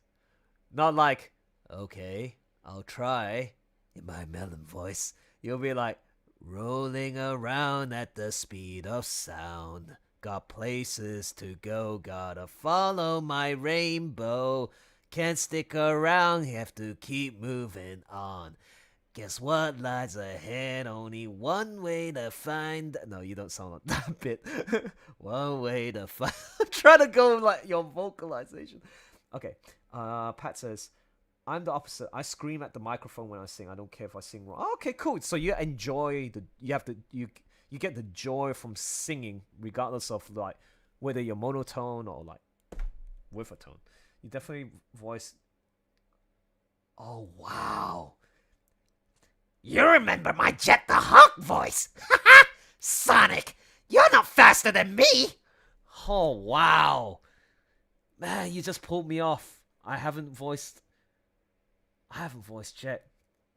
Huh? Who do you think you are? Trying to be faster than me? Huh? Man, that was just Jason Griffith. I challenge you to sing off non-monotone. Jackie. Let's sing it in Jackie's tone. Oh dear, rage deja vu. Fine, if you want me to fucking sing, yeah, of course, man. Okay, so I sang it in monotone, right? Try to go like, put some oomph to it, man, because you can build up that vocal. I've been listening to a lot of The Voice, man. There's just some amazing talent out there, but so go high with, hi, my name is Sonic the Hedgehog. Okay, so rolling around at the speed of sound. Got places to go, gotta follow my rainbow. Can't stick around, have to keep moving on. Guess what lies ahead? Guess what lies ahead? Only one way to find out. Must keep on moving ahead. No time for guessing, follow my plan instead. Oh, shit. That's the bit I can't do. Stead. He goes, stead. What was the next lyric? Trusting in what you can do. Take my leave, I'll set you free. Follow me, set me free. Trust me and we will escape from the city. I'll make it through. Follow me. Set me free. Trust me and we will escape from the city. I'll make it through. Prove it to you. Follow me. Oh yeah. Verse 2. Do you remember the verse 2? Wait. Can't stick around, have to keep... Oh, wait. Can't stick... Whoa, what the hell? Did I forget how... Follow me. Maybe if I remember how to sing the second the second version. In Sonic Generations. Rolling around at the speed of sound. Got place... And then afterwards... Let's keep on moving ahead. Follow me. I'll make it through, prove it to you. Follow me. Oh yeah. It goes da da da da da da da da every turn. Wait. Can't stick around, have to. No, no. What the?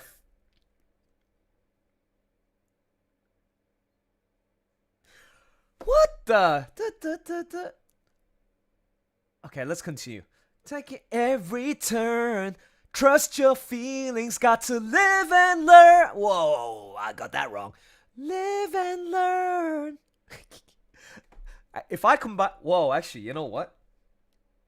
You know what I'm gonna do? Got to live and learn. Oh shit, you can't hear that, right? Got to live and learn. Ready, set. Oops. Hey. Continue recording from there, please. How do you do that? Got to live and learn. Okay, so shift and R. Got to live and learn. Harmonies time, baby. Okay, hold on. Got to live and learn.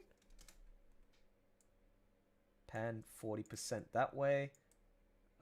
No, 40%. 40% to the right. Uh-oh. Whoa, that's way too... Okay, let's see if the harmonies work. Jesus Christ. Work. Come on. Big girls don't cry. Big girls, they don't cry. Okay, wait. Ready? Got to live and learn. Oh, shit. Got to live and learn. So, I'm going to cut that off. And learn. Yikes, that sounds so terrible. Okay, wait. What are the deja vu mythics is singing along in her head and giggling? Oh, I'll be waiting for a car, but can you feel the sunshine? Oh, wow. Don't even start with that. Well, the thing is, I'm not going to sing a Sonic song because I don't know it by heart. You can't hear me singing along. Oh, how lovely. I absolutely could. But the thing is, I'm passionate about. Let me try and get this working. Sorry, man. I just got to live and learn. Got to live and learn. Got to. Oh my gosh. Okay. Wait. Got to. Nope. Got to live and learn. Got to live and learn. Nope. Got to live and learn. Too slow. Have to be together in 3, 2, 1. Got to live and learn. Can't stick around, have to keep moving on. Guess what lies ahead? Only one way to find out.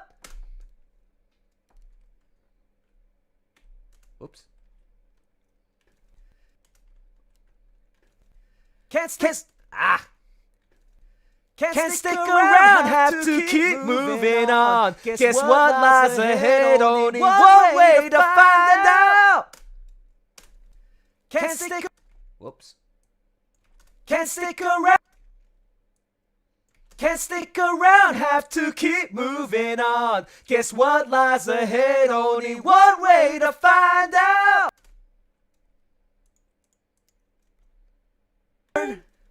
Can't stick around, have to keep moving on. Guess what lies ahead? Only one way to find out. Can't stick around, have to keep moving on. Guess what lies ahead? Only one way to find out. It's gonna be so funny. It's gonna sound so shitty. Okay, wait.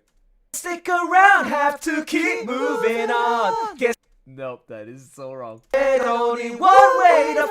No, only one way to find out. So out of tune, man. Sorry. That was terrible. Okay, wait. You're laughing. Oh dear. You're too slow. Okay. I'm literally harmonizing with you and you can't hear me, but Ray just cursed with it. Aw. No, you know what? Can you see? Can I do the male vocal version? Can you see the sun is shining on me? It makes me feel so free, so alive. It makes me wanna survive. And the sky, it makes me feel so high. I want to touch you there, feel the horniness. No, I'm gonna stop. I'm gonna have a lot of sex. Can't you feel the horniness? Okay, no. What? It's a good. I'm only enjoying the moment. Cool. All right. Well, better get back to Drexel and Nick Rekita. Yes, I can make up shit, you know. Can you see? Wait, why don't... Check this out. I got a condom here. I'll wrap it around my... my junk, my sausage, my... I don't want to use the Pete. Can't you see? I want to... Can't you see? I want to have a wank. It makes me feel so free, so alive. I'm feeling it right now. I feel... I didn't know Rory was listening in. Jesus Christ. Yeah. Hey, the other night, why is he singing? That's so funny. Hey, I was singing properly early on. So, hey guys, can't you see? He was singing Sonic earlier. Yeah, I did. Busted. Put yourself in. Oh, wow, yeah. Can't you see? Put yourself in me. See what? No, we're singing the, can you see the sun is shining on me? My partner is here. Partner? Who? No, that's not. He was singing a Sonic. Yeah, sure was. Oh, you give me any Sonic song, and except for anything past Sonic Generations, I don't know any other songs. Oh, I'm gonna reach for the stars, although they look pretty far. I'm gonna fight. Wait, I'm gonna fly right away. Although yeah, Rory's my loot police. Oh, I see. Oh God, fastest thing alive. Wait, you mean the triplets born? The throne awaits. A seal warns of a deadly fate. Pick up your children, separate. Bide your time, lie and wait. Sonic Underground. I can't even do the rung. It should be Sonic Underground. Ground. There you go. Ground. Nope, I can't do the rung properly. Round. Sonic Underground. They said their mother... Wait. They made a vow. Oh. They made a vow their mother will be found. Bro, he should get the song properly. Oh, that one. Nah, that's not my favorite. I mean, it's a good song. Blue streak speeds by. Sonic the Hedgehog. Look out what he can do. Sonic the Hedgehog. Sonic, he can really move. Sonic, he's got an attitude. Wait, attitude. Sonic, he's the fastest thing alive. I gotta do the rock and roll song. What's another one? Oh my God. Oh my gosh. Wait. Hold on. No. Dun dun dun dun dun dun dun dun dun dun dun. You know me, the fighting freak Knuckles, and we're at Pumpkin Hill. You ready? I ain't gonna let it get to me. I gonna just creep down this pumpkin hill. I gotta find my little piece.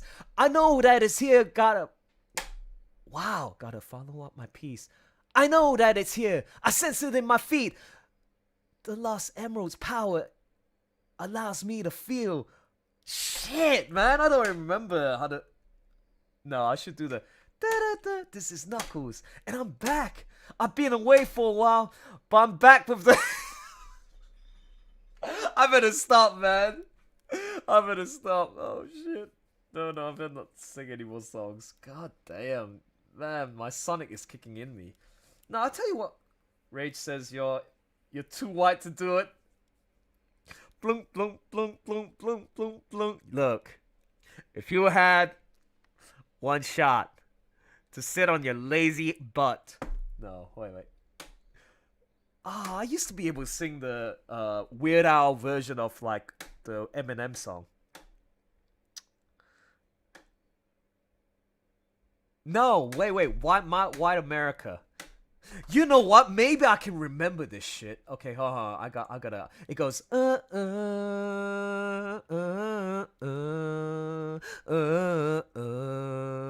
Oh. I'm just fucking with you, America. You know I love you. I love that song. Wait. White America. Oh my god.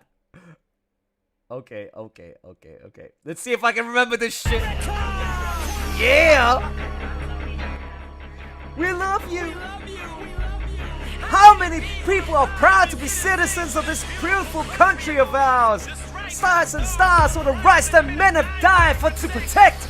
The women and men who have broke their necks for the freedom of speech, the United States of America. Or so we're told.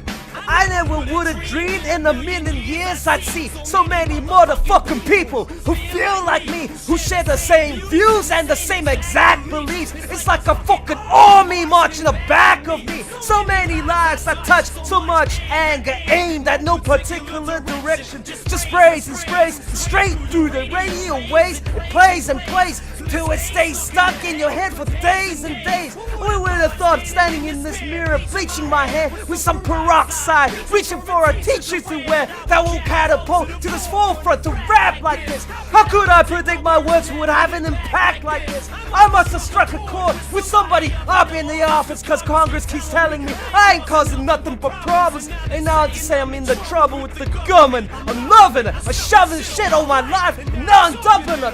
White America!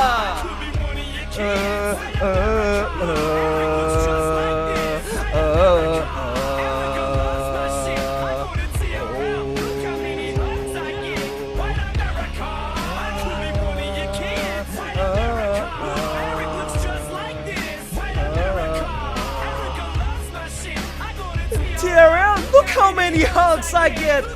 Blue, baby, just like yourself. If they were brown, Shady Lou, Shady shits on the cell. But Shady's cute, Shady knew Shady's dimples would help make ladies swoon, baby. Ooh, baby, look at myself. Let's do the math. If I was black, I would sold half.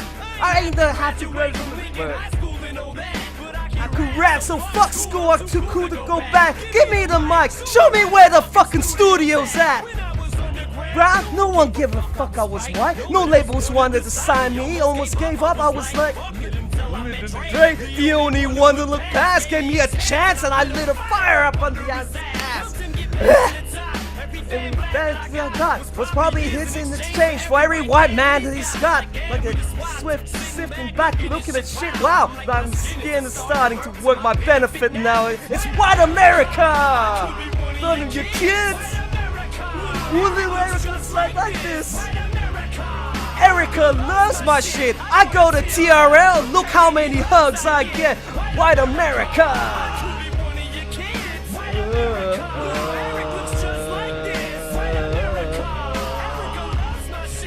I say, oh. See, the problem is I speak to suburban kids who otherwise would have named it. I don't remember this bit. And then 2 squirts of piss Till I created so much motherfucking turbulence. Straight out of the tube, right into your living room I came. And kids flipped when they knew I was produced by Dre. That's all it took. They were instantly hooked. Right. Nah, I forgot about this. I love that bit. Because they connected with me too. I love that bit. Oh, it's I gotta do this. But Dre, that's all it took. They were instantly hooked right in, and they connected with me too because I look like them. That's why they put my lyrics under this microscope, searching with a fine tooth comb. It's like this rope waiting to choke, tightening my throat, watching me write. No, I hear lyrics, instruments, controversy, sponsors working round the clock to try to stop my concerts early. Sorry, hip-hop was never a problem in Harlem, only in Boston. After the fathers of daughters starting to blossom, touching the flack from these wow, man. First rapper to smack a bitch?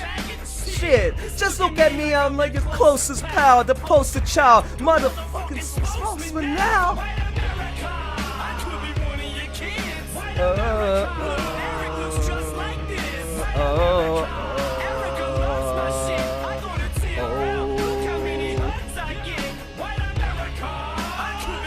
And then he goes, oh, this is where he does it. The ringleader of the circus of voice of bonds, sent to lead the march right up to the steps of Congress. Can't even breathe. To spit liquor in the faces of this democracy of hypocrisy. Fuck you, Mr. McGraw. Fuck you with the freedoms of speech this divided states of embarrassment will allow me to have. Fuck you! And it goes.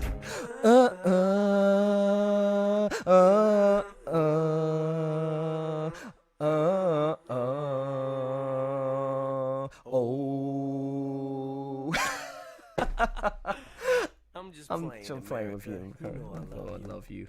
Oh, I love that bit. Man. Actually, you know what? Oh, Jesus Christ. And whatever. The way I am. Sing for the moment. Cleaning with my closet. Lose yourself. Oh, no. Come on. Oh my gosh, I remember this one. Wait. With no cheese, no deals, and no G's, no wheels, and no keys, no boats, no. You guys think I didn't listen to rap in the past, man? Got a crib with a studio and a saw full of tracks to add to the wall full of plaques. Hanging up in the office and back of my house like trophies. Did y'all think I'ma let my dough freeze? Hold please. You better bow down on both knees. Who you think taught you to smoke trees? Who you think brought you to ODs? Easy Ice Cubes and DOCs, Snoop D-O double G's, and a group that said motherfuck the police. Here we go. Gave you a tape full of dope beats to bump when you stroll through in your hood. And when your album sales wasn't doing too good, who's the doc that he told you to go see? Y'all better listen up closely. All you niggas that said that I turn pop or the firm flop, y'all are the reason that Dre ain't been getting no sleep. So fuck y'all, all of y'all. If y'all don't like me, blow me. Y'all are gonna keep fucking around with me and turn me. Here we go. Eminem comes in with. Everybody wanna talk like they got something to say, but nothing comes out when they move their lips. Just a bunch of this is so hard. So nowadays everybody wants to. Nowadays everybody wants to talk like they got something to say, but nothing comes out when they move their lips. So what's the motherfucking bat? Not easy, man. Huh? Nowadays, everybody wanna talk like they got something to say, but nothing comes out when they move their lips. Just a bunch of gibberish. Motherfuckers act like they forgot about Dre. Nowadays, everybody wanna talk like they got something to say, but nothing comes out when they move their lips. Just a bunch of gibberish. Motherfuckers act like they forgot about Dre. So what do you say to somebody you hate, or anyone trying to bring trouble your way? One of his off things in the blood of your way. Just study your tape of NWA. One day I was walking by with a Walkman on when I caught a guy, give me an awkward eye. I strangled him off in the parking lot, but it's dark and hot. I don't give a fuck if it's dark or not. I'm harder than me trying to park a Dodge, but I'm drunk as fuck. Right next to a humongous truck in a 2-car garage. Hopping out with 2 broken legs. Actually, I better stop because this might actually get me. The live stream will stop because I'm playing copyright music. You know what? Oh my gosh, you guys gotta listen to this shit, man. Oh, this is. Jurassic 5 Quality Control, baby. I got the album. This is a long time ago. Hey, come on now, come on. Yeah, I'm maintaining with Jurassic 5. You know what I'm saying? My people's up here. Bigger B, one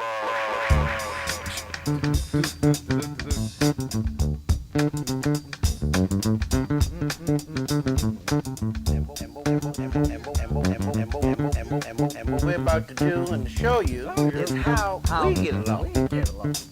We get along with eye contact. We also get along by listening to one another. Not only that, but we also get along because of rhythms that we've learned during the course of the years. But above all, there is harmony. Because we got to listen to one another.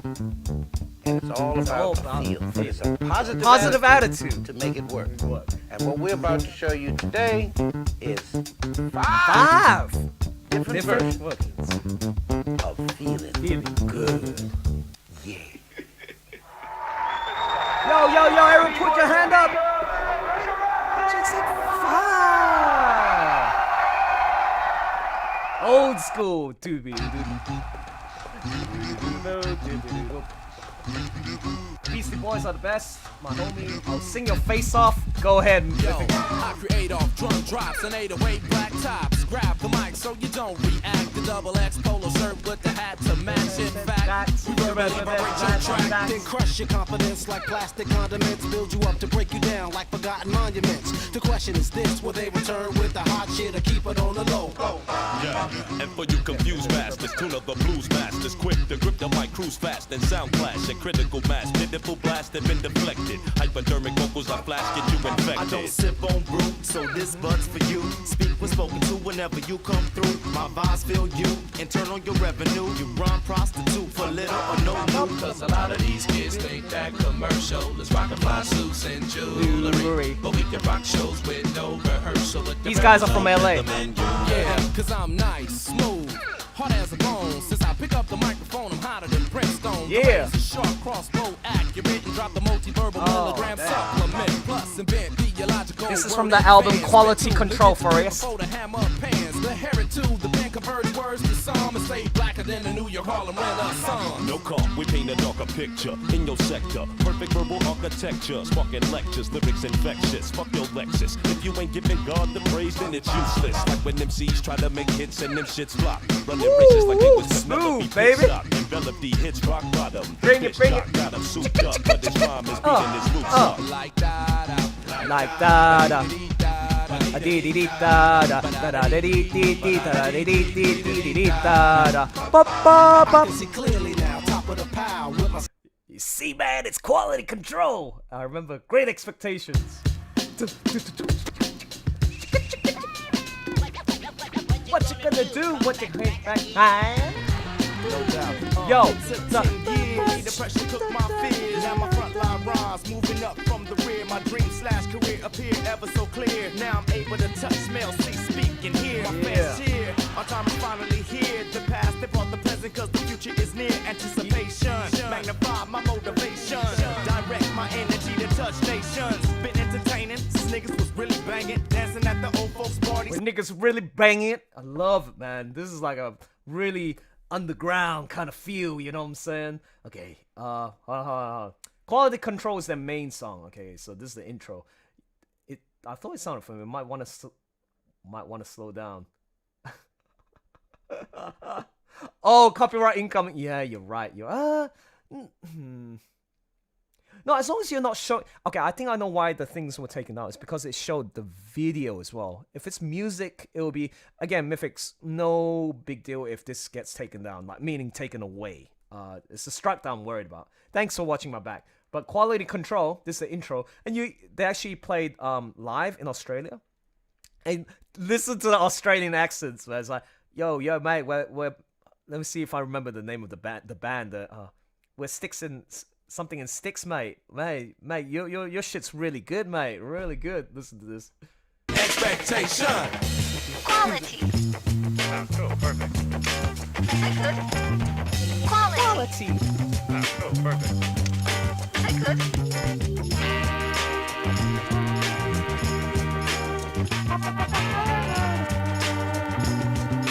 Listen to this. Here it comes. Baby.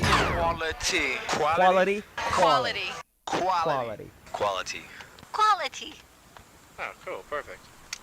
Is that good? Actually, no, that's not the skit. The skit is later on, but. Next, we have a very, very big. Oh shit, this one does have video. Quality control. Let me see if I can find without video. Doom, doom, doom, doom, doom, doom, doom, doom. I love this. Doom, doom. Next we have a very, very big group. by the name of. Woo! I like this company, dude. I like this company. Come on, yo. Quality control. Your party patrol. Your mind, body, and soul. The bell tolls like the rhythm explode. Big bad and bold. Sounds we hold. Let the story be told. Where the platinum or gold, we use breath control. So let the beat unfold. Intro on drum roll. We be like the lights and tracks and roll. Harass niggas like it was a pole. We can rule the world without courtesy, still flow. Finesse from SP to Casio. Your jams ain't deaf, you ain't fresh, so you're so. If you don't know us by now, you never know. You set that mood when we move the show. The name of the game is survive and prove your flow. Can outtake Jurassic syllable. Professional radio. Stop and comprehend the heathen words on my pen. Survival of professional poetic Highlanders. Superheroes. Oh, am I? Zakir's the name, the AKA Super. The verbal application. Old school. Used to be the bubble for others that you keep dumb on. Now they need our lovers and brothers they can't hold on. The mix LP 12 inch SP the elegant poetic pestilence uncarbonated. The fans confederated, highly commemorated, the most celebrated for connecting it. Word. Plus, I got the etiquette to keep it moving, showing cats how it's done, cause it's verbal combat. Number one, clearance like a beacon, this is tough, man. The kind of rhymes to get you ready for the weekend. So the massive allegiance, I can't body pleasing. Our temperature is freezing, all kinds of different regions. The rhythm is the reason you're checking for what we've done. Please, son, our thesis, so rip it in pieces. Your rhymes, boy, you ain't the season. Control captivates your party control. Your mind, body, and soul. The bell tolls, let the rhythm explode. Big, bad, and bold. B-boys are old. Well, it's the angelic man, relic plan, repellent. My plan, parent, manuscripts withstand bullets. Flashing like a Japan tourist, we command pure hits. While you cramming to understand these contraband lyrics, my fam submits to pray 5 times a day. Climbing into your mind with live rhyme display. J5 finds a way to reign supreme. Coming verbally harder, son, as if my name was Kadeem. Hey yo, my team DreamWorks without Spielberg or Spielberg. Communicate from the earth through the universe. I transmit transcripts, transcontinental. Deeply rooted in your spirit. I love the power of words, nouns and verbs, the pen and the sword. Linguistic art of war, no folklore, so myths in my penmanship. The path of scholar warriors is what I present. Verbally decapitating those against. Jahavi, Sibilila, my words make sense. You got to get up on your vocab. You got to have vocab. Letters make words and sentences makes paragraphs. Quality control. The smart 7 tuna fish, die, producers of the highest quality. I better stop. Shit. What am I doing? It all started. Whoever said sing the Sonic song, I'm gonna kill you. You got me rapping. You got me going back into pop back around. Gonna finish an episode. Oh. Wait, what's this? I'm more of a punk guy. Oh, nice. Beautiful. Okay, cool. Anyways, what am I doing? I'm supposed to finish the damn thing. I'm almost done. Okay, wait, let's play this. I'm not getting distracted. Yes, Trey. Okay.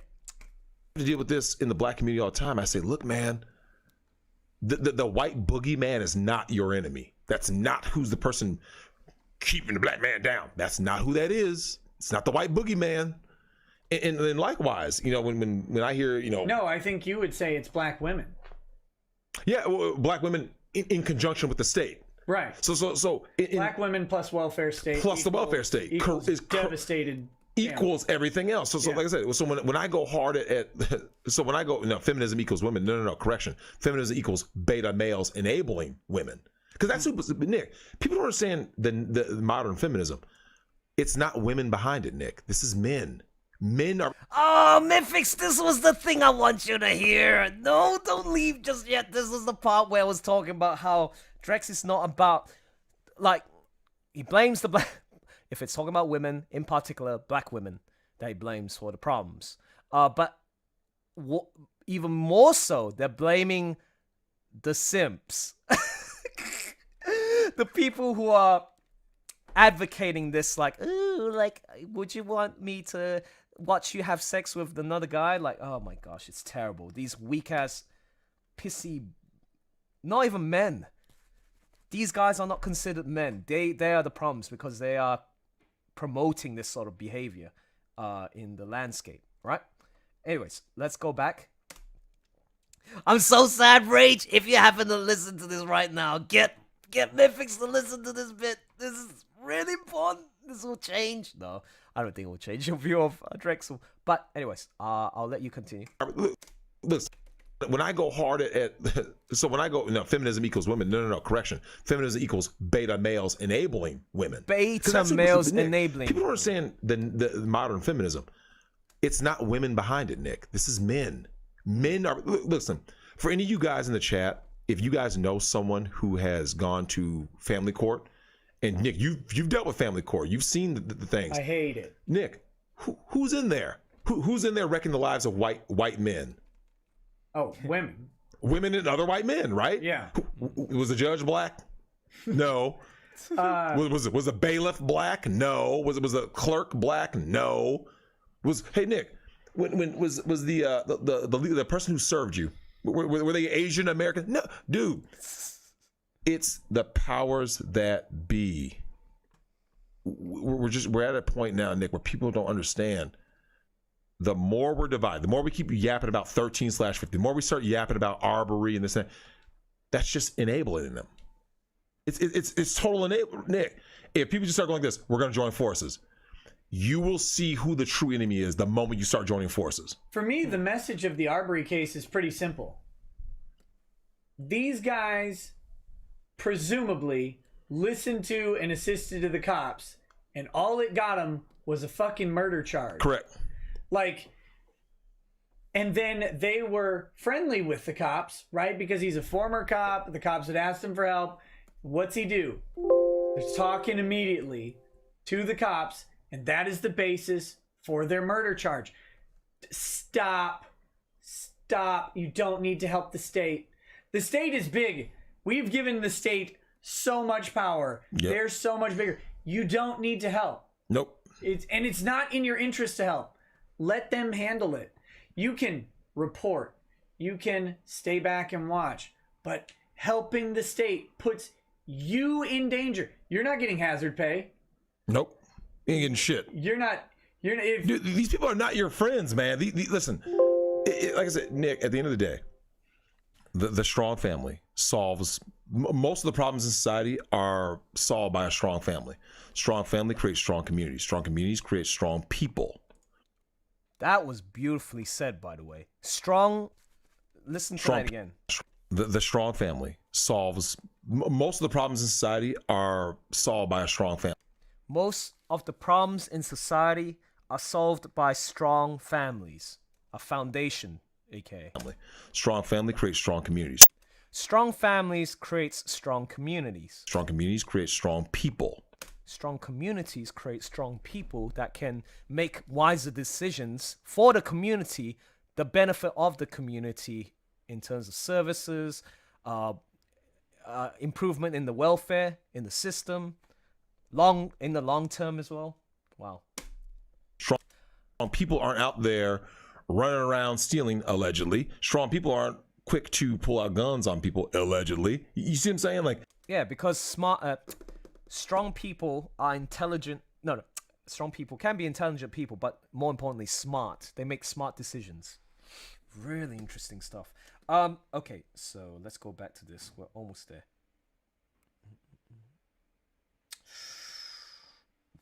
Ooh, that is a little bit too close for comfort.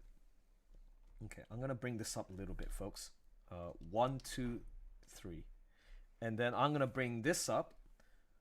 1, 2, 3, and then I'm gonna combine these two to get that. Yeah, there you go.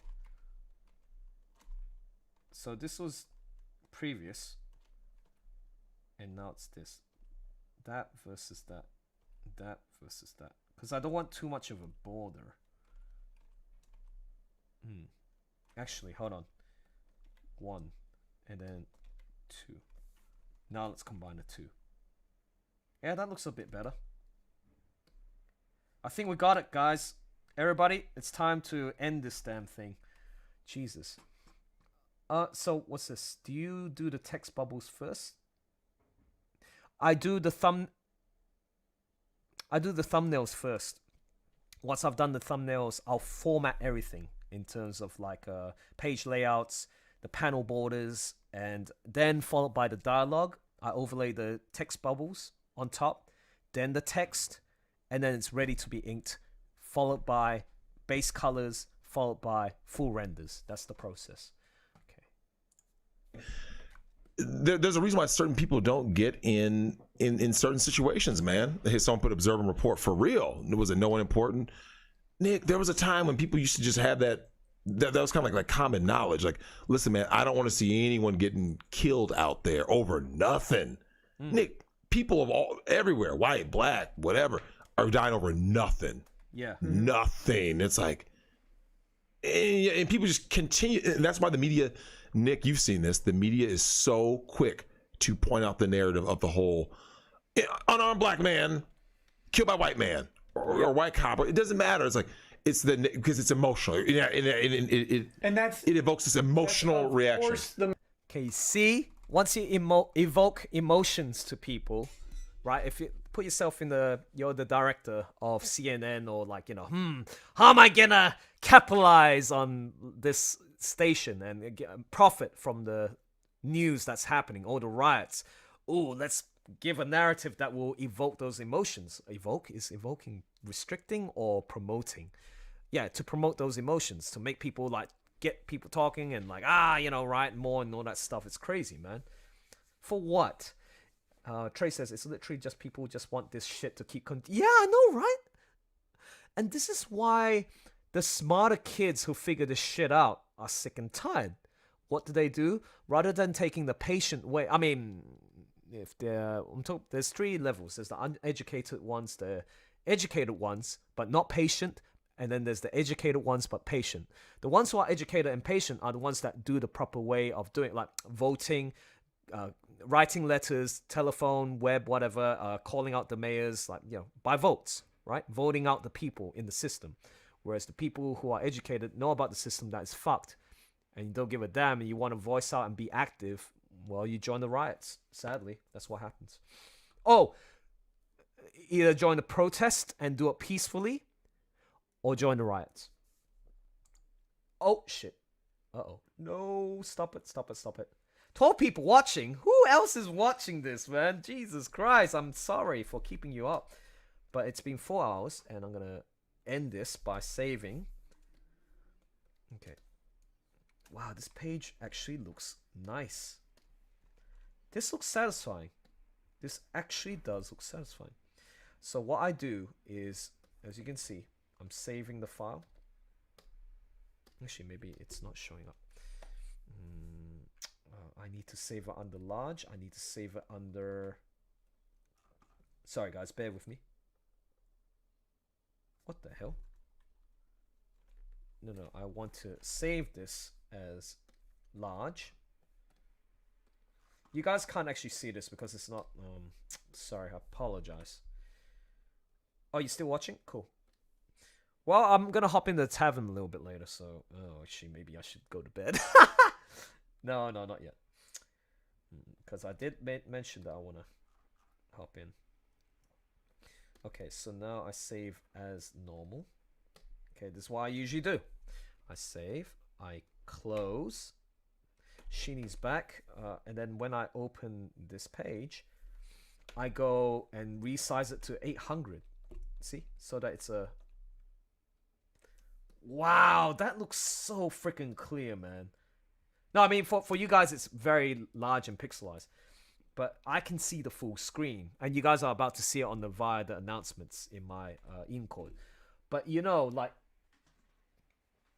when I stack this book right next to here, what you see right now, see the camera? Look, it fits perfectly.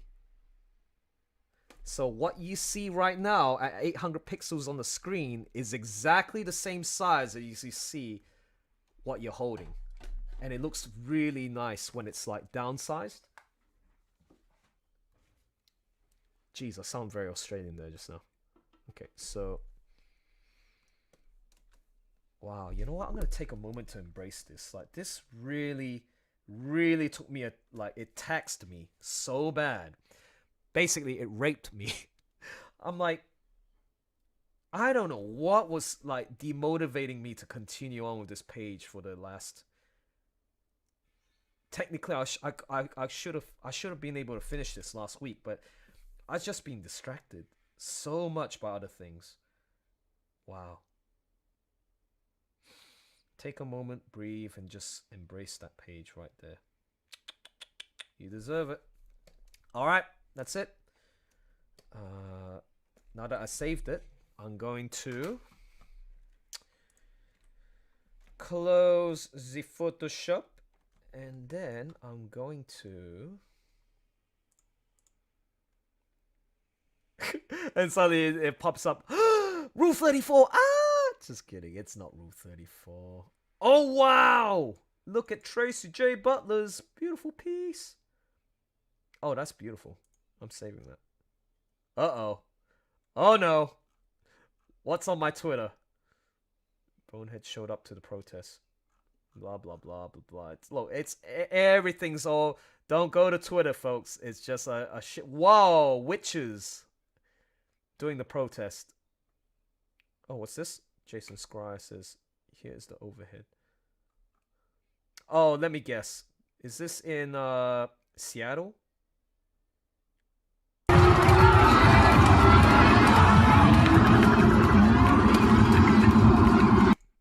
Yep, just waste more money. Whoa! Damn! Okay, wait. She says she was walking home with her groceries when police fired some sort of pellet in her face. She says she's not a... Well, again, you'll never know the full story. How do you know whether they're lying? You never know. You can't trust the internet for their sources, man. It's just... I mean, that's sad to look at. It's not good, but... Hey. Oh, God. Wait, in the UK as well? Wow, guys. Hey, I was here. This is Oxford Street. Damn. All right. It's taken to the world. I hope there's no porn stuff coming up. Oh, wow, this is nice. Look at this, folks. Actually, I'm going to save that. I don't know what character that is. Good job, whoever did that. Oh, no. People talking about the smart ones, like the people you follow, and the ones that don't talk about the case, like the creatives, they're the smart ones. Like myself. Well, I mean, I talk about it to you guys, but I don't post it on Twitter and all that. There's no point. No point at all. By the way, Trey, look. Ta-da! There you are. You're gonna voice this. Hide! So, the Demon Cat Bandit wants us, once he or she finishes the comic, they want, I don't know, perhaps one day, he or she thought up of, like, potential voices for the characters, for, like, his or her characters in the comic. So you're like, Hyde, I don't know who this dude is. I don't know who Scott is. Scott is the main character, I guess. Okay, so thank you very much. Thank you very much for your kind donation. Thank you very much. Okay, so now I gotta put a tagline. The tagline is... Okay, so I gotta do my usual social media spiel. So please forgive me for a sec. Yeah, exactly, right. Oh, hey Crunchyroll, hi, good to see you. Okay, so Pat says, I'm glad to be the one who presented Black Sad to your server, Elson. Eh? What do you mean? Presented Black Sad to our server? No, man. I knew Black Sad from maybe due to your limited English, you were trying to say it in a different way. Yeah, I mean, again, I knew of Black Sad. Black Sad was one of the big influences on my art style, as you can see, obviously. So, yes. And not to downplay what you said. Okay, anyways. Let's quickly type in something real quick. So this is my process. Once I finish a page, I post on social media. Okay, well, first of all, at everyone. That's the next step.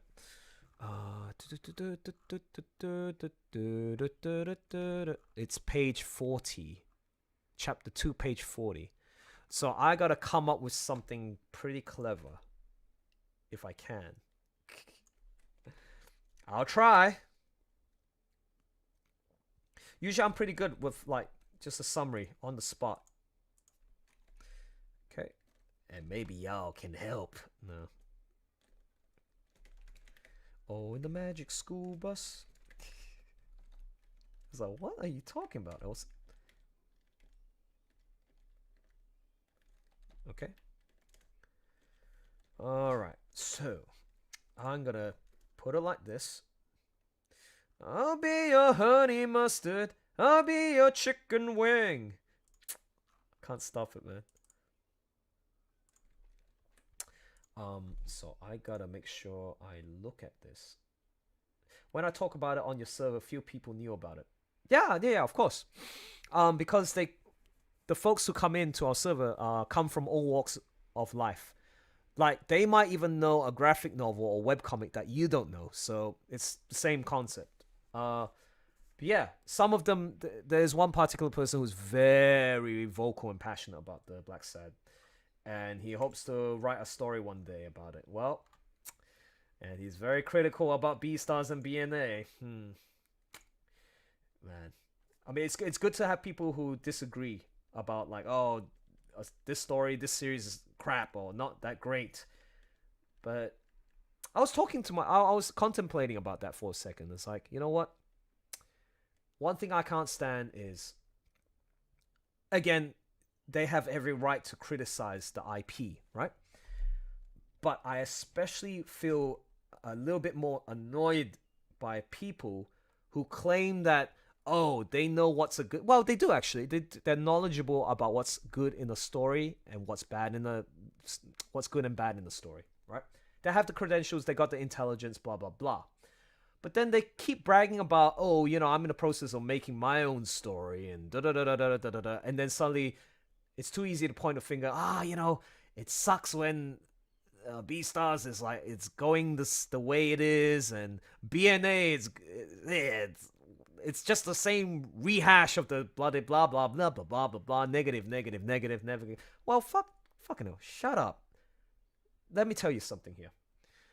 You have the right to complain as much as you can. I respect that. But the moment you'd say keep dissing it on a consistent basis, and you claim that you can make something better, you don't claim that you can make something better, but it feels like the way you're like in the process of trying to create a product, it makes it sound as if like you can make something even better. Then fucking prove it. Where's your comic book? Where's the book? Where's your animation? Where's your movie? Where's your big idea? Where's your music? Whatever it may be. You haven't, not one single fucking concrete thing to prove your fucking claim. So stop bitching about the damn IP because it's so fucking annoying. Trey is like, oh my god. It's like, whoa, damn. Because I know he's not watching right now. But, Trey, I wonder if you know who I'm talking about. No, seriously, like, even my friends, like Trey and all that, sometimes find it annoying when a certain individual goes a little bit beyond about, like, why this sucks and da-da-da-da. Well, come on, dude. Always illustrating with the example of the Black Sad and this and that. Yeah, we get it. But try to move yourself a little bit more towards the positive side, right? Don't rain on other people's parade Like, don't say, like, oh, this will get roll my eyes. Oh, come on. Nothing good can come out of this, blah, blah, blah, blah, blah. Oh, fucking hell. Are you serious? Really? Why don't you just go hang around elsewhere while we want to discuss something very positive about the series, right? So, just, again, I don't want to discourage the individual to not talk about the negative stuff, like, in a constructive manner. No, that's great. We dig that stuff. When is it? Yes. Thank you very much, Trey. Okay, clever. Thank you for illuminating how one can say it. I'm not smart enough to say it like that. So, like, that person thinks very highly of their opinions. Yes, I noticed that behavior too. It's like, are you serious? Yeah, go fucking make something then. You know what? I also even said, like, why? This was about a year ago now, man. I told you to start making some music. I don't care if you record it on a cheap piece of equipment. You know how to play the keys. You know how to play, but you come up with an excuse. It takes time to bake this little thing. No, do it. Be proactive. Have something tangible in your hands, dude. Don't, like, your credibility is a little bit less when you're this high. If you're humble about it, like of the series that we love and appreciate, that's fine. I have no problems with that. But the moment you keep on saying like, I was like, oh my god. I even tried to, okay, I think Trey saw this. I tried to correlate BNA. Trey, you might disagree as well with this assessment of mine, but I wanted to make the point, but it got shut down immediately. Just the way he replied to it. I'm like, oh my gosh. I was quite annoyed with that a bit, but I because of the fact that I understand where he's coming from. It's like, there's no point trying to argue about the point.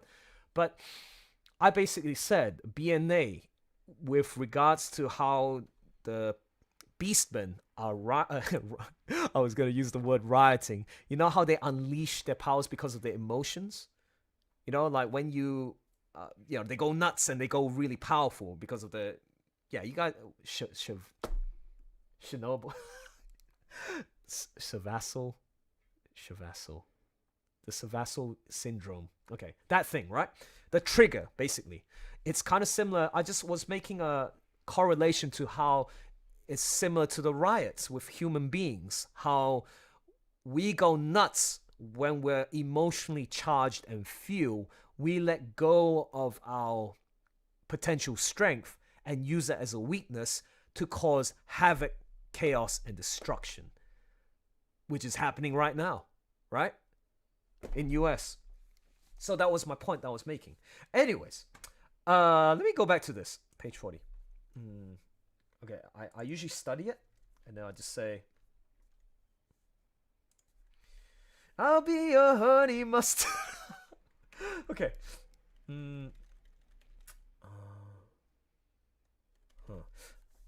Meanwhile, while that's happening, I should play a song in the background,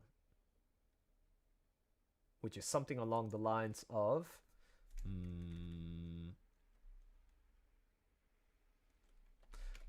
Persona 4 menu.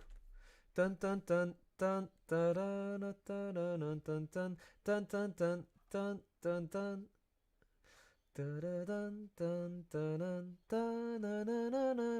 dun dun. Where is it?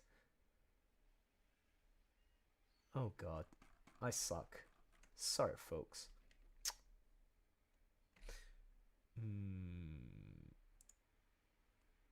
Oh, you know what? No, forget about that. Sonic Jam menu theme. Oh god. Guys. This song will make me cry. Oh god. Kind of. Not that one.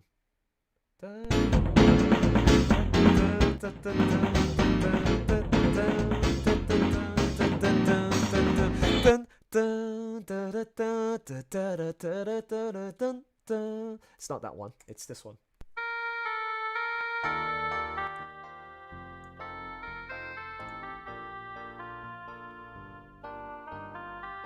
Oh, Sarah, I'm about to finish. So, yeah, I'll be heading to the whatchamacallit, the tavern to have a catch up with folks. Okay.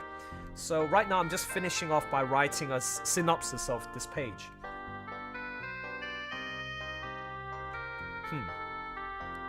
I need to get more information about Tevich.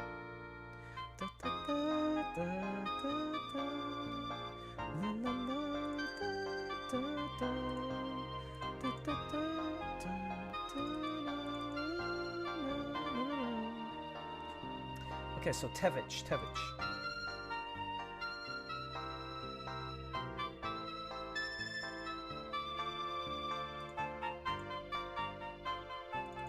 So he's a ranger, and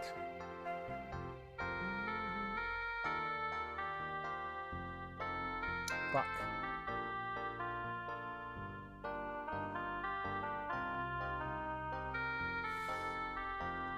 Graduate of Scrum.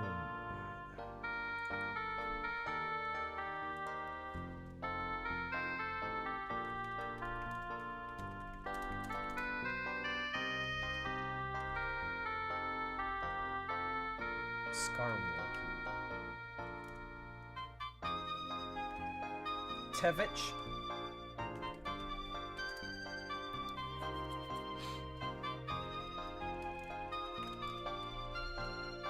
Zane and Buck.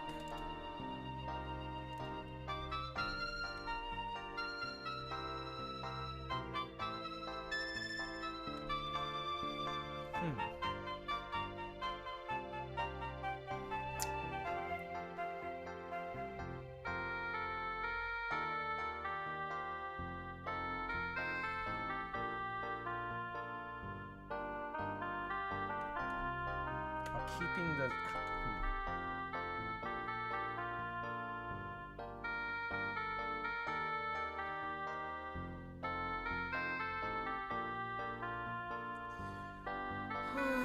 come on, Elson.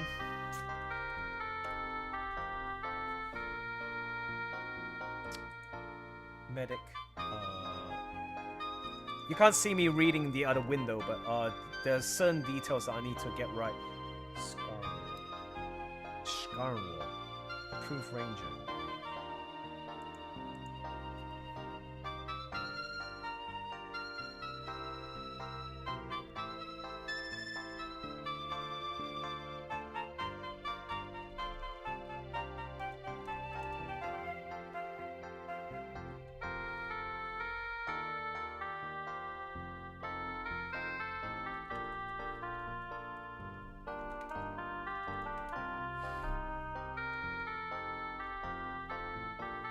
Active members of the Scarnwall are doing what they can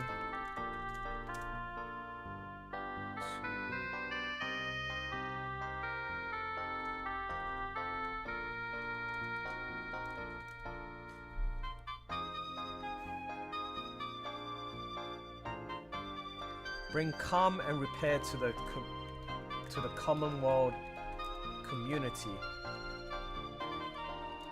after a traumatizing event.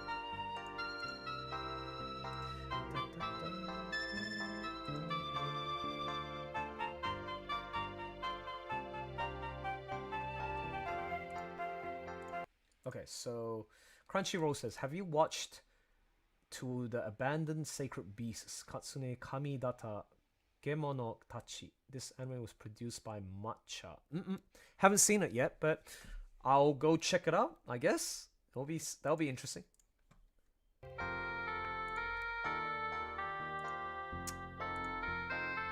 Active members of Scrum are doing what they can to bring calm and repair to the after a devastating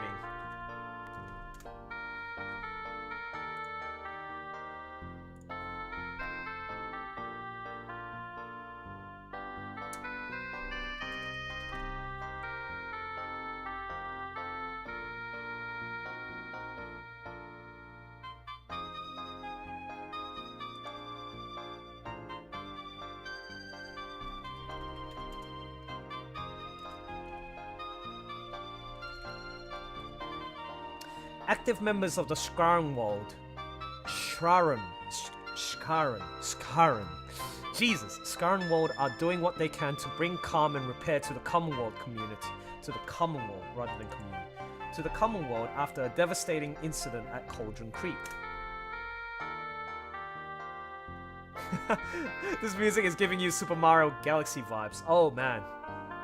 Yes.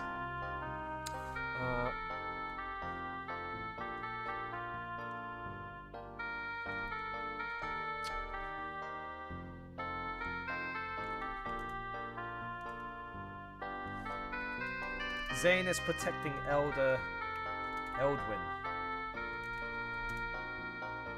from repercussions? No.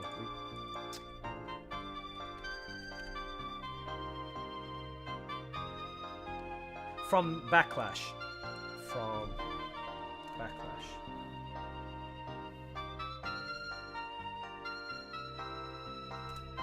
Zane is protecting Elder Elwyn from a backlash. Buck is healing, is tending to the wounded. Oh shit, it's too much.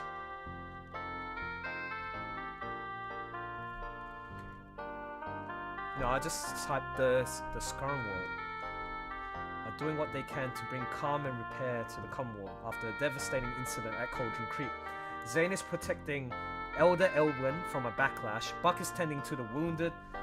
And Tevich is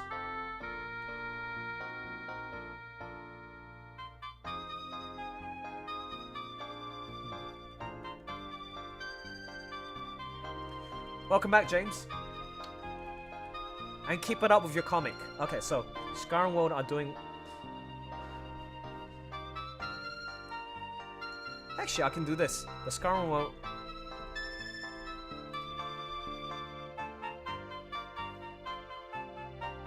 The Skarnwald.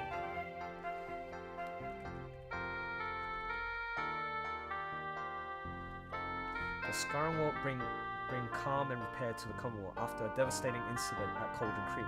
Zane is protecting Elder Elwyn from a backlash. Buck is tending to the wounded at Town Hall. And Tevich is checking up on Ashworth's family. There you go.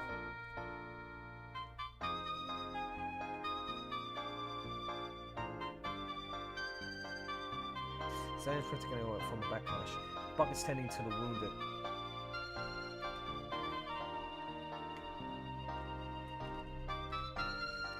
While Tevich is checking up on Ashworth's family. That's it. Done. Okay, we're ready to. Okay, so sword. Usually it doesn't take this long, but. And okay, once again, double check for spelling. See, Trey, you gotta make sure you double check. No, I make mistakes too. The Skarnwald bring calm and repair to the Commonwealth after a devastating incident at Cauldron Creek. Zane is protecting Elder Elwyn from a backlash. Buck is tending to the wounded, while Tevich is checking up on Ashworth's family. Done. I'm going to post this on Facebook as well. And I shall post this on my DeviantArt. And my YouTube as well. Da, da, da. Isn't this a very calming song? Actually, I should be posting on announcements. Sorry, folks. I shall do that right now. Da, da, da, da, da, da. Active members of the Skarnwald. La la la la la da da da. And usually when I post this, I actually post 3 lots of things. 1, I post the full page. Plus, I post the line art and let's see if I can find it.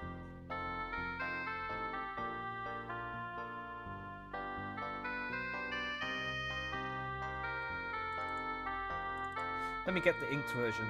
Da, da, da, da. La la da da la la la la la, la, da, da, da, da. Could you believe it? That song you're listening to right now, can you see all those like Sonic pictures? That, my friends, after playing that game back in, I don't know, when I was like 12, 13 years old, was what inspired me to draw and make comics. I shit you not. Because of Sonic Jam. That's it. And if you go back here, you see all my DeviantArt stuff. Most of it is like just Sonic stuff. So, yeah, story of my life. Okay, so let's go back.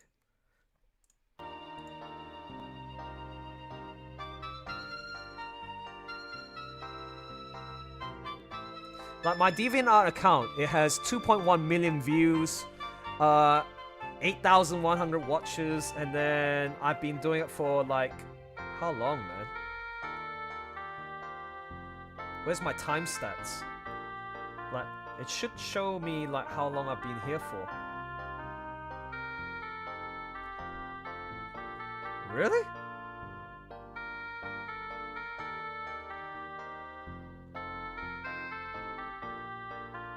April. Deviant for 17 years? Okay, if I'm 35 this year, 35 minus 17. 35 minus 15 is 5, 10, 20, minus 2. Yeah, 18. I started my DeviantArt account when I was 18 years old. That's pretty much 1 year younger than Trey right now.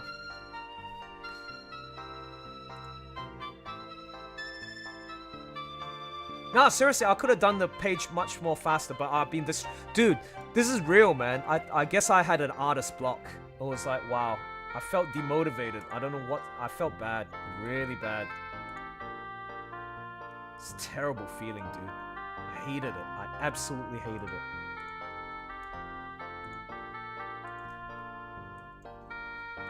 And that to me is a sign of weakness. I shouldn't be displaying that kind of behavior. It's unacceptable. La da da. Ba ba da da da. La la la. Oh crap, what happened to my ink page? Dun dun dun dun dun dun dun.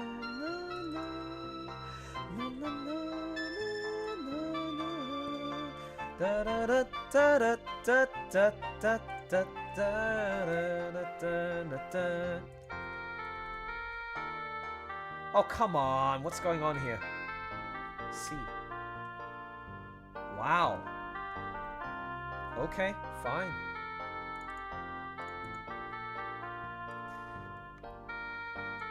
I'm almost there, guys. Sorry. My apologies for the delays. Terry, come join us into the Eden Court. Oh, wait, Terry, are you in our Eden Court? Feel free to come and drop by and say hi and talk to us. You're like a super Beastars livestream fan. Same with Laura Lee.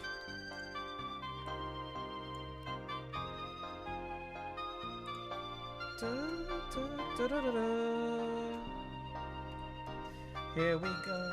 Oh, oh, oh.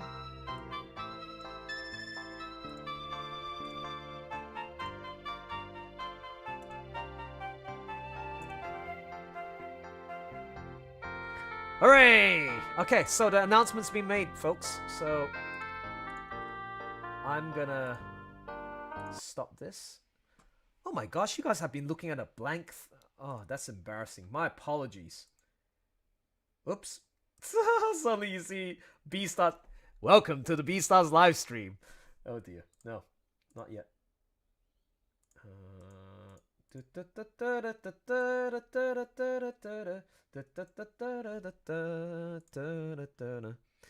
Okay, I need some pictures. So for those in the Eden Court, you can see I posted an announcement. So feel free to drop by and take a look. So I'm going to start adding the photos. I'm going to go to social media. I'm going to make sure I post the appropriate page. There you go. It's that one next, and then inked version followed by that version, and then you post. And now I'm gonna do the same thing in the community page right here. Oh sweet, 2 people have already. They usually it's like, ah, lovely, blah blah blah. Okay, so what I'm gonna do is I'm gonna go back. I'm gonna copy and paste this, same thing. And then we're gonna end it with the actual page. Come on, brother. I'll be your honey mustard. I'll be your chicken wing. Sorry. And Trey, see, this is what I do. You notice how I put, hey, want to join the Discord community, blah, blah, blah. Join the Discord via here. Okay, so this is what I do. There's a system. There's a whole system that I have to follow. Okay. I'll be your honey mustard. So that's posted. Sweet. Well done. Okay, now that that's done, the last one is... Oh, guys. Okay, wait. What's this? I'm fine. You're drawing. Nice. No trouble. Referring to the music. Okay, guys. If you really want to know my favorite Mario game. I mean, besides Super Mario Sunshine. Super Mario Sunshine! Woohoo! I'll tell you my other favorite Mario game. Guys, you have no idea, but listen to the sound. Hey, what? Oh, come on. No, not Mario Gold. Mario Golf GBA. Game Boy Advance, baby. I mean, no. Not Game Boy Advance. The Game Boy Color.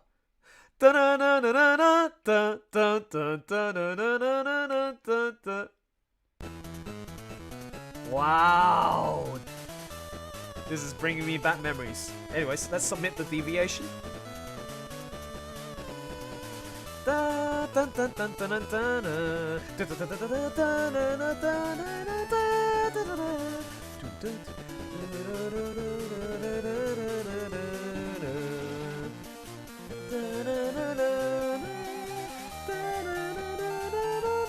And it goes.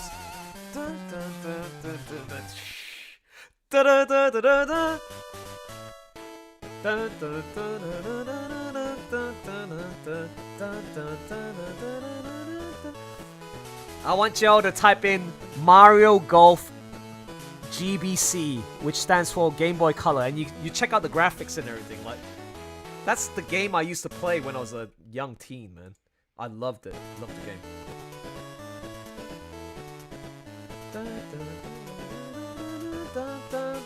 This song is stuck in my head, man, for life, because I had a very special memory of playing this game, man. A handheld, man. It's amazing.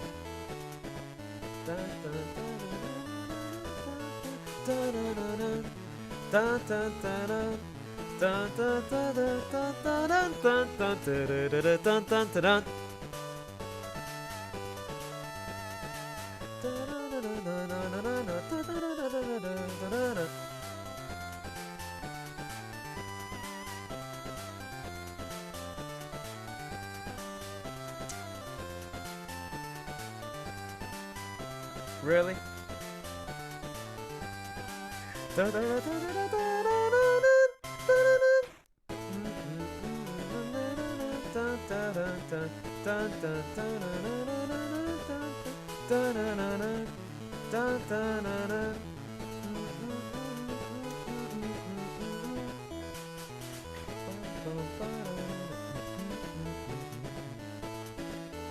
So Dark Speeds, Elson Wong. Typing in the tags right now. Ashworth, Luna, Daisy, Jasmine, Tevich, Buck, Zane, of course. Sexy Zane. How could I forget? Elder Elwin. Commonwealth.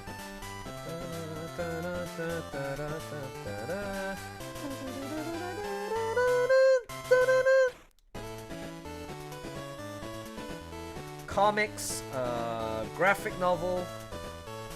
Sometimes these tags are very important to reaching out to a wider audience that are doing a search, yeah? Should I put furry? No. Anthro. Anthro comic. Anthro character.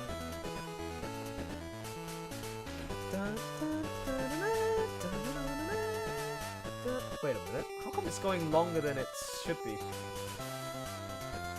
Okay, wait. Dictionary. Dun dun dun dun dun dun dun dun dun dun dun. Dum da dum da dum da dum da dum da dum da dum da dum da dum dum da dum dum da da da da dum dum da dum dum. See, back in the day, chiptune music was like, it only had like 4 chords or whatever, you know? Like, they had to be really creative with how they can put in all that information into that MP3 or whatever. Oh, MP3? MIDI. Jesus. Oh, you played Pokemon. I haven't played any Pokemon games, but good that you had good memories of that game.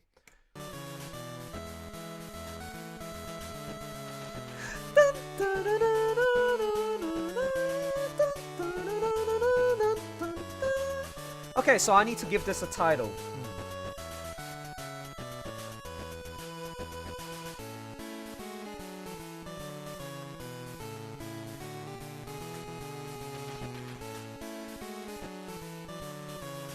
Aftermath?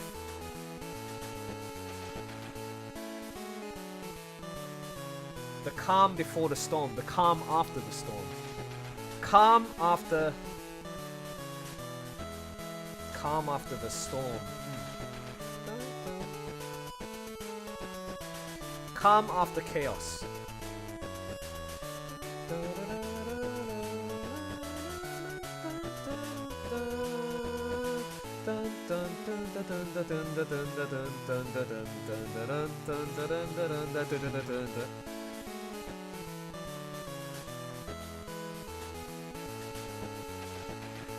Everybody knows that they are the one to beat. No. And that's the other cool thing about these MIDI songs. Like, you can make a song lyric out of it, which is really funny.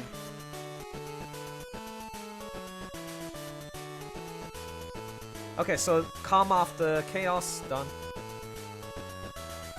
Good. Alright, it's all done now. Done on Twitter, done on... Yep, I've pretty much done it all.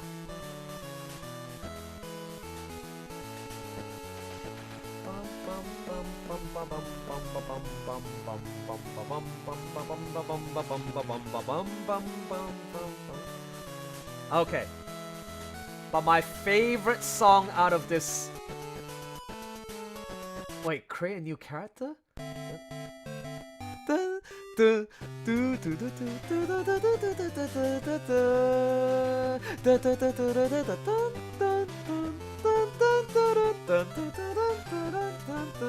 No, it's not that one.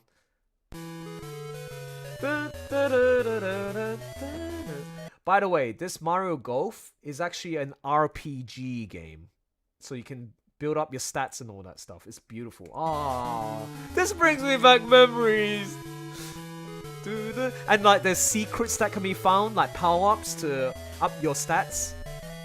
At the locker room, there was some on the field. Man, I love this game.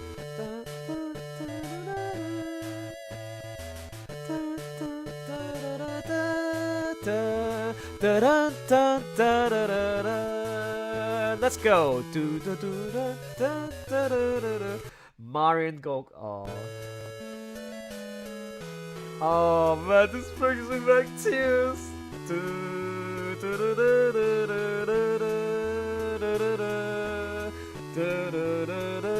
Because the main aim is to win all 4 trophies from the 4 courses. and then once you beat like the older courses with the top like ranking, you get a special invitation to play golf with the one and only Mario and all his friends up in the Star Kingdom. It was awesome. I loved it. Caddy Master's office.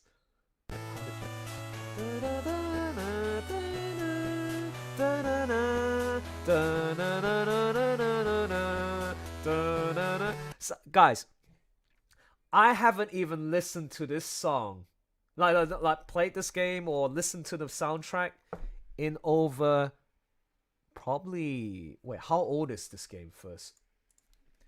Mario Golf, Game Boy Color.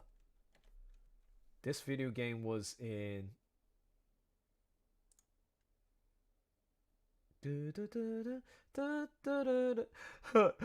in Australia, 1999. 2000. Wow, it's been 20 years, man. And this is the power of music. Like, you still remember how the song goes as soon as you hear some tunes, or like sometimes you don't even need the help of some tunes. Let me quickly read. Can I pop some confetti? Yes, bum bum bum bum. Childhood memories, let the fire sleep. I didn't know Elson has a deviant art. I sure do. Here's my deviant art. Okay, let me see. So the next one is Marin Golf Club theme. Okay, let me see. Yep, I remember. It goes a little something like this.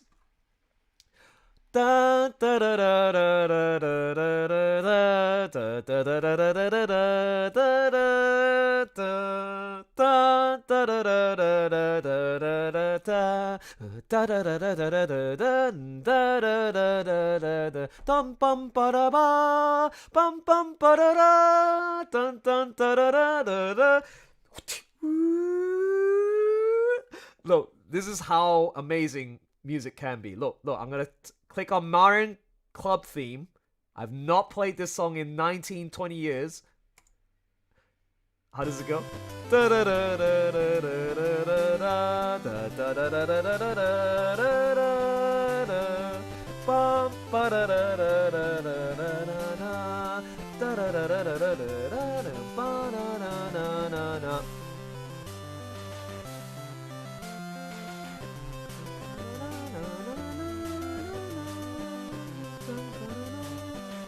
Wow, that's crazy, man.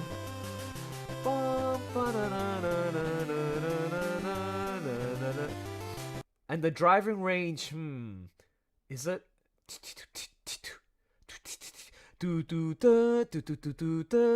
I mean, there's two parts to the song. And it goes.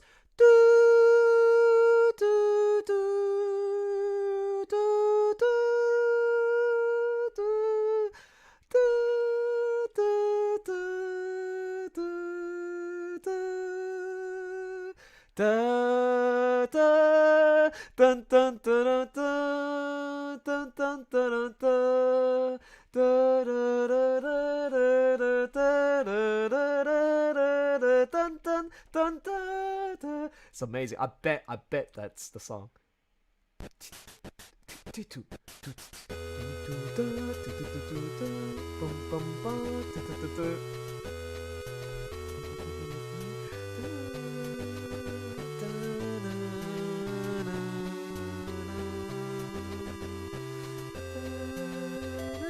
Oh, it'll go back. Wait until you get to the dun dun dun dun dun. I'll never forget that bit, because I've trained like over 20, 40 hours of training, like just to get the swing right, man. Here we go, the high note. It goes.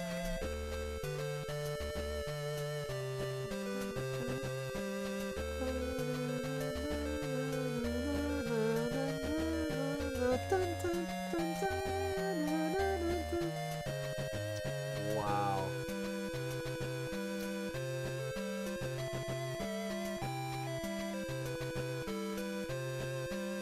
And then there was a level that's based off like Legend of Zelda. It was the Link's Club. Here. Game Mario Golf. Jesus Christ, sorry for doing this, but I can't help it. Mario Golf. I'm gonna end the stream in about 5 minutes. Game Boy Color, Link's Club. Images. Oh my goodness! Wow.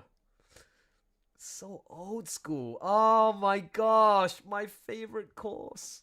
Wait, there's no bigger picture? Really? Oh, it's too tiny. Yeah, that's how it looks like, man. The color palette. I still remember. It was the toughest course too, man. Very, very tough. I think it goes...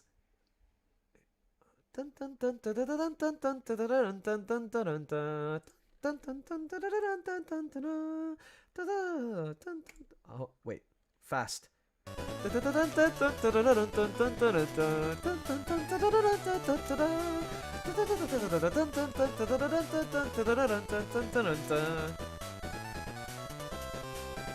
Wow.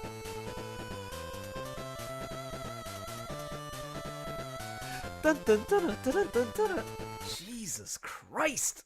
Boy, oh boy, that was amazing. Okay, what am I doing? So, what did you guys say? I want that Terry, but the main theme should be blah, blah, blah, blah, blah. I mean, the main protagonist said there's so much she could do to help out as a beastman. Interesting. All right, guys, everybody, it's been a real pleasure catching up with y'all. It's time to end the stream, and I'm going to hop off. Yeah, thank you so much. It's been really nice to see you guys hopping on and off from time to time. Hope you learned something from this tutorial. I mean, watching me work on Edenspell using digital watercolors with Photoshop. I'm glad that you also listened to one of my favorite podcasts of all time, which features Nick Rekita and his buddy Drexel. And it's been really insightful stuff. I really hope you should check out the channel, subscribe to them as well. And that's nice. Best 5 hours of the day. I mean, I might delete this, but hey, who knows? Man, my voice is really tiring out. What should we do? 11:34. Oh man, what should we do? What can you guys suggest? Okay, what I'm gonna do is, like I said, I'm gonna go for a quick walk. Okay. Hey, no. I should be doing my exercise. So having said that, should I go in the chat and then do the walk? Because I still haven't done my walk for the day. I'm going to quickly go to general and see what's happening. Oh, sad times in these pages. Why, thank you. Thanks, Jonathan. Okay. That's up to you, man. I see what you mean about the number of episodes on BNA. Well, Trey, as long as you got something to talk about. Actually, wait. No. So, I'm going to do my long walk. And then I'm going to go and grab myself some basil at the shopping center. I mean, the grocery store. And then might make my way back home. By then, it should be about 1 o'clock. I'll take a power nap. Actually, no, I shouldn't be. Wait. Okay, wait. Hold on. So the Beastars live stream is going to be on Tuesday, according to the calendar. Right? My calendar. So, oh, I can tick this off. Yes. Okay. Yeah. Page 7 done.